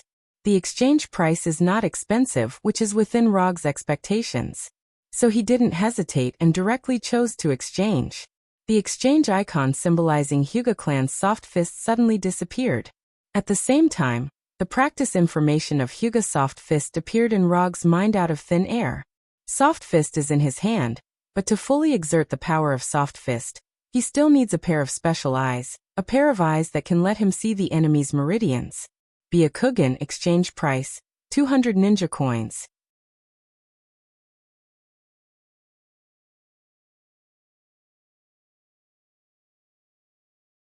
Chapter 399. Byakugan, the Kekkei Genkai of the Hyuga clan, originated from the Otsutsuki clan. Like Sharingan, Byakugan is also one of the 3 dojutsu. In terms of development potential, Byakugan is not much worse than Sharingan. Sharingan can evolve into Manjikyu Sharingan, Eternal Manjikyu Sharingan, and Rinnegan. And Byakugan can also evolve into Tenseigan. The true power of Byakugan is not as weak as people think. The reason why Byakugan is not as good as Sharingan is purely because the Hyuga clan is too weak. The same Byakugan, but in the Otsutsuki clan, one is more powerful than the other, and one is more abnormal than the other. If the Hyuga clan can also be like the Uchiha clan, where there is a monster every 3 to 5 days, Byakugan can also shine like Sharingan. Rog will not hesitate to exchange for the Hyuga clan's gentle fist. But when he exchanged for Byakugan, he hesitated. Although the exchange icon in the system clearly proves that he can exchange for Byakugan, he still can't make up his mind. Under normal circumstances, the icon that can't be exchanged will become dim black. For example, after he exchanged for the Sage mode of the Shikatsu Forest, the exchange icons of Ryuchi Cave and Mount Mayaboku became black and gray. However, Byakugan is not the Sage mode or Ninjutsu Genjutsu. Byakugan is a Kekkei Genkai, a Kekkei Genkai that will change his physique. Rog now has the Uchiha clan's Sharingan, and he has also practiced Manjikyu Sharingan to the level of Manjikyu Sharingan. So the problem is, although the system does not prevent him from exchanging for Byakugan, after exchanging for Byakugan, whether his Manjikyu Sharingan will still exist or not becomes a problem. Unlike his other transmigrating counterparts who were kind and considerate and would occasionally act as life mentors, his Goldfinger system was completely mute. Not to mention chatting to relieve boredom, even some basic user questions. His system is too lazy to explain. At this time, if his system can give some slightly more reliable explanation, he won't have to struggle for so long. To exchange or not to exchange, this is the problem. If he does, he may lose the Manjikyu Sharingan, which has become one of his main combat powers. If he didn't exchange for it, he wouldn't be able to display the true power of the gentle fist. The exchange price of 200 ninja coins has become the most insignificant existence at this time. After thinking about it seriously for more than 10 minutes and preparing for the worst, Rog finally made the decision to exchange for the supercilious eye. Although this decision seemed very rash, he had already considered all his options. If he exchanged for the Byakugan, his Manjikyu Sharingan would disappear. So he will completely give up the idea of practicing Gentle Fist and Byakugan, and use the remaining 300 ninja coins to exchange for the Sharingan.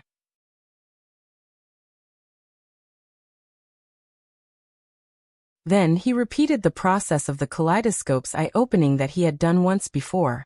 Walter was in Konoha, and he had already opened his eyes with the Mangekyo once. It wouldn't be difficult for him to do it again. If it really came to this point, it would also answer a question that he still didn't know the answer to. That is, can the Sharingan he exchanged in the system evolve into an original Mangekyo pattern that he has never seen before? If with the help of Walter, the evolved Mangekyo is still the same, then according to his previous experience, he will plunder Gordon's quantum transmission and Johnny's hellfire again. If the evolved Mangekyo is completely different from the current ability and pattern, then he will practice the new ability again. Speaking of which, he is really looking forward to what kind of Mangekyo ability he will get. Although Tsukuyomi and Vientiane are very good, men will always have some ideas of liking the new and getting tired of the old. After suppressing the nervousness and excitement in his heart, Rog pressed the exchange icon representing the Byakugan. Then, the exchange icon representing the Byakugan disappeared, and his unconsumed ninja coins dropped to 310. Just when Rog was all mentally prepared and waiting for the Byakugan to appear, he didn't get anything. What's going on? Is the system down? Or the ninja coins were swallowed? For a while Rog was a little stunned. What the hell? Where's my Byakugan? Where's my ninja coins? This is not scientific. Rog, who has dealt with the system many times, is now completely confused. Chakra normal, Sun-Nin normal, Mangekyo Sharingan normal, Kyubi normal, Mana normal. Rog seriously and carefully perceived his current state from top to bottom. Then he didn't find anything strange. Am I really so unlucky? I was ready to lose Mangekyo Sharingan again. And the result is this? Rog suddenly didn't know what to say. According to the exchange icon given by the system and his own speculation, Byakugan and Sharingan may appear in the same person.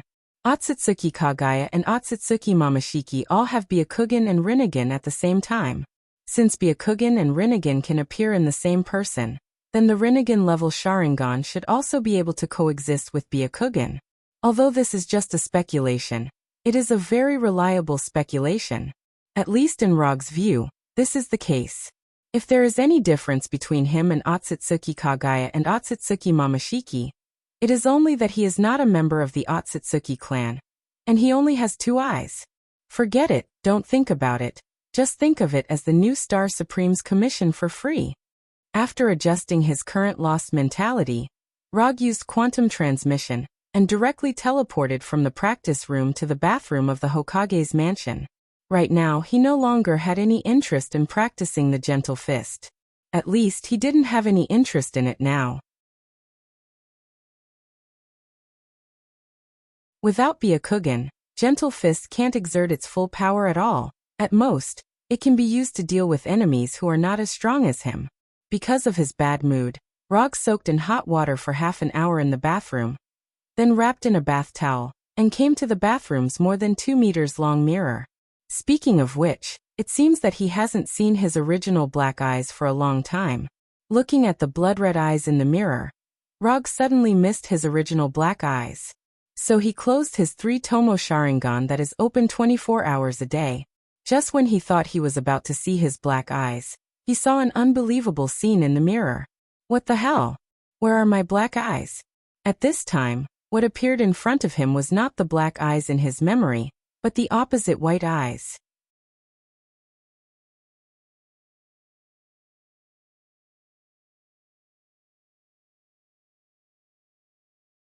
Chapter 400. Is this Byakugan? Looking at his eyes that have completely turned white, Rog couldn't react for a while. Although in terms of color his eyes are now Byakugan. But not only did he not feel any improvement in vision, but because he turned off the 3-tomo Sharingan, he felt that his vision has decreased a lot.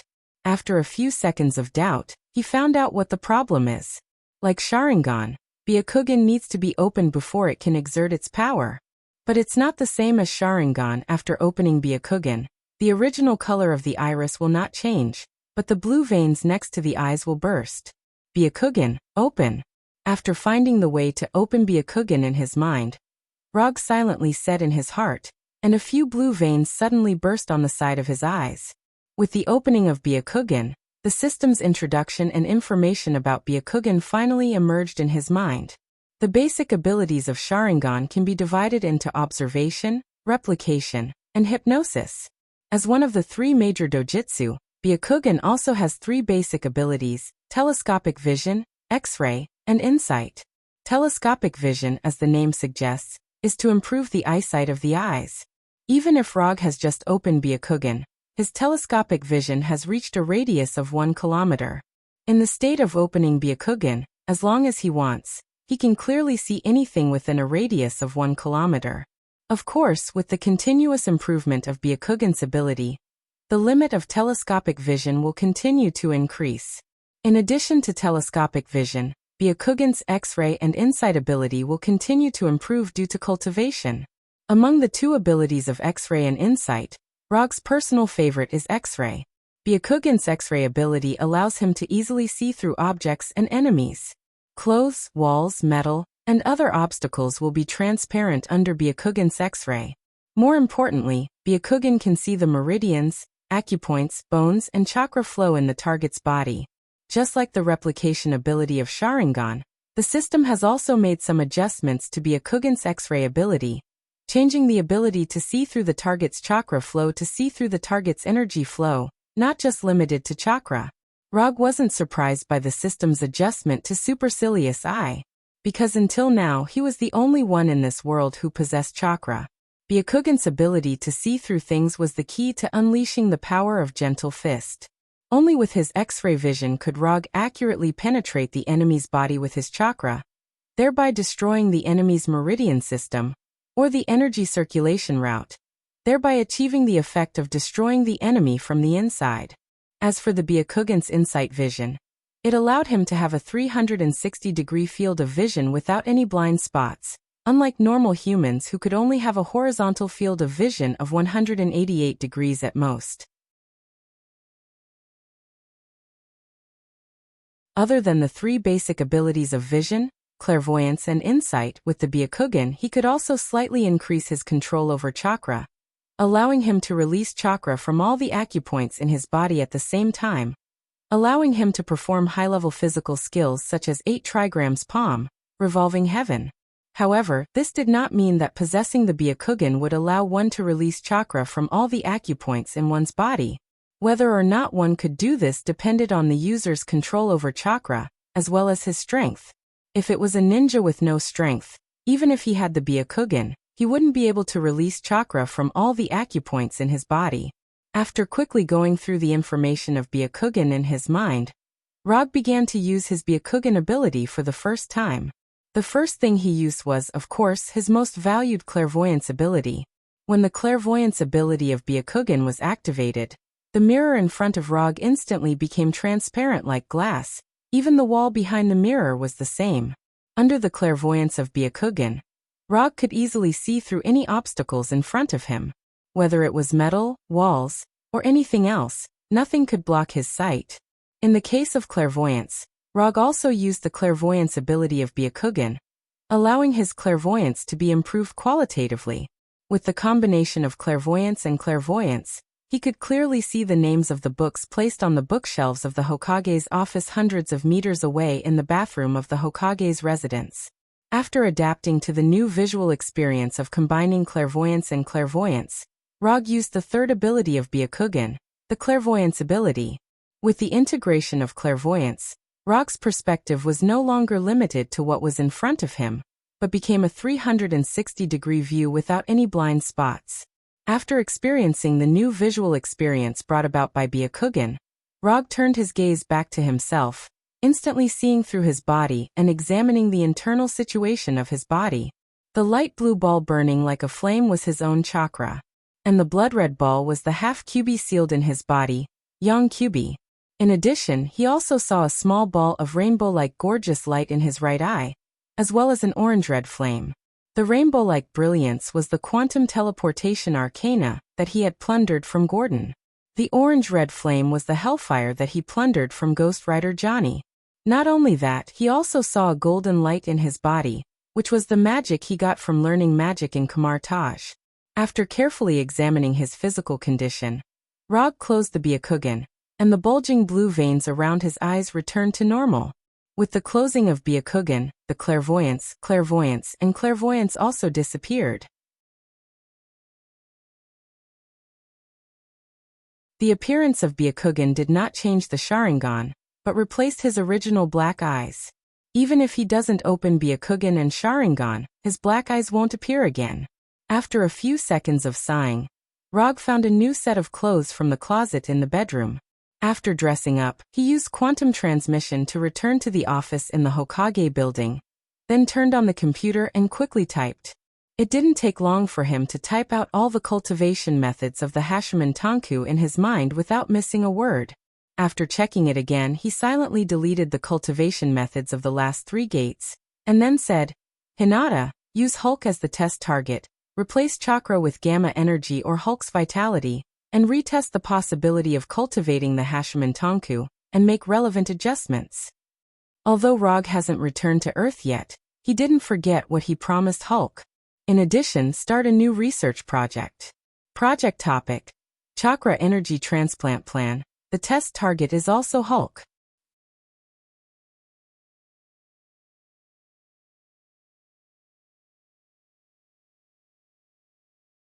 Chapter 401. Rog can do the research and development of ninjutsu by himself.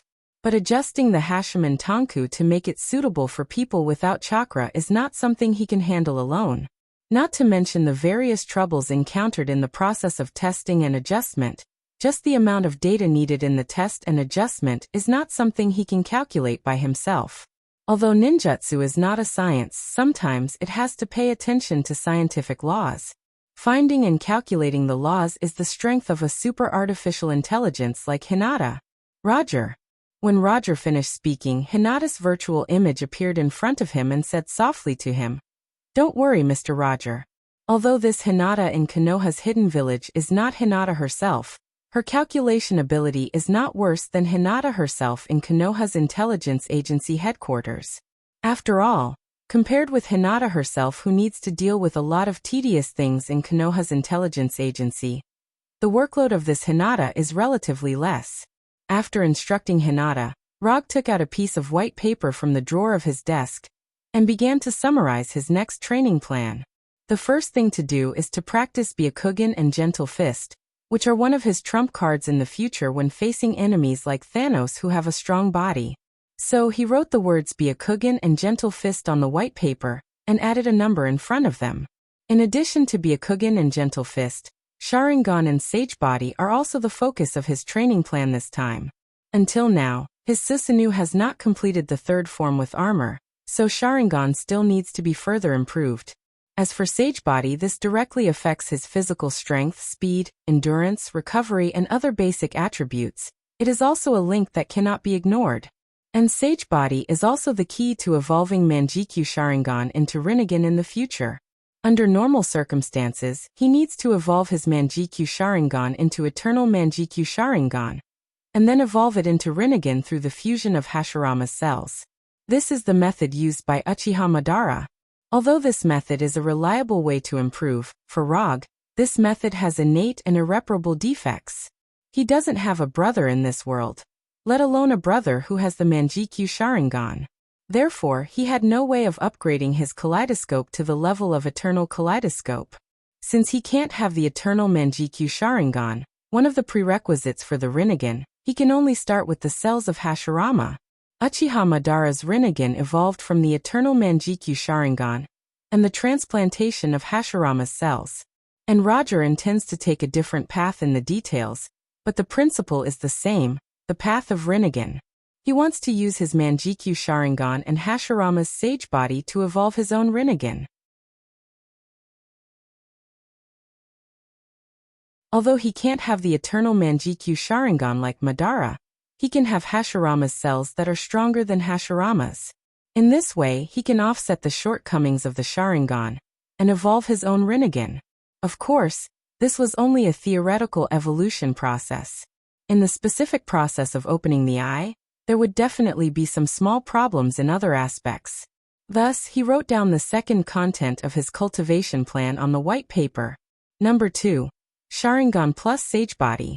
Then he drew an equal sign behind it and wrote the 3 words Rinnegan. After writing the 3 words Rinnegan, he then wrote down the third content. Number 3.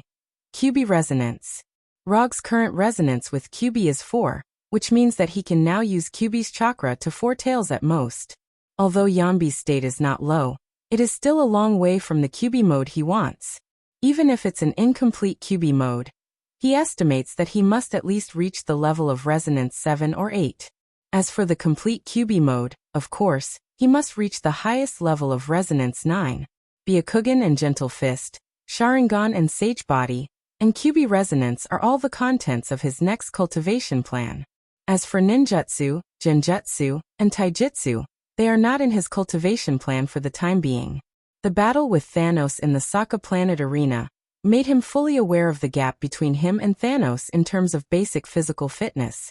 This also once again proved that the body of the Earthlings is really fragile. Not to mention that compared with Thanos, even the ordinary Asgard people have a strong body that is far more powerful than the Earthlings. After formulating a cultivation plan, Rog immediately entered this boring cultivation day.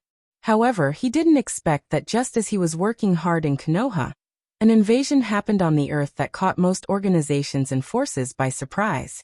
The suburbs of New York, the headquarters of the Avengers. Hasn't Rog come back yet? It's been half a year. Is he planning to travel the whole universe? Tony, who was wearing an expensive suit, sat on a chair and impatiently asked Natasha, who was sitting opposite him. We have contacted the Konoha Intelligence Agency several times, and Rog's personal assistant Hinata gave us the same reply every time, saying that she would help us pass on the message to Rog. Compared with the slightly irritated Tani, Natasha, who was wearing casual clothes, was much calmer and answered in a calm tone. Pass on the message? His artificial intelligence assistant gave us such an answer. Does she know what's going on outside? Tani knows exactly what Hinata is because to some extent, he is Hinata's father. It's just that when she was in his hands, Hinata was not called Hinata, but Sunday. I think she should be very clear. After all, in recent months, the people of the Konoha Intelligence Agency have been acting outside. Natasha was still as calm as ever. Damn it. If I knew this, I wouldn't have given him Sunday. Just as Tani was complaining, Captain America and Dr. Banner walked into his office and put an energy gun that did not belong to Earth technology on the desk. I have confirmed with Dr. Banner that this energy pistol is not Hydra's energy weapon, nor is it a replica made by other organizations that imitate Chitauri weapons. This is an individual weapon made by another civilization, an alien civilization that is not inferior to Chitauri. As he spoke, Captain America took off his helmet, revealing a tired face.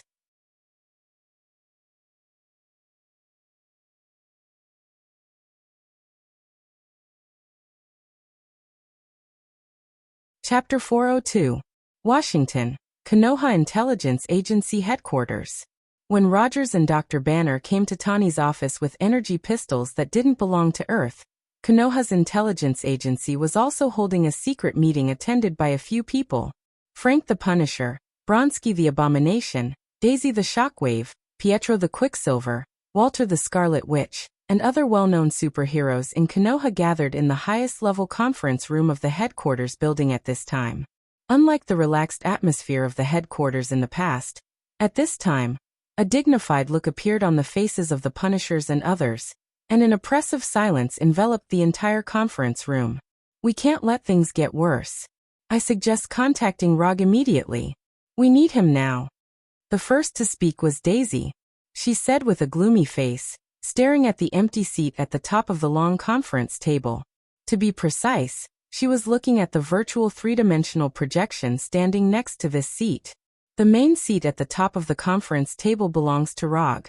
Although he hasn't returned to Earth for more than half a year, even so, no one dares to sit in this seat that belongs to the director of Konoha's intelligence agency, and only belongs to Rog. Hokage-sama is cultivating in Konoha's hidden village. I have reported the current situation to Hokage-sama, and obtained full authorization from Hokage-sama. The virtual three-dimensional projection next to Rog's seat is none other than his personal artificial intelligence assistant, Hinata. You are just an artificial intelligence. You are not qualified to make decisions for Rog. Daisy, who has rarely been angry, showed a violent temper that was completely different from the past, and said loudly to Hinata, I have obtained full authorization from Hokage-sama.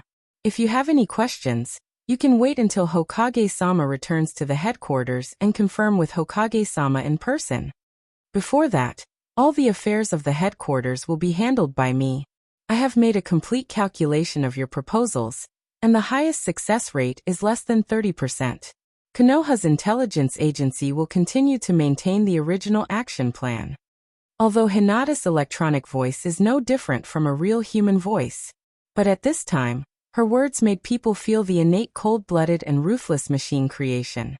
Since Sama has given Hinata full authorization, we should act according to the previous established plan.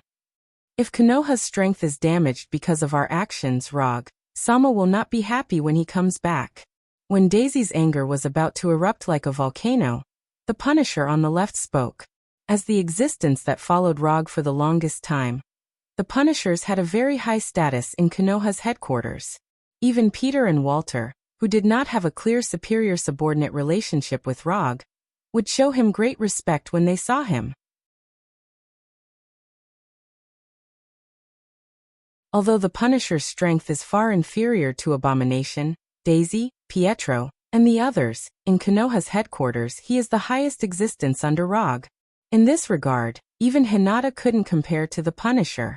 Actually, I think you're a little too nervous, Daisy.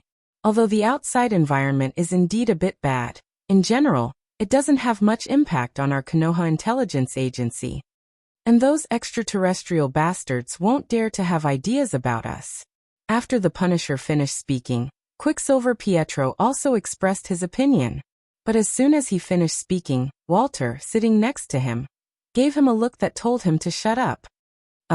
Forget it, you didn't hear anything. Although Pietro was Walter's brother in front of Walter, he didn't have the dignity an older brother should have. Walter was the one who had the final say between the two. I support Daisy's plan. Although the success rate is not high, we have the responsibility to help the victims. Wouldn't want to see us not help them. Let's vote one person, one vote. Those who support Daisy's plan can raise their hands now. Walter expressed her opinion, and took the lead in raising her right hand.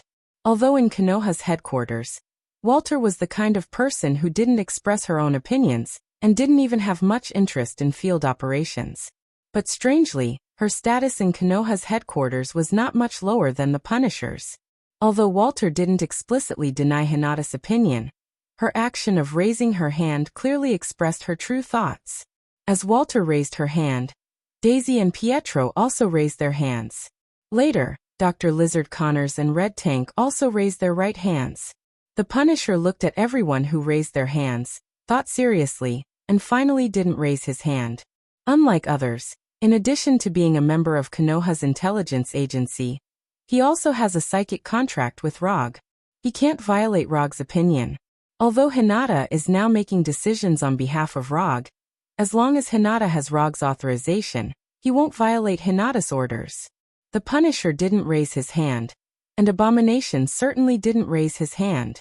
In addition to the two of them, Black and Moonlight Stone also didn't raise their hands. There were a total of 11 people in the conference room, and the situation suddenly became 5-5. For a while, everyone's eyes were on Venom. What should we do? Which side do we support? Eddie, who was completely wrapped in Venom, whispered to Venom. Venom didn't come alone, his host Eddie also came with him. Unfortunately, as Venom's host, Eddie doesn't have any right to vote. If Eddie wasn't Venom's host, he wouldn't even be qualified to appear in this conference room. Don't look at me like that. I will only listen to Rog's arrangements. Since Rog has delegated power to Hinata, then I will listen to Hinata's arrangements. Venom spat out his long, red tongue and said casually. 6-5. Daisy's plan failed by one vote. The scene that happened in Konoha's intelligence agency headquarters was quickly learned by Rog. Although he hasn't returned to Earth in the past 6 months, this doesn't mean that he knows nothing about what happened on Earth.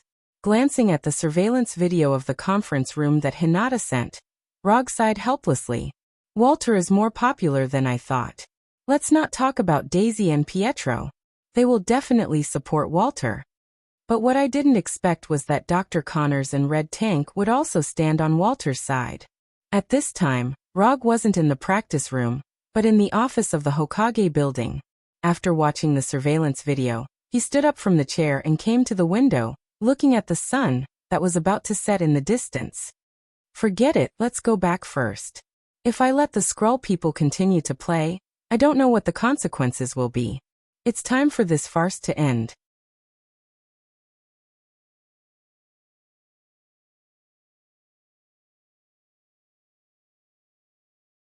Chapter 403.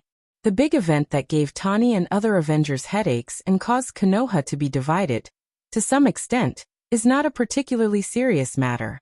At least in the eyes of Rog, who has the aura of a prophet, this big event is not serious. Simply put, the big event that happened on Earth now is the legendary secret invasion of the Skrulls. As for why the secret invasion of the Skrulls suddenly broke out at this time, because there is still not enough information, Rog is not particularly clear for the time being. However, there was one thing he was sure of. The evil version of superheroes that appeared on Earth was a smokescreen created by the Skrulls using their own racial abilities and advanced technology that surpassed Earth's civilization. At this point, it was necessary to mention what had happened on Earth during the past 6 months that Rog had been cultivating. After Rog sent Dr. Banner, who was kidnapped by the rope grass slavers, back to Earth, Dr. Banner resumed his superhero career as Hulk to fight evil and save the world and people. Hulk's heroic actions, in the eyes of the general public, were not a problem because he did this before.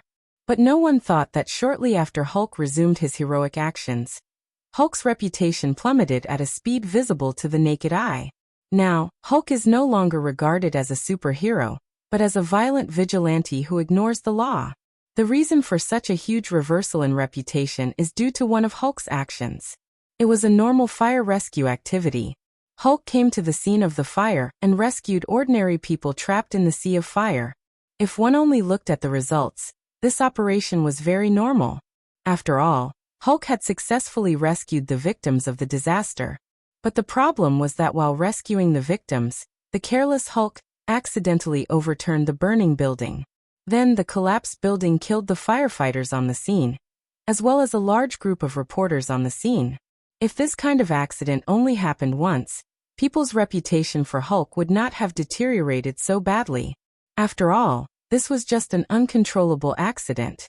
However, ever since this accident happened, news of Hulk harming innocent people in his subsequent heroic actions kept appearing. Not only was Hulk's action like this, even Iron Man and Captain America, the face of the Avengers, were the same. They worked hard to uphold justice and save people's lives, but their righteous actions took away the lives of more innocent people. For example, when Iron Man organized the bank robbers, the missile fired accidentally detonated a nearby oil tanker. Another example is when Captain America attacked the black market weapons dealer. The bomb at the scene killed other residents around him. On the surface, these heroic actions seem to be upholding justice, but they took away the lives of innocent people again and again.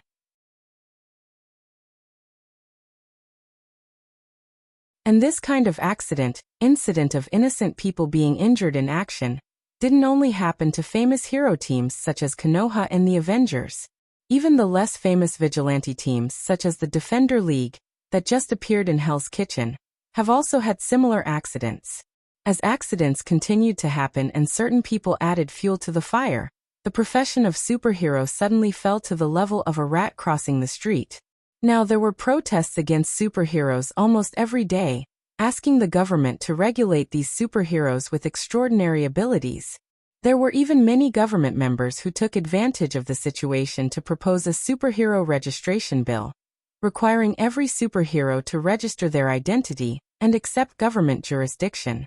This was not the first time the Avengers had encountered this kind of opposition from the public. The previous Seoul incident caused by Ultron had already caused the Avengers to experience a similar protest. However, this protest was completely different from before, because these accidents that caused the deaths of innocent people were not done by hero teams such as the Avengers and Konoha. After Hulk's first accident, the Avengers found that something was wrong. At that time, Dr. Banner was conducting research in the Avengers headquarters. It was impossible for him to appear at the scene of the fire to rescue the trapped people, let alone collapse the building and kill the firefighters and reporters at the scene. Similarly, Konoha also found that something was wrong with the accidents caused by the impersonation of Konoha's heroes. Although the Avengers and Konoha had made a public explanation of this, it was a pity that the people did not believe the evidence they provided. Instead, they thought that this was fake evidence in order to escape responsibility. The protests and distrust of the people were only one aspect. What was even more troublesome was that the hero teams represented by the Avengers and Konoha were protested and targeted at the official level. Now, a large number of protesting people gathered around the headquarters of the Avengers and Konoha headquarters, as well as military forces arranged by the military.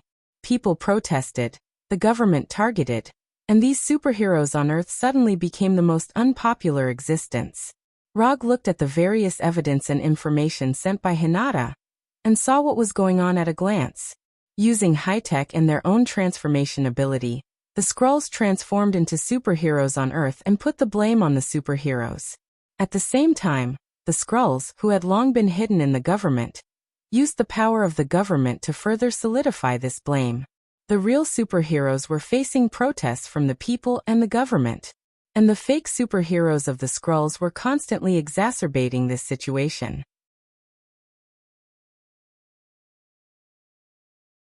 For example, just a week ago, a Skrull disguised as Hulk suddenly broke into a protest site of thousands of people and killed them on live TV. The framing method of the Skrulls wasn't clever, it could even be said to be simple and crude. But in the face of their innate racial talent and the advanced technology of Earth, their actions achieved an unimaginable great effect. Although the framing method used by the Skrulls was somewhat crude, until now, the Avengers and Konoha have not confirmed their true identity. These Skrulls didn't confront the heroes of the Avengers and Konoha at all. The real heroes haven't appeared yet, but these fakes have already disappeared. Only Rog, who had the aura of a prophet, could see the truth of the matter at a glance.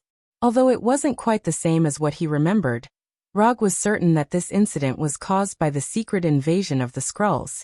You're tuning in to the Echoes of the Heart YouTube channel.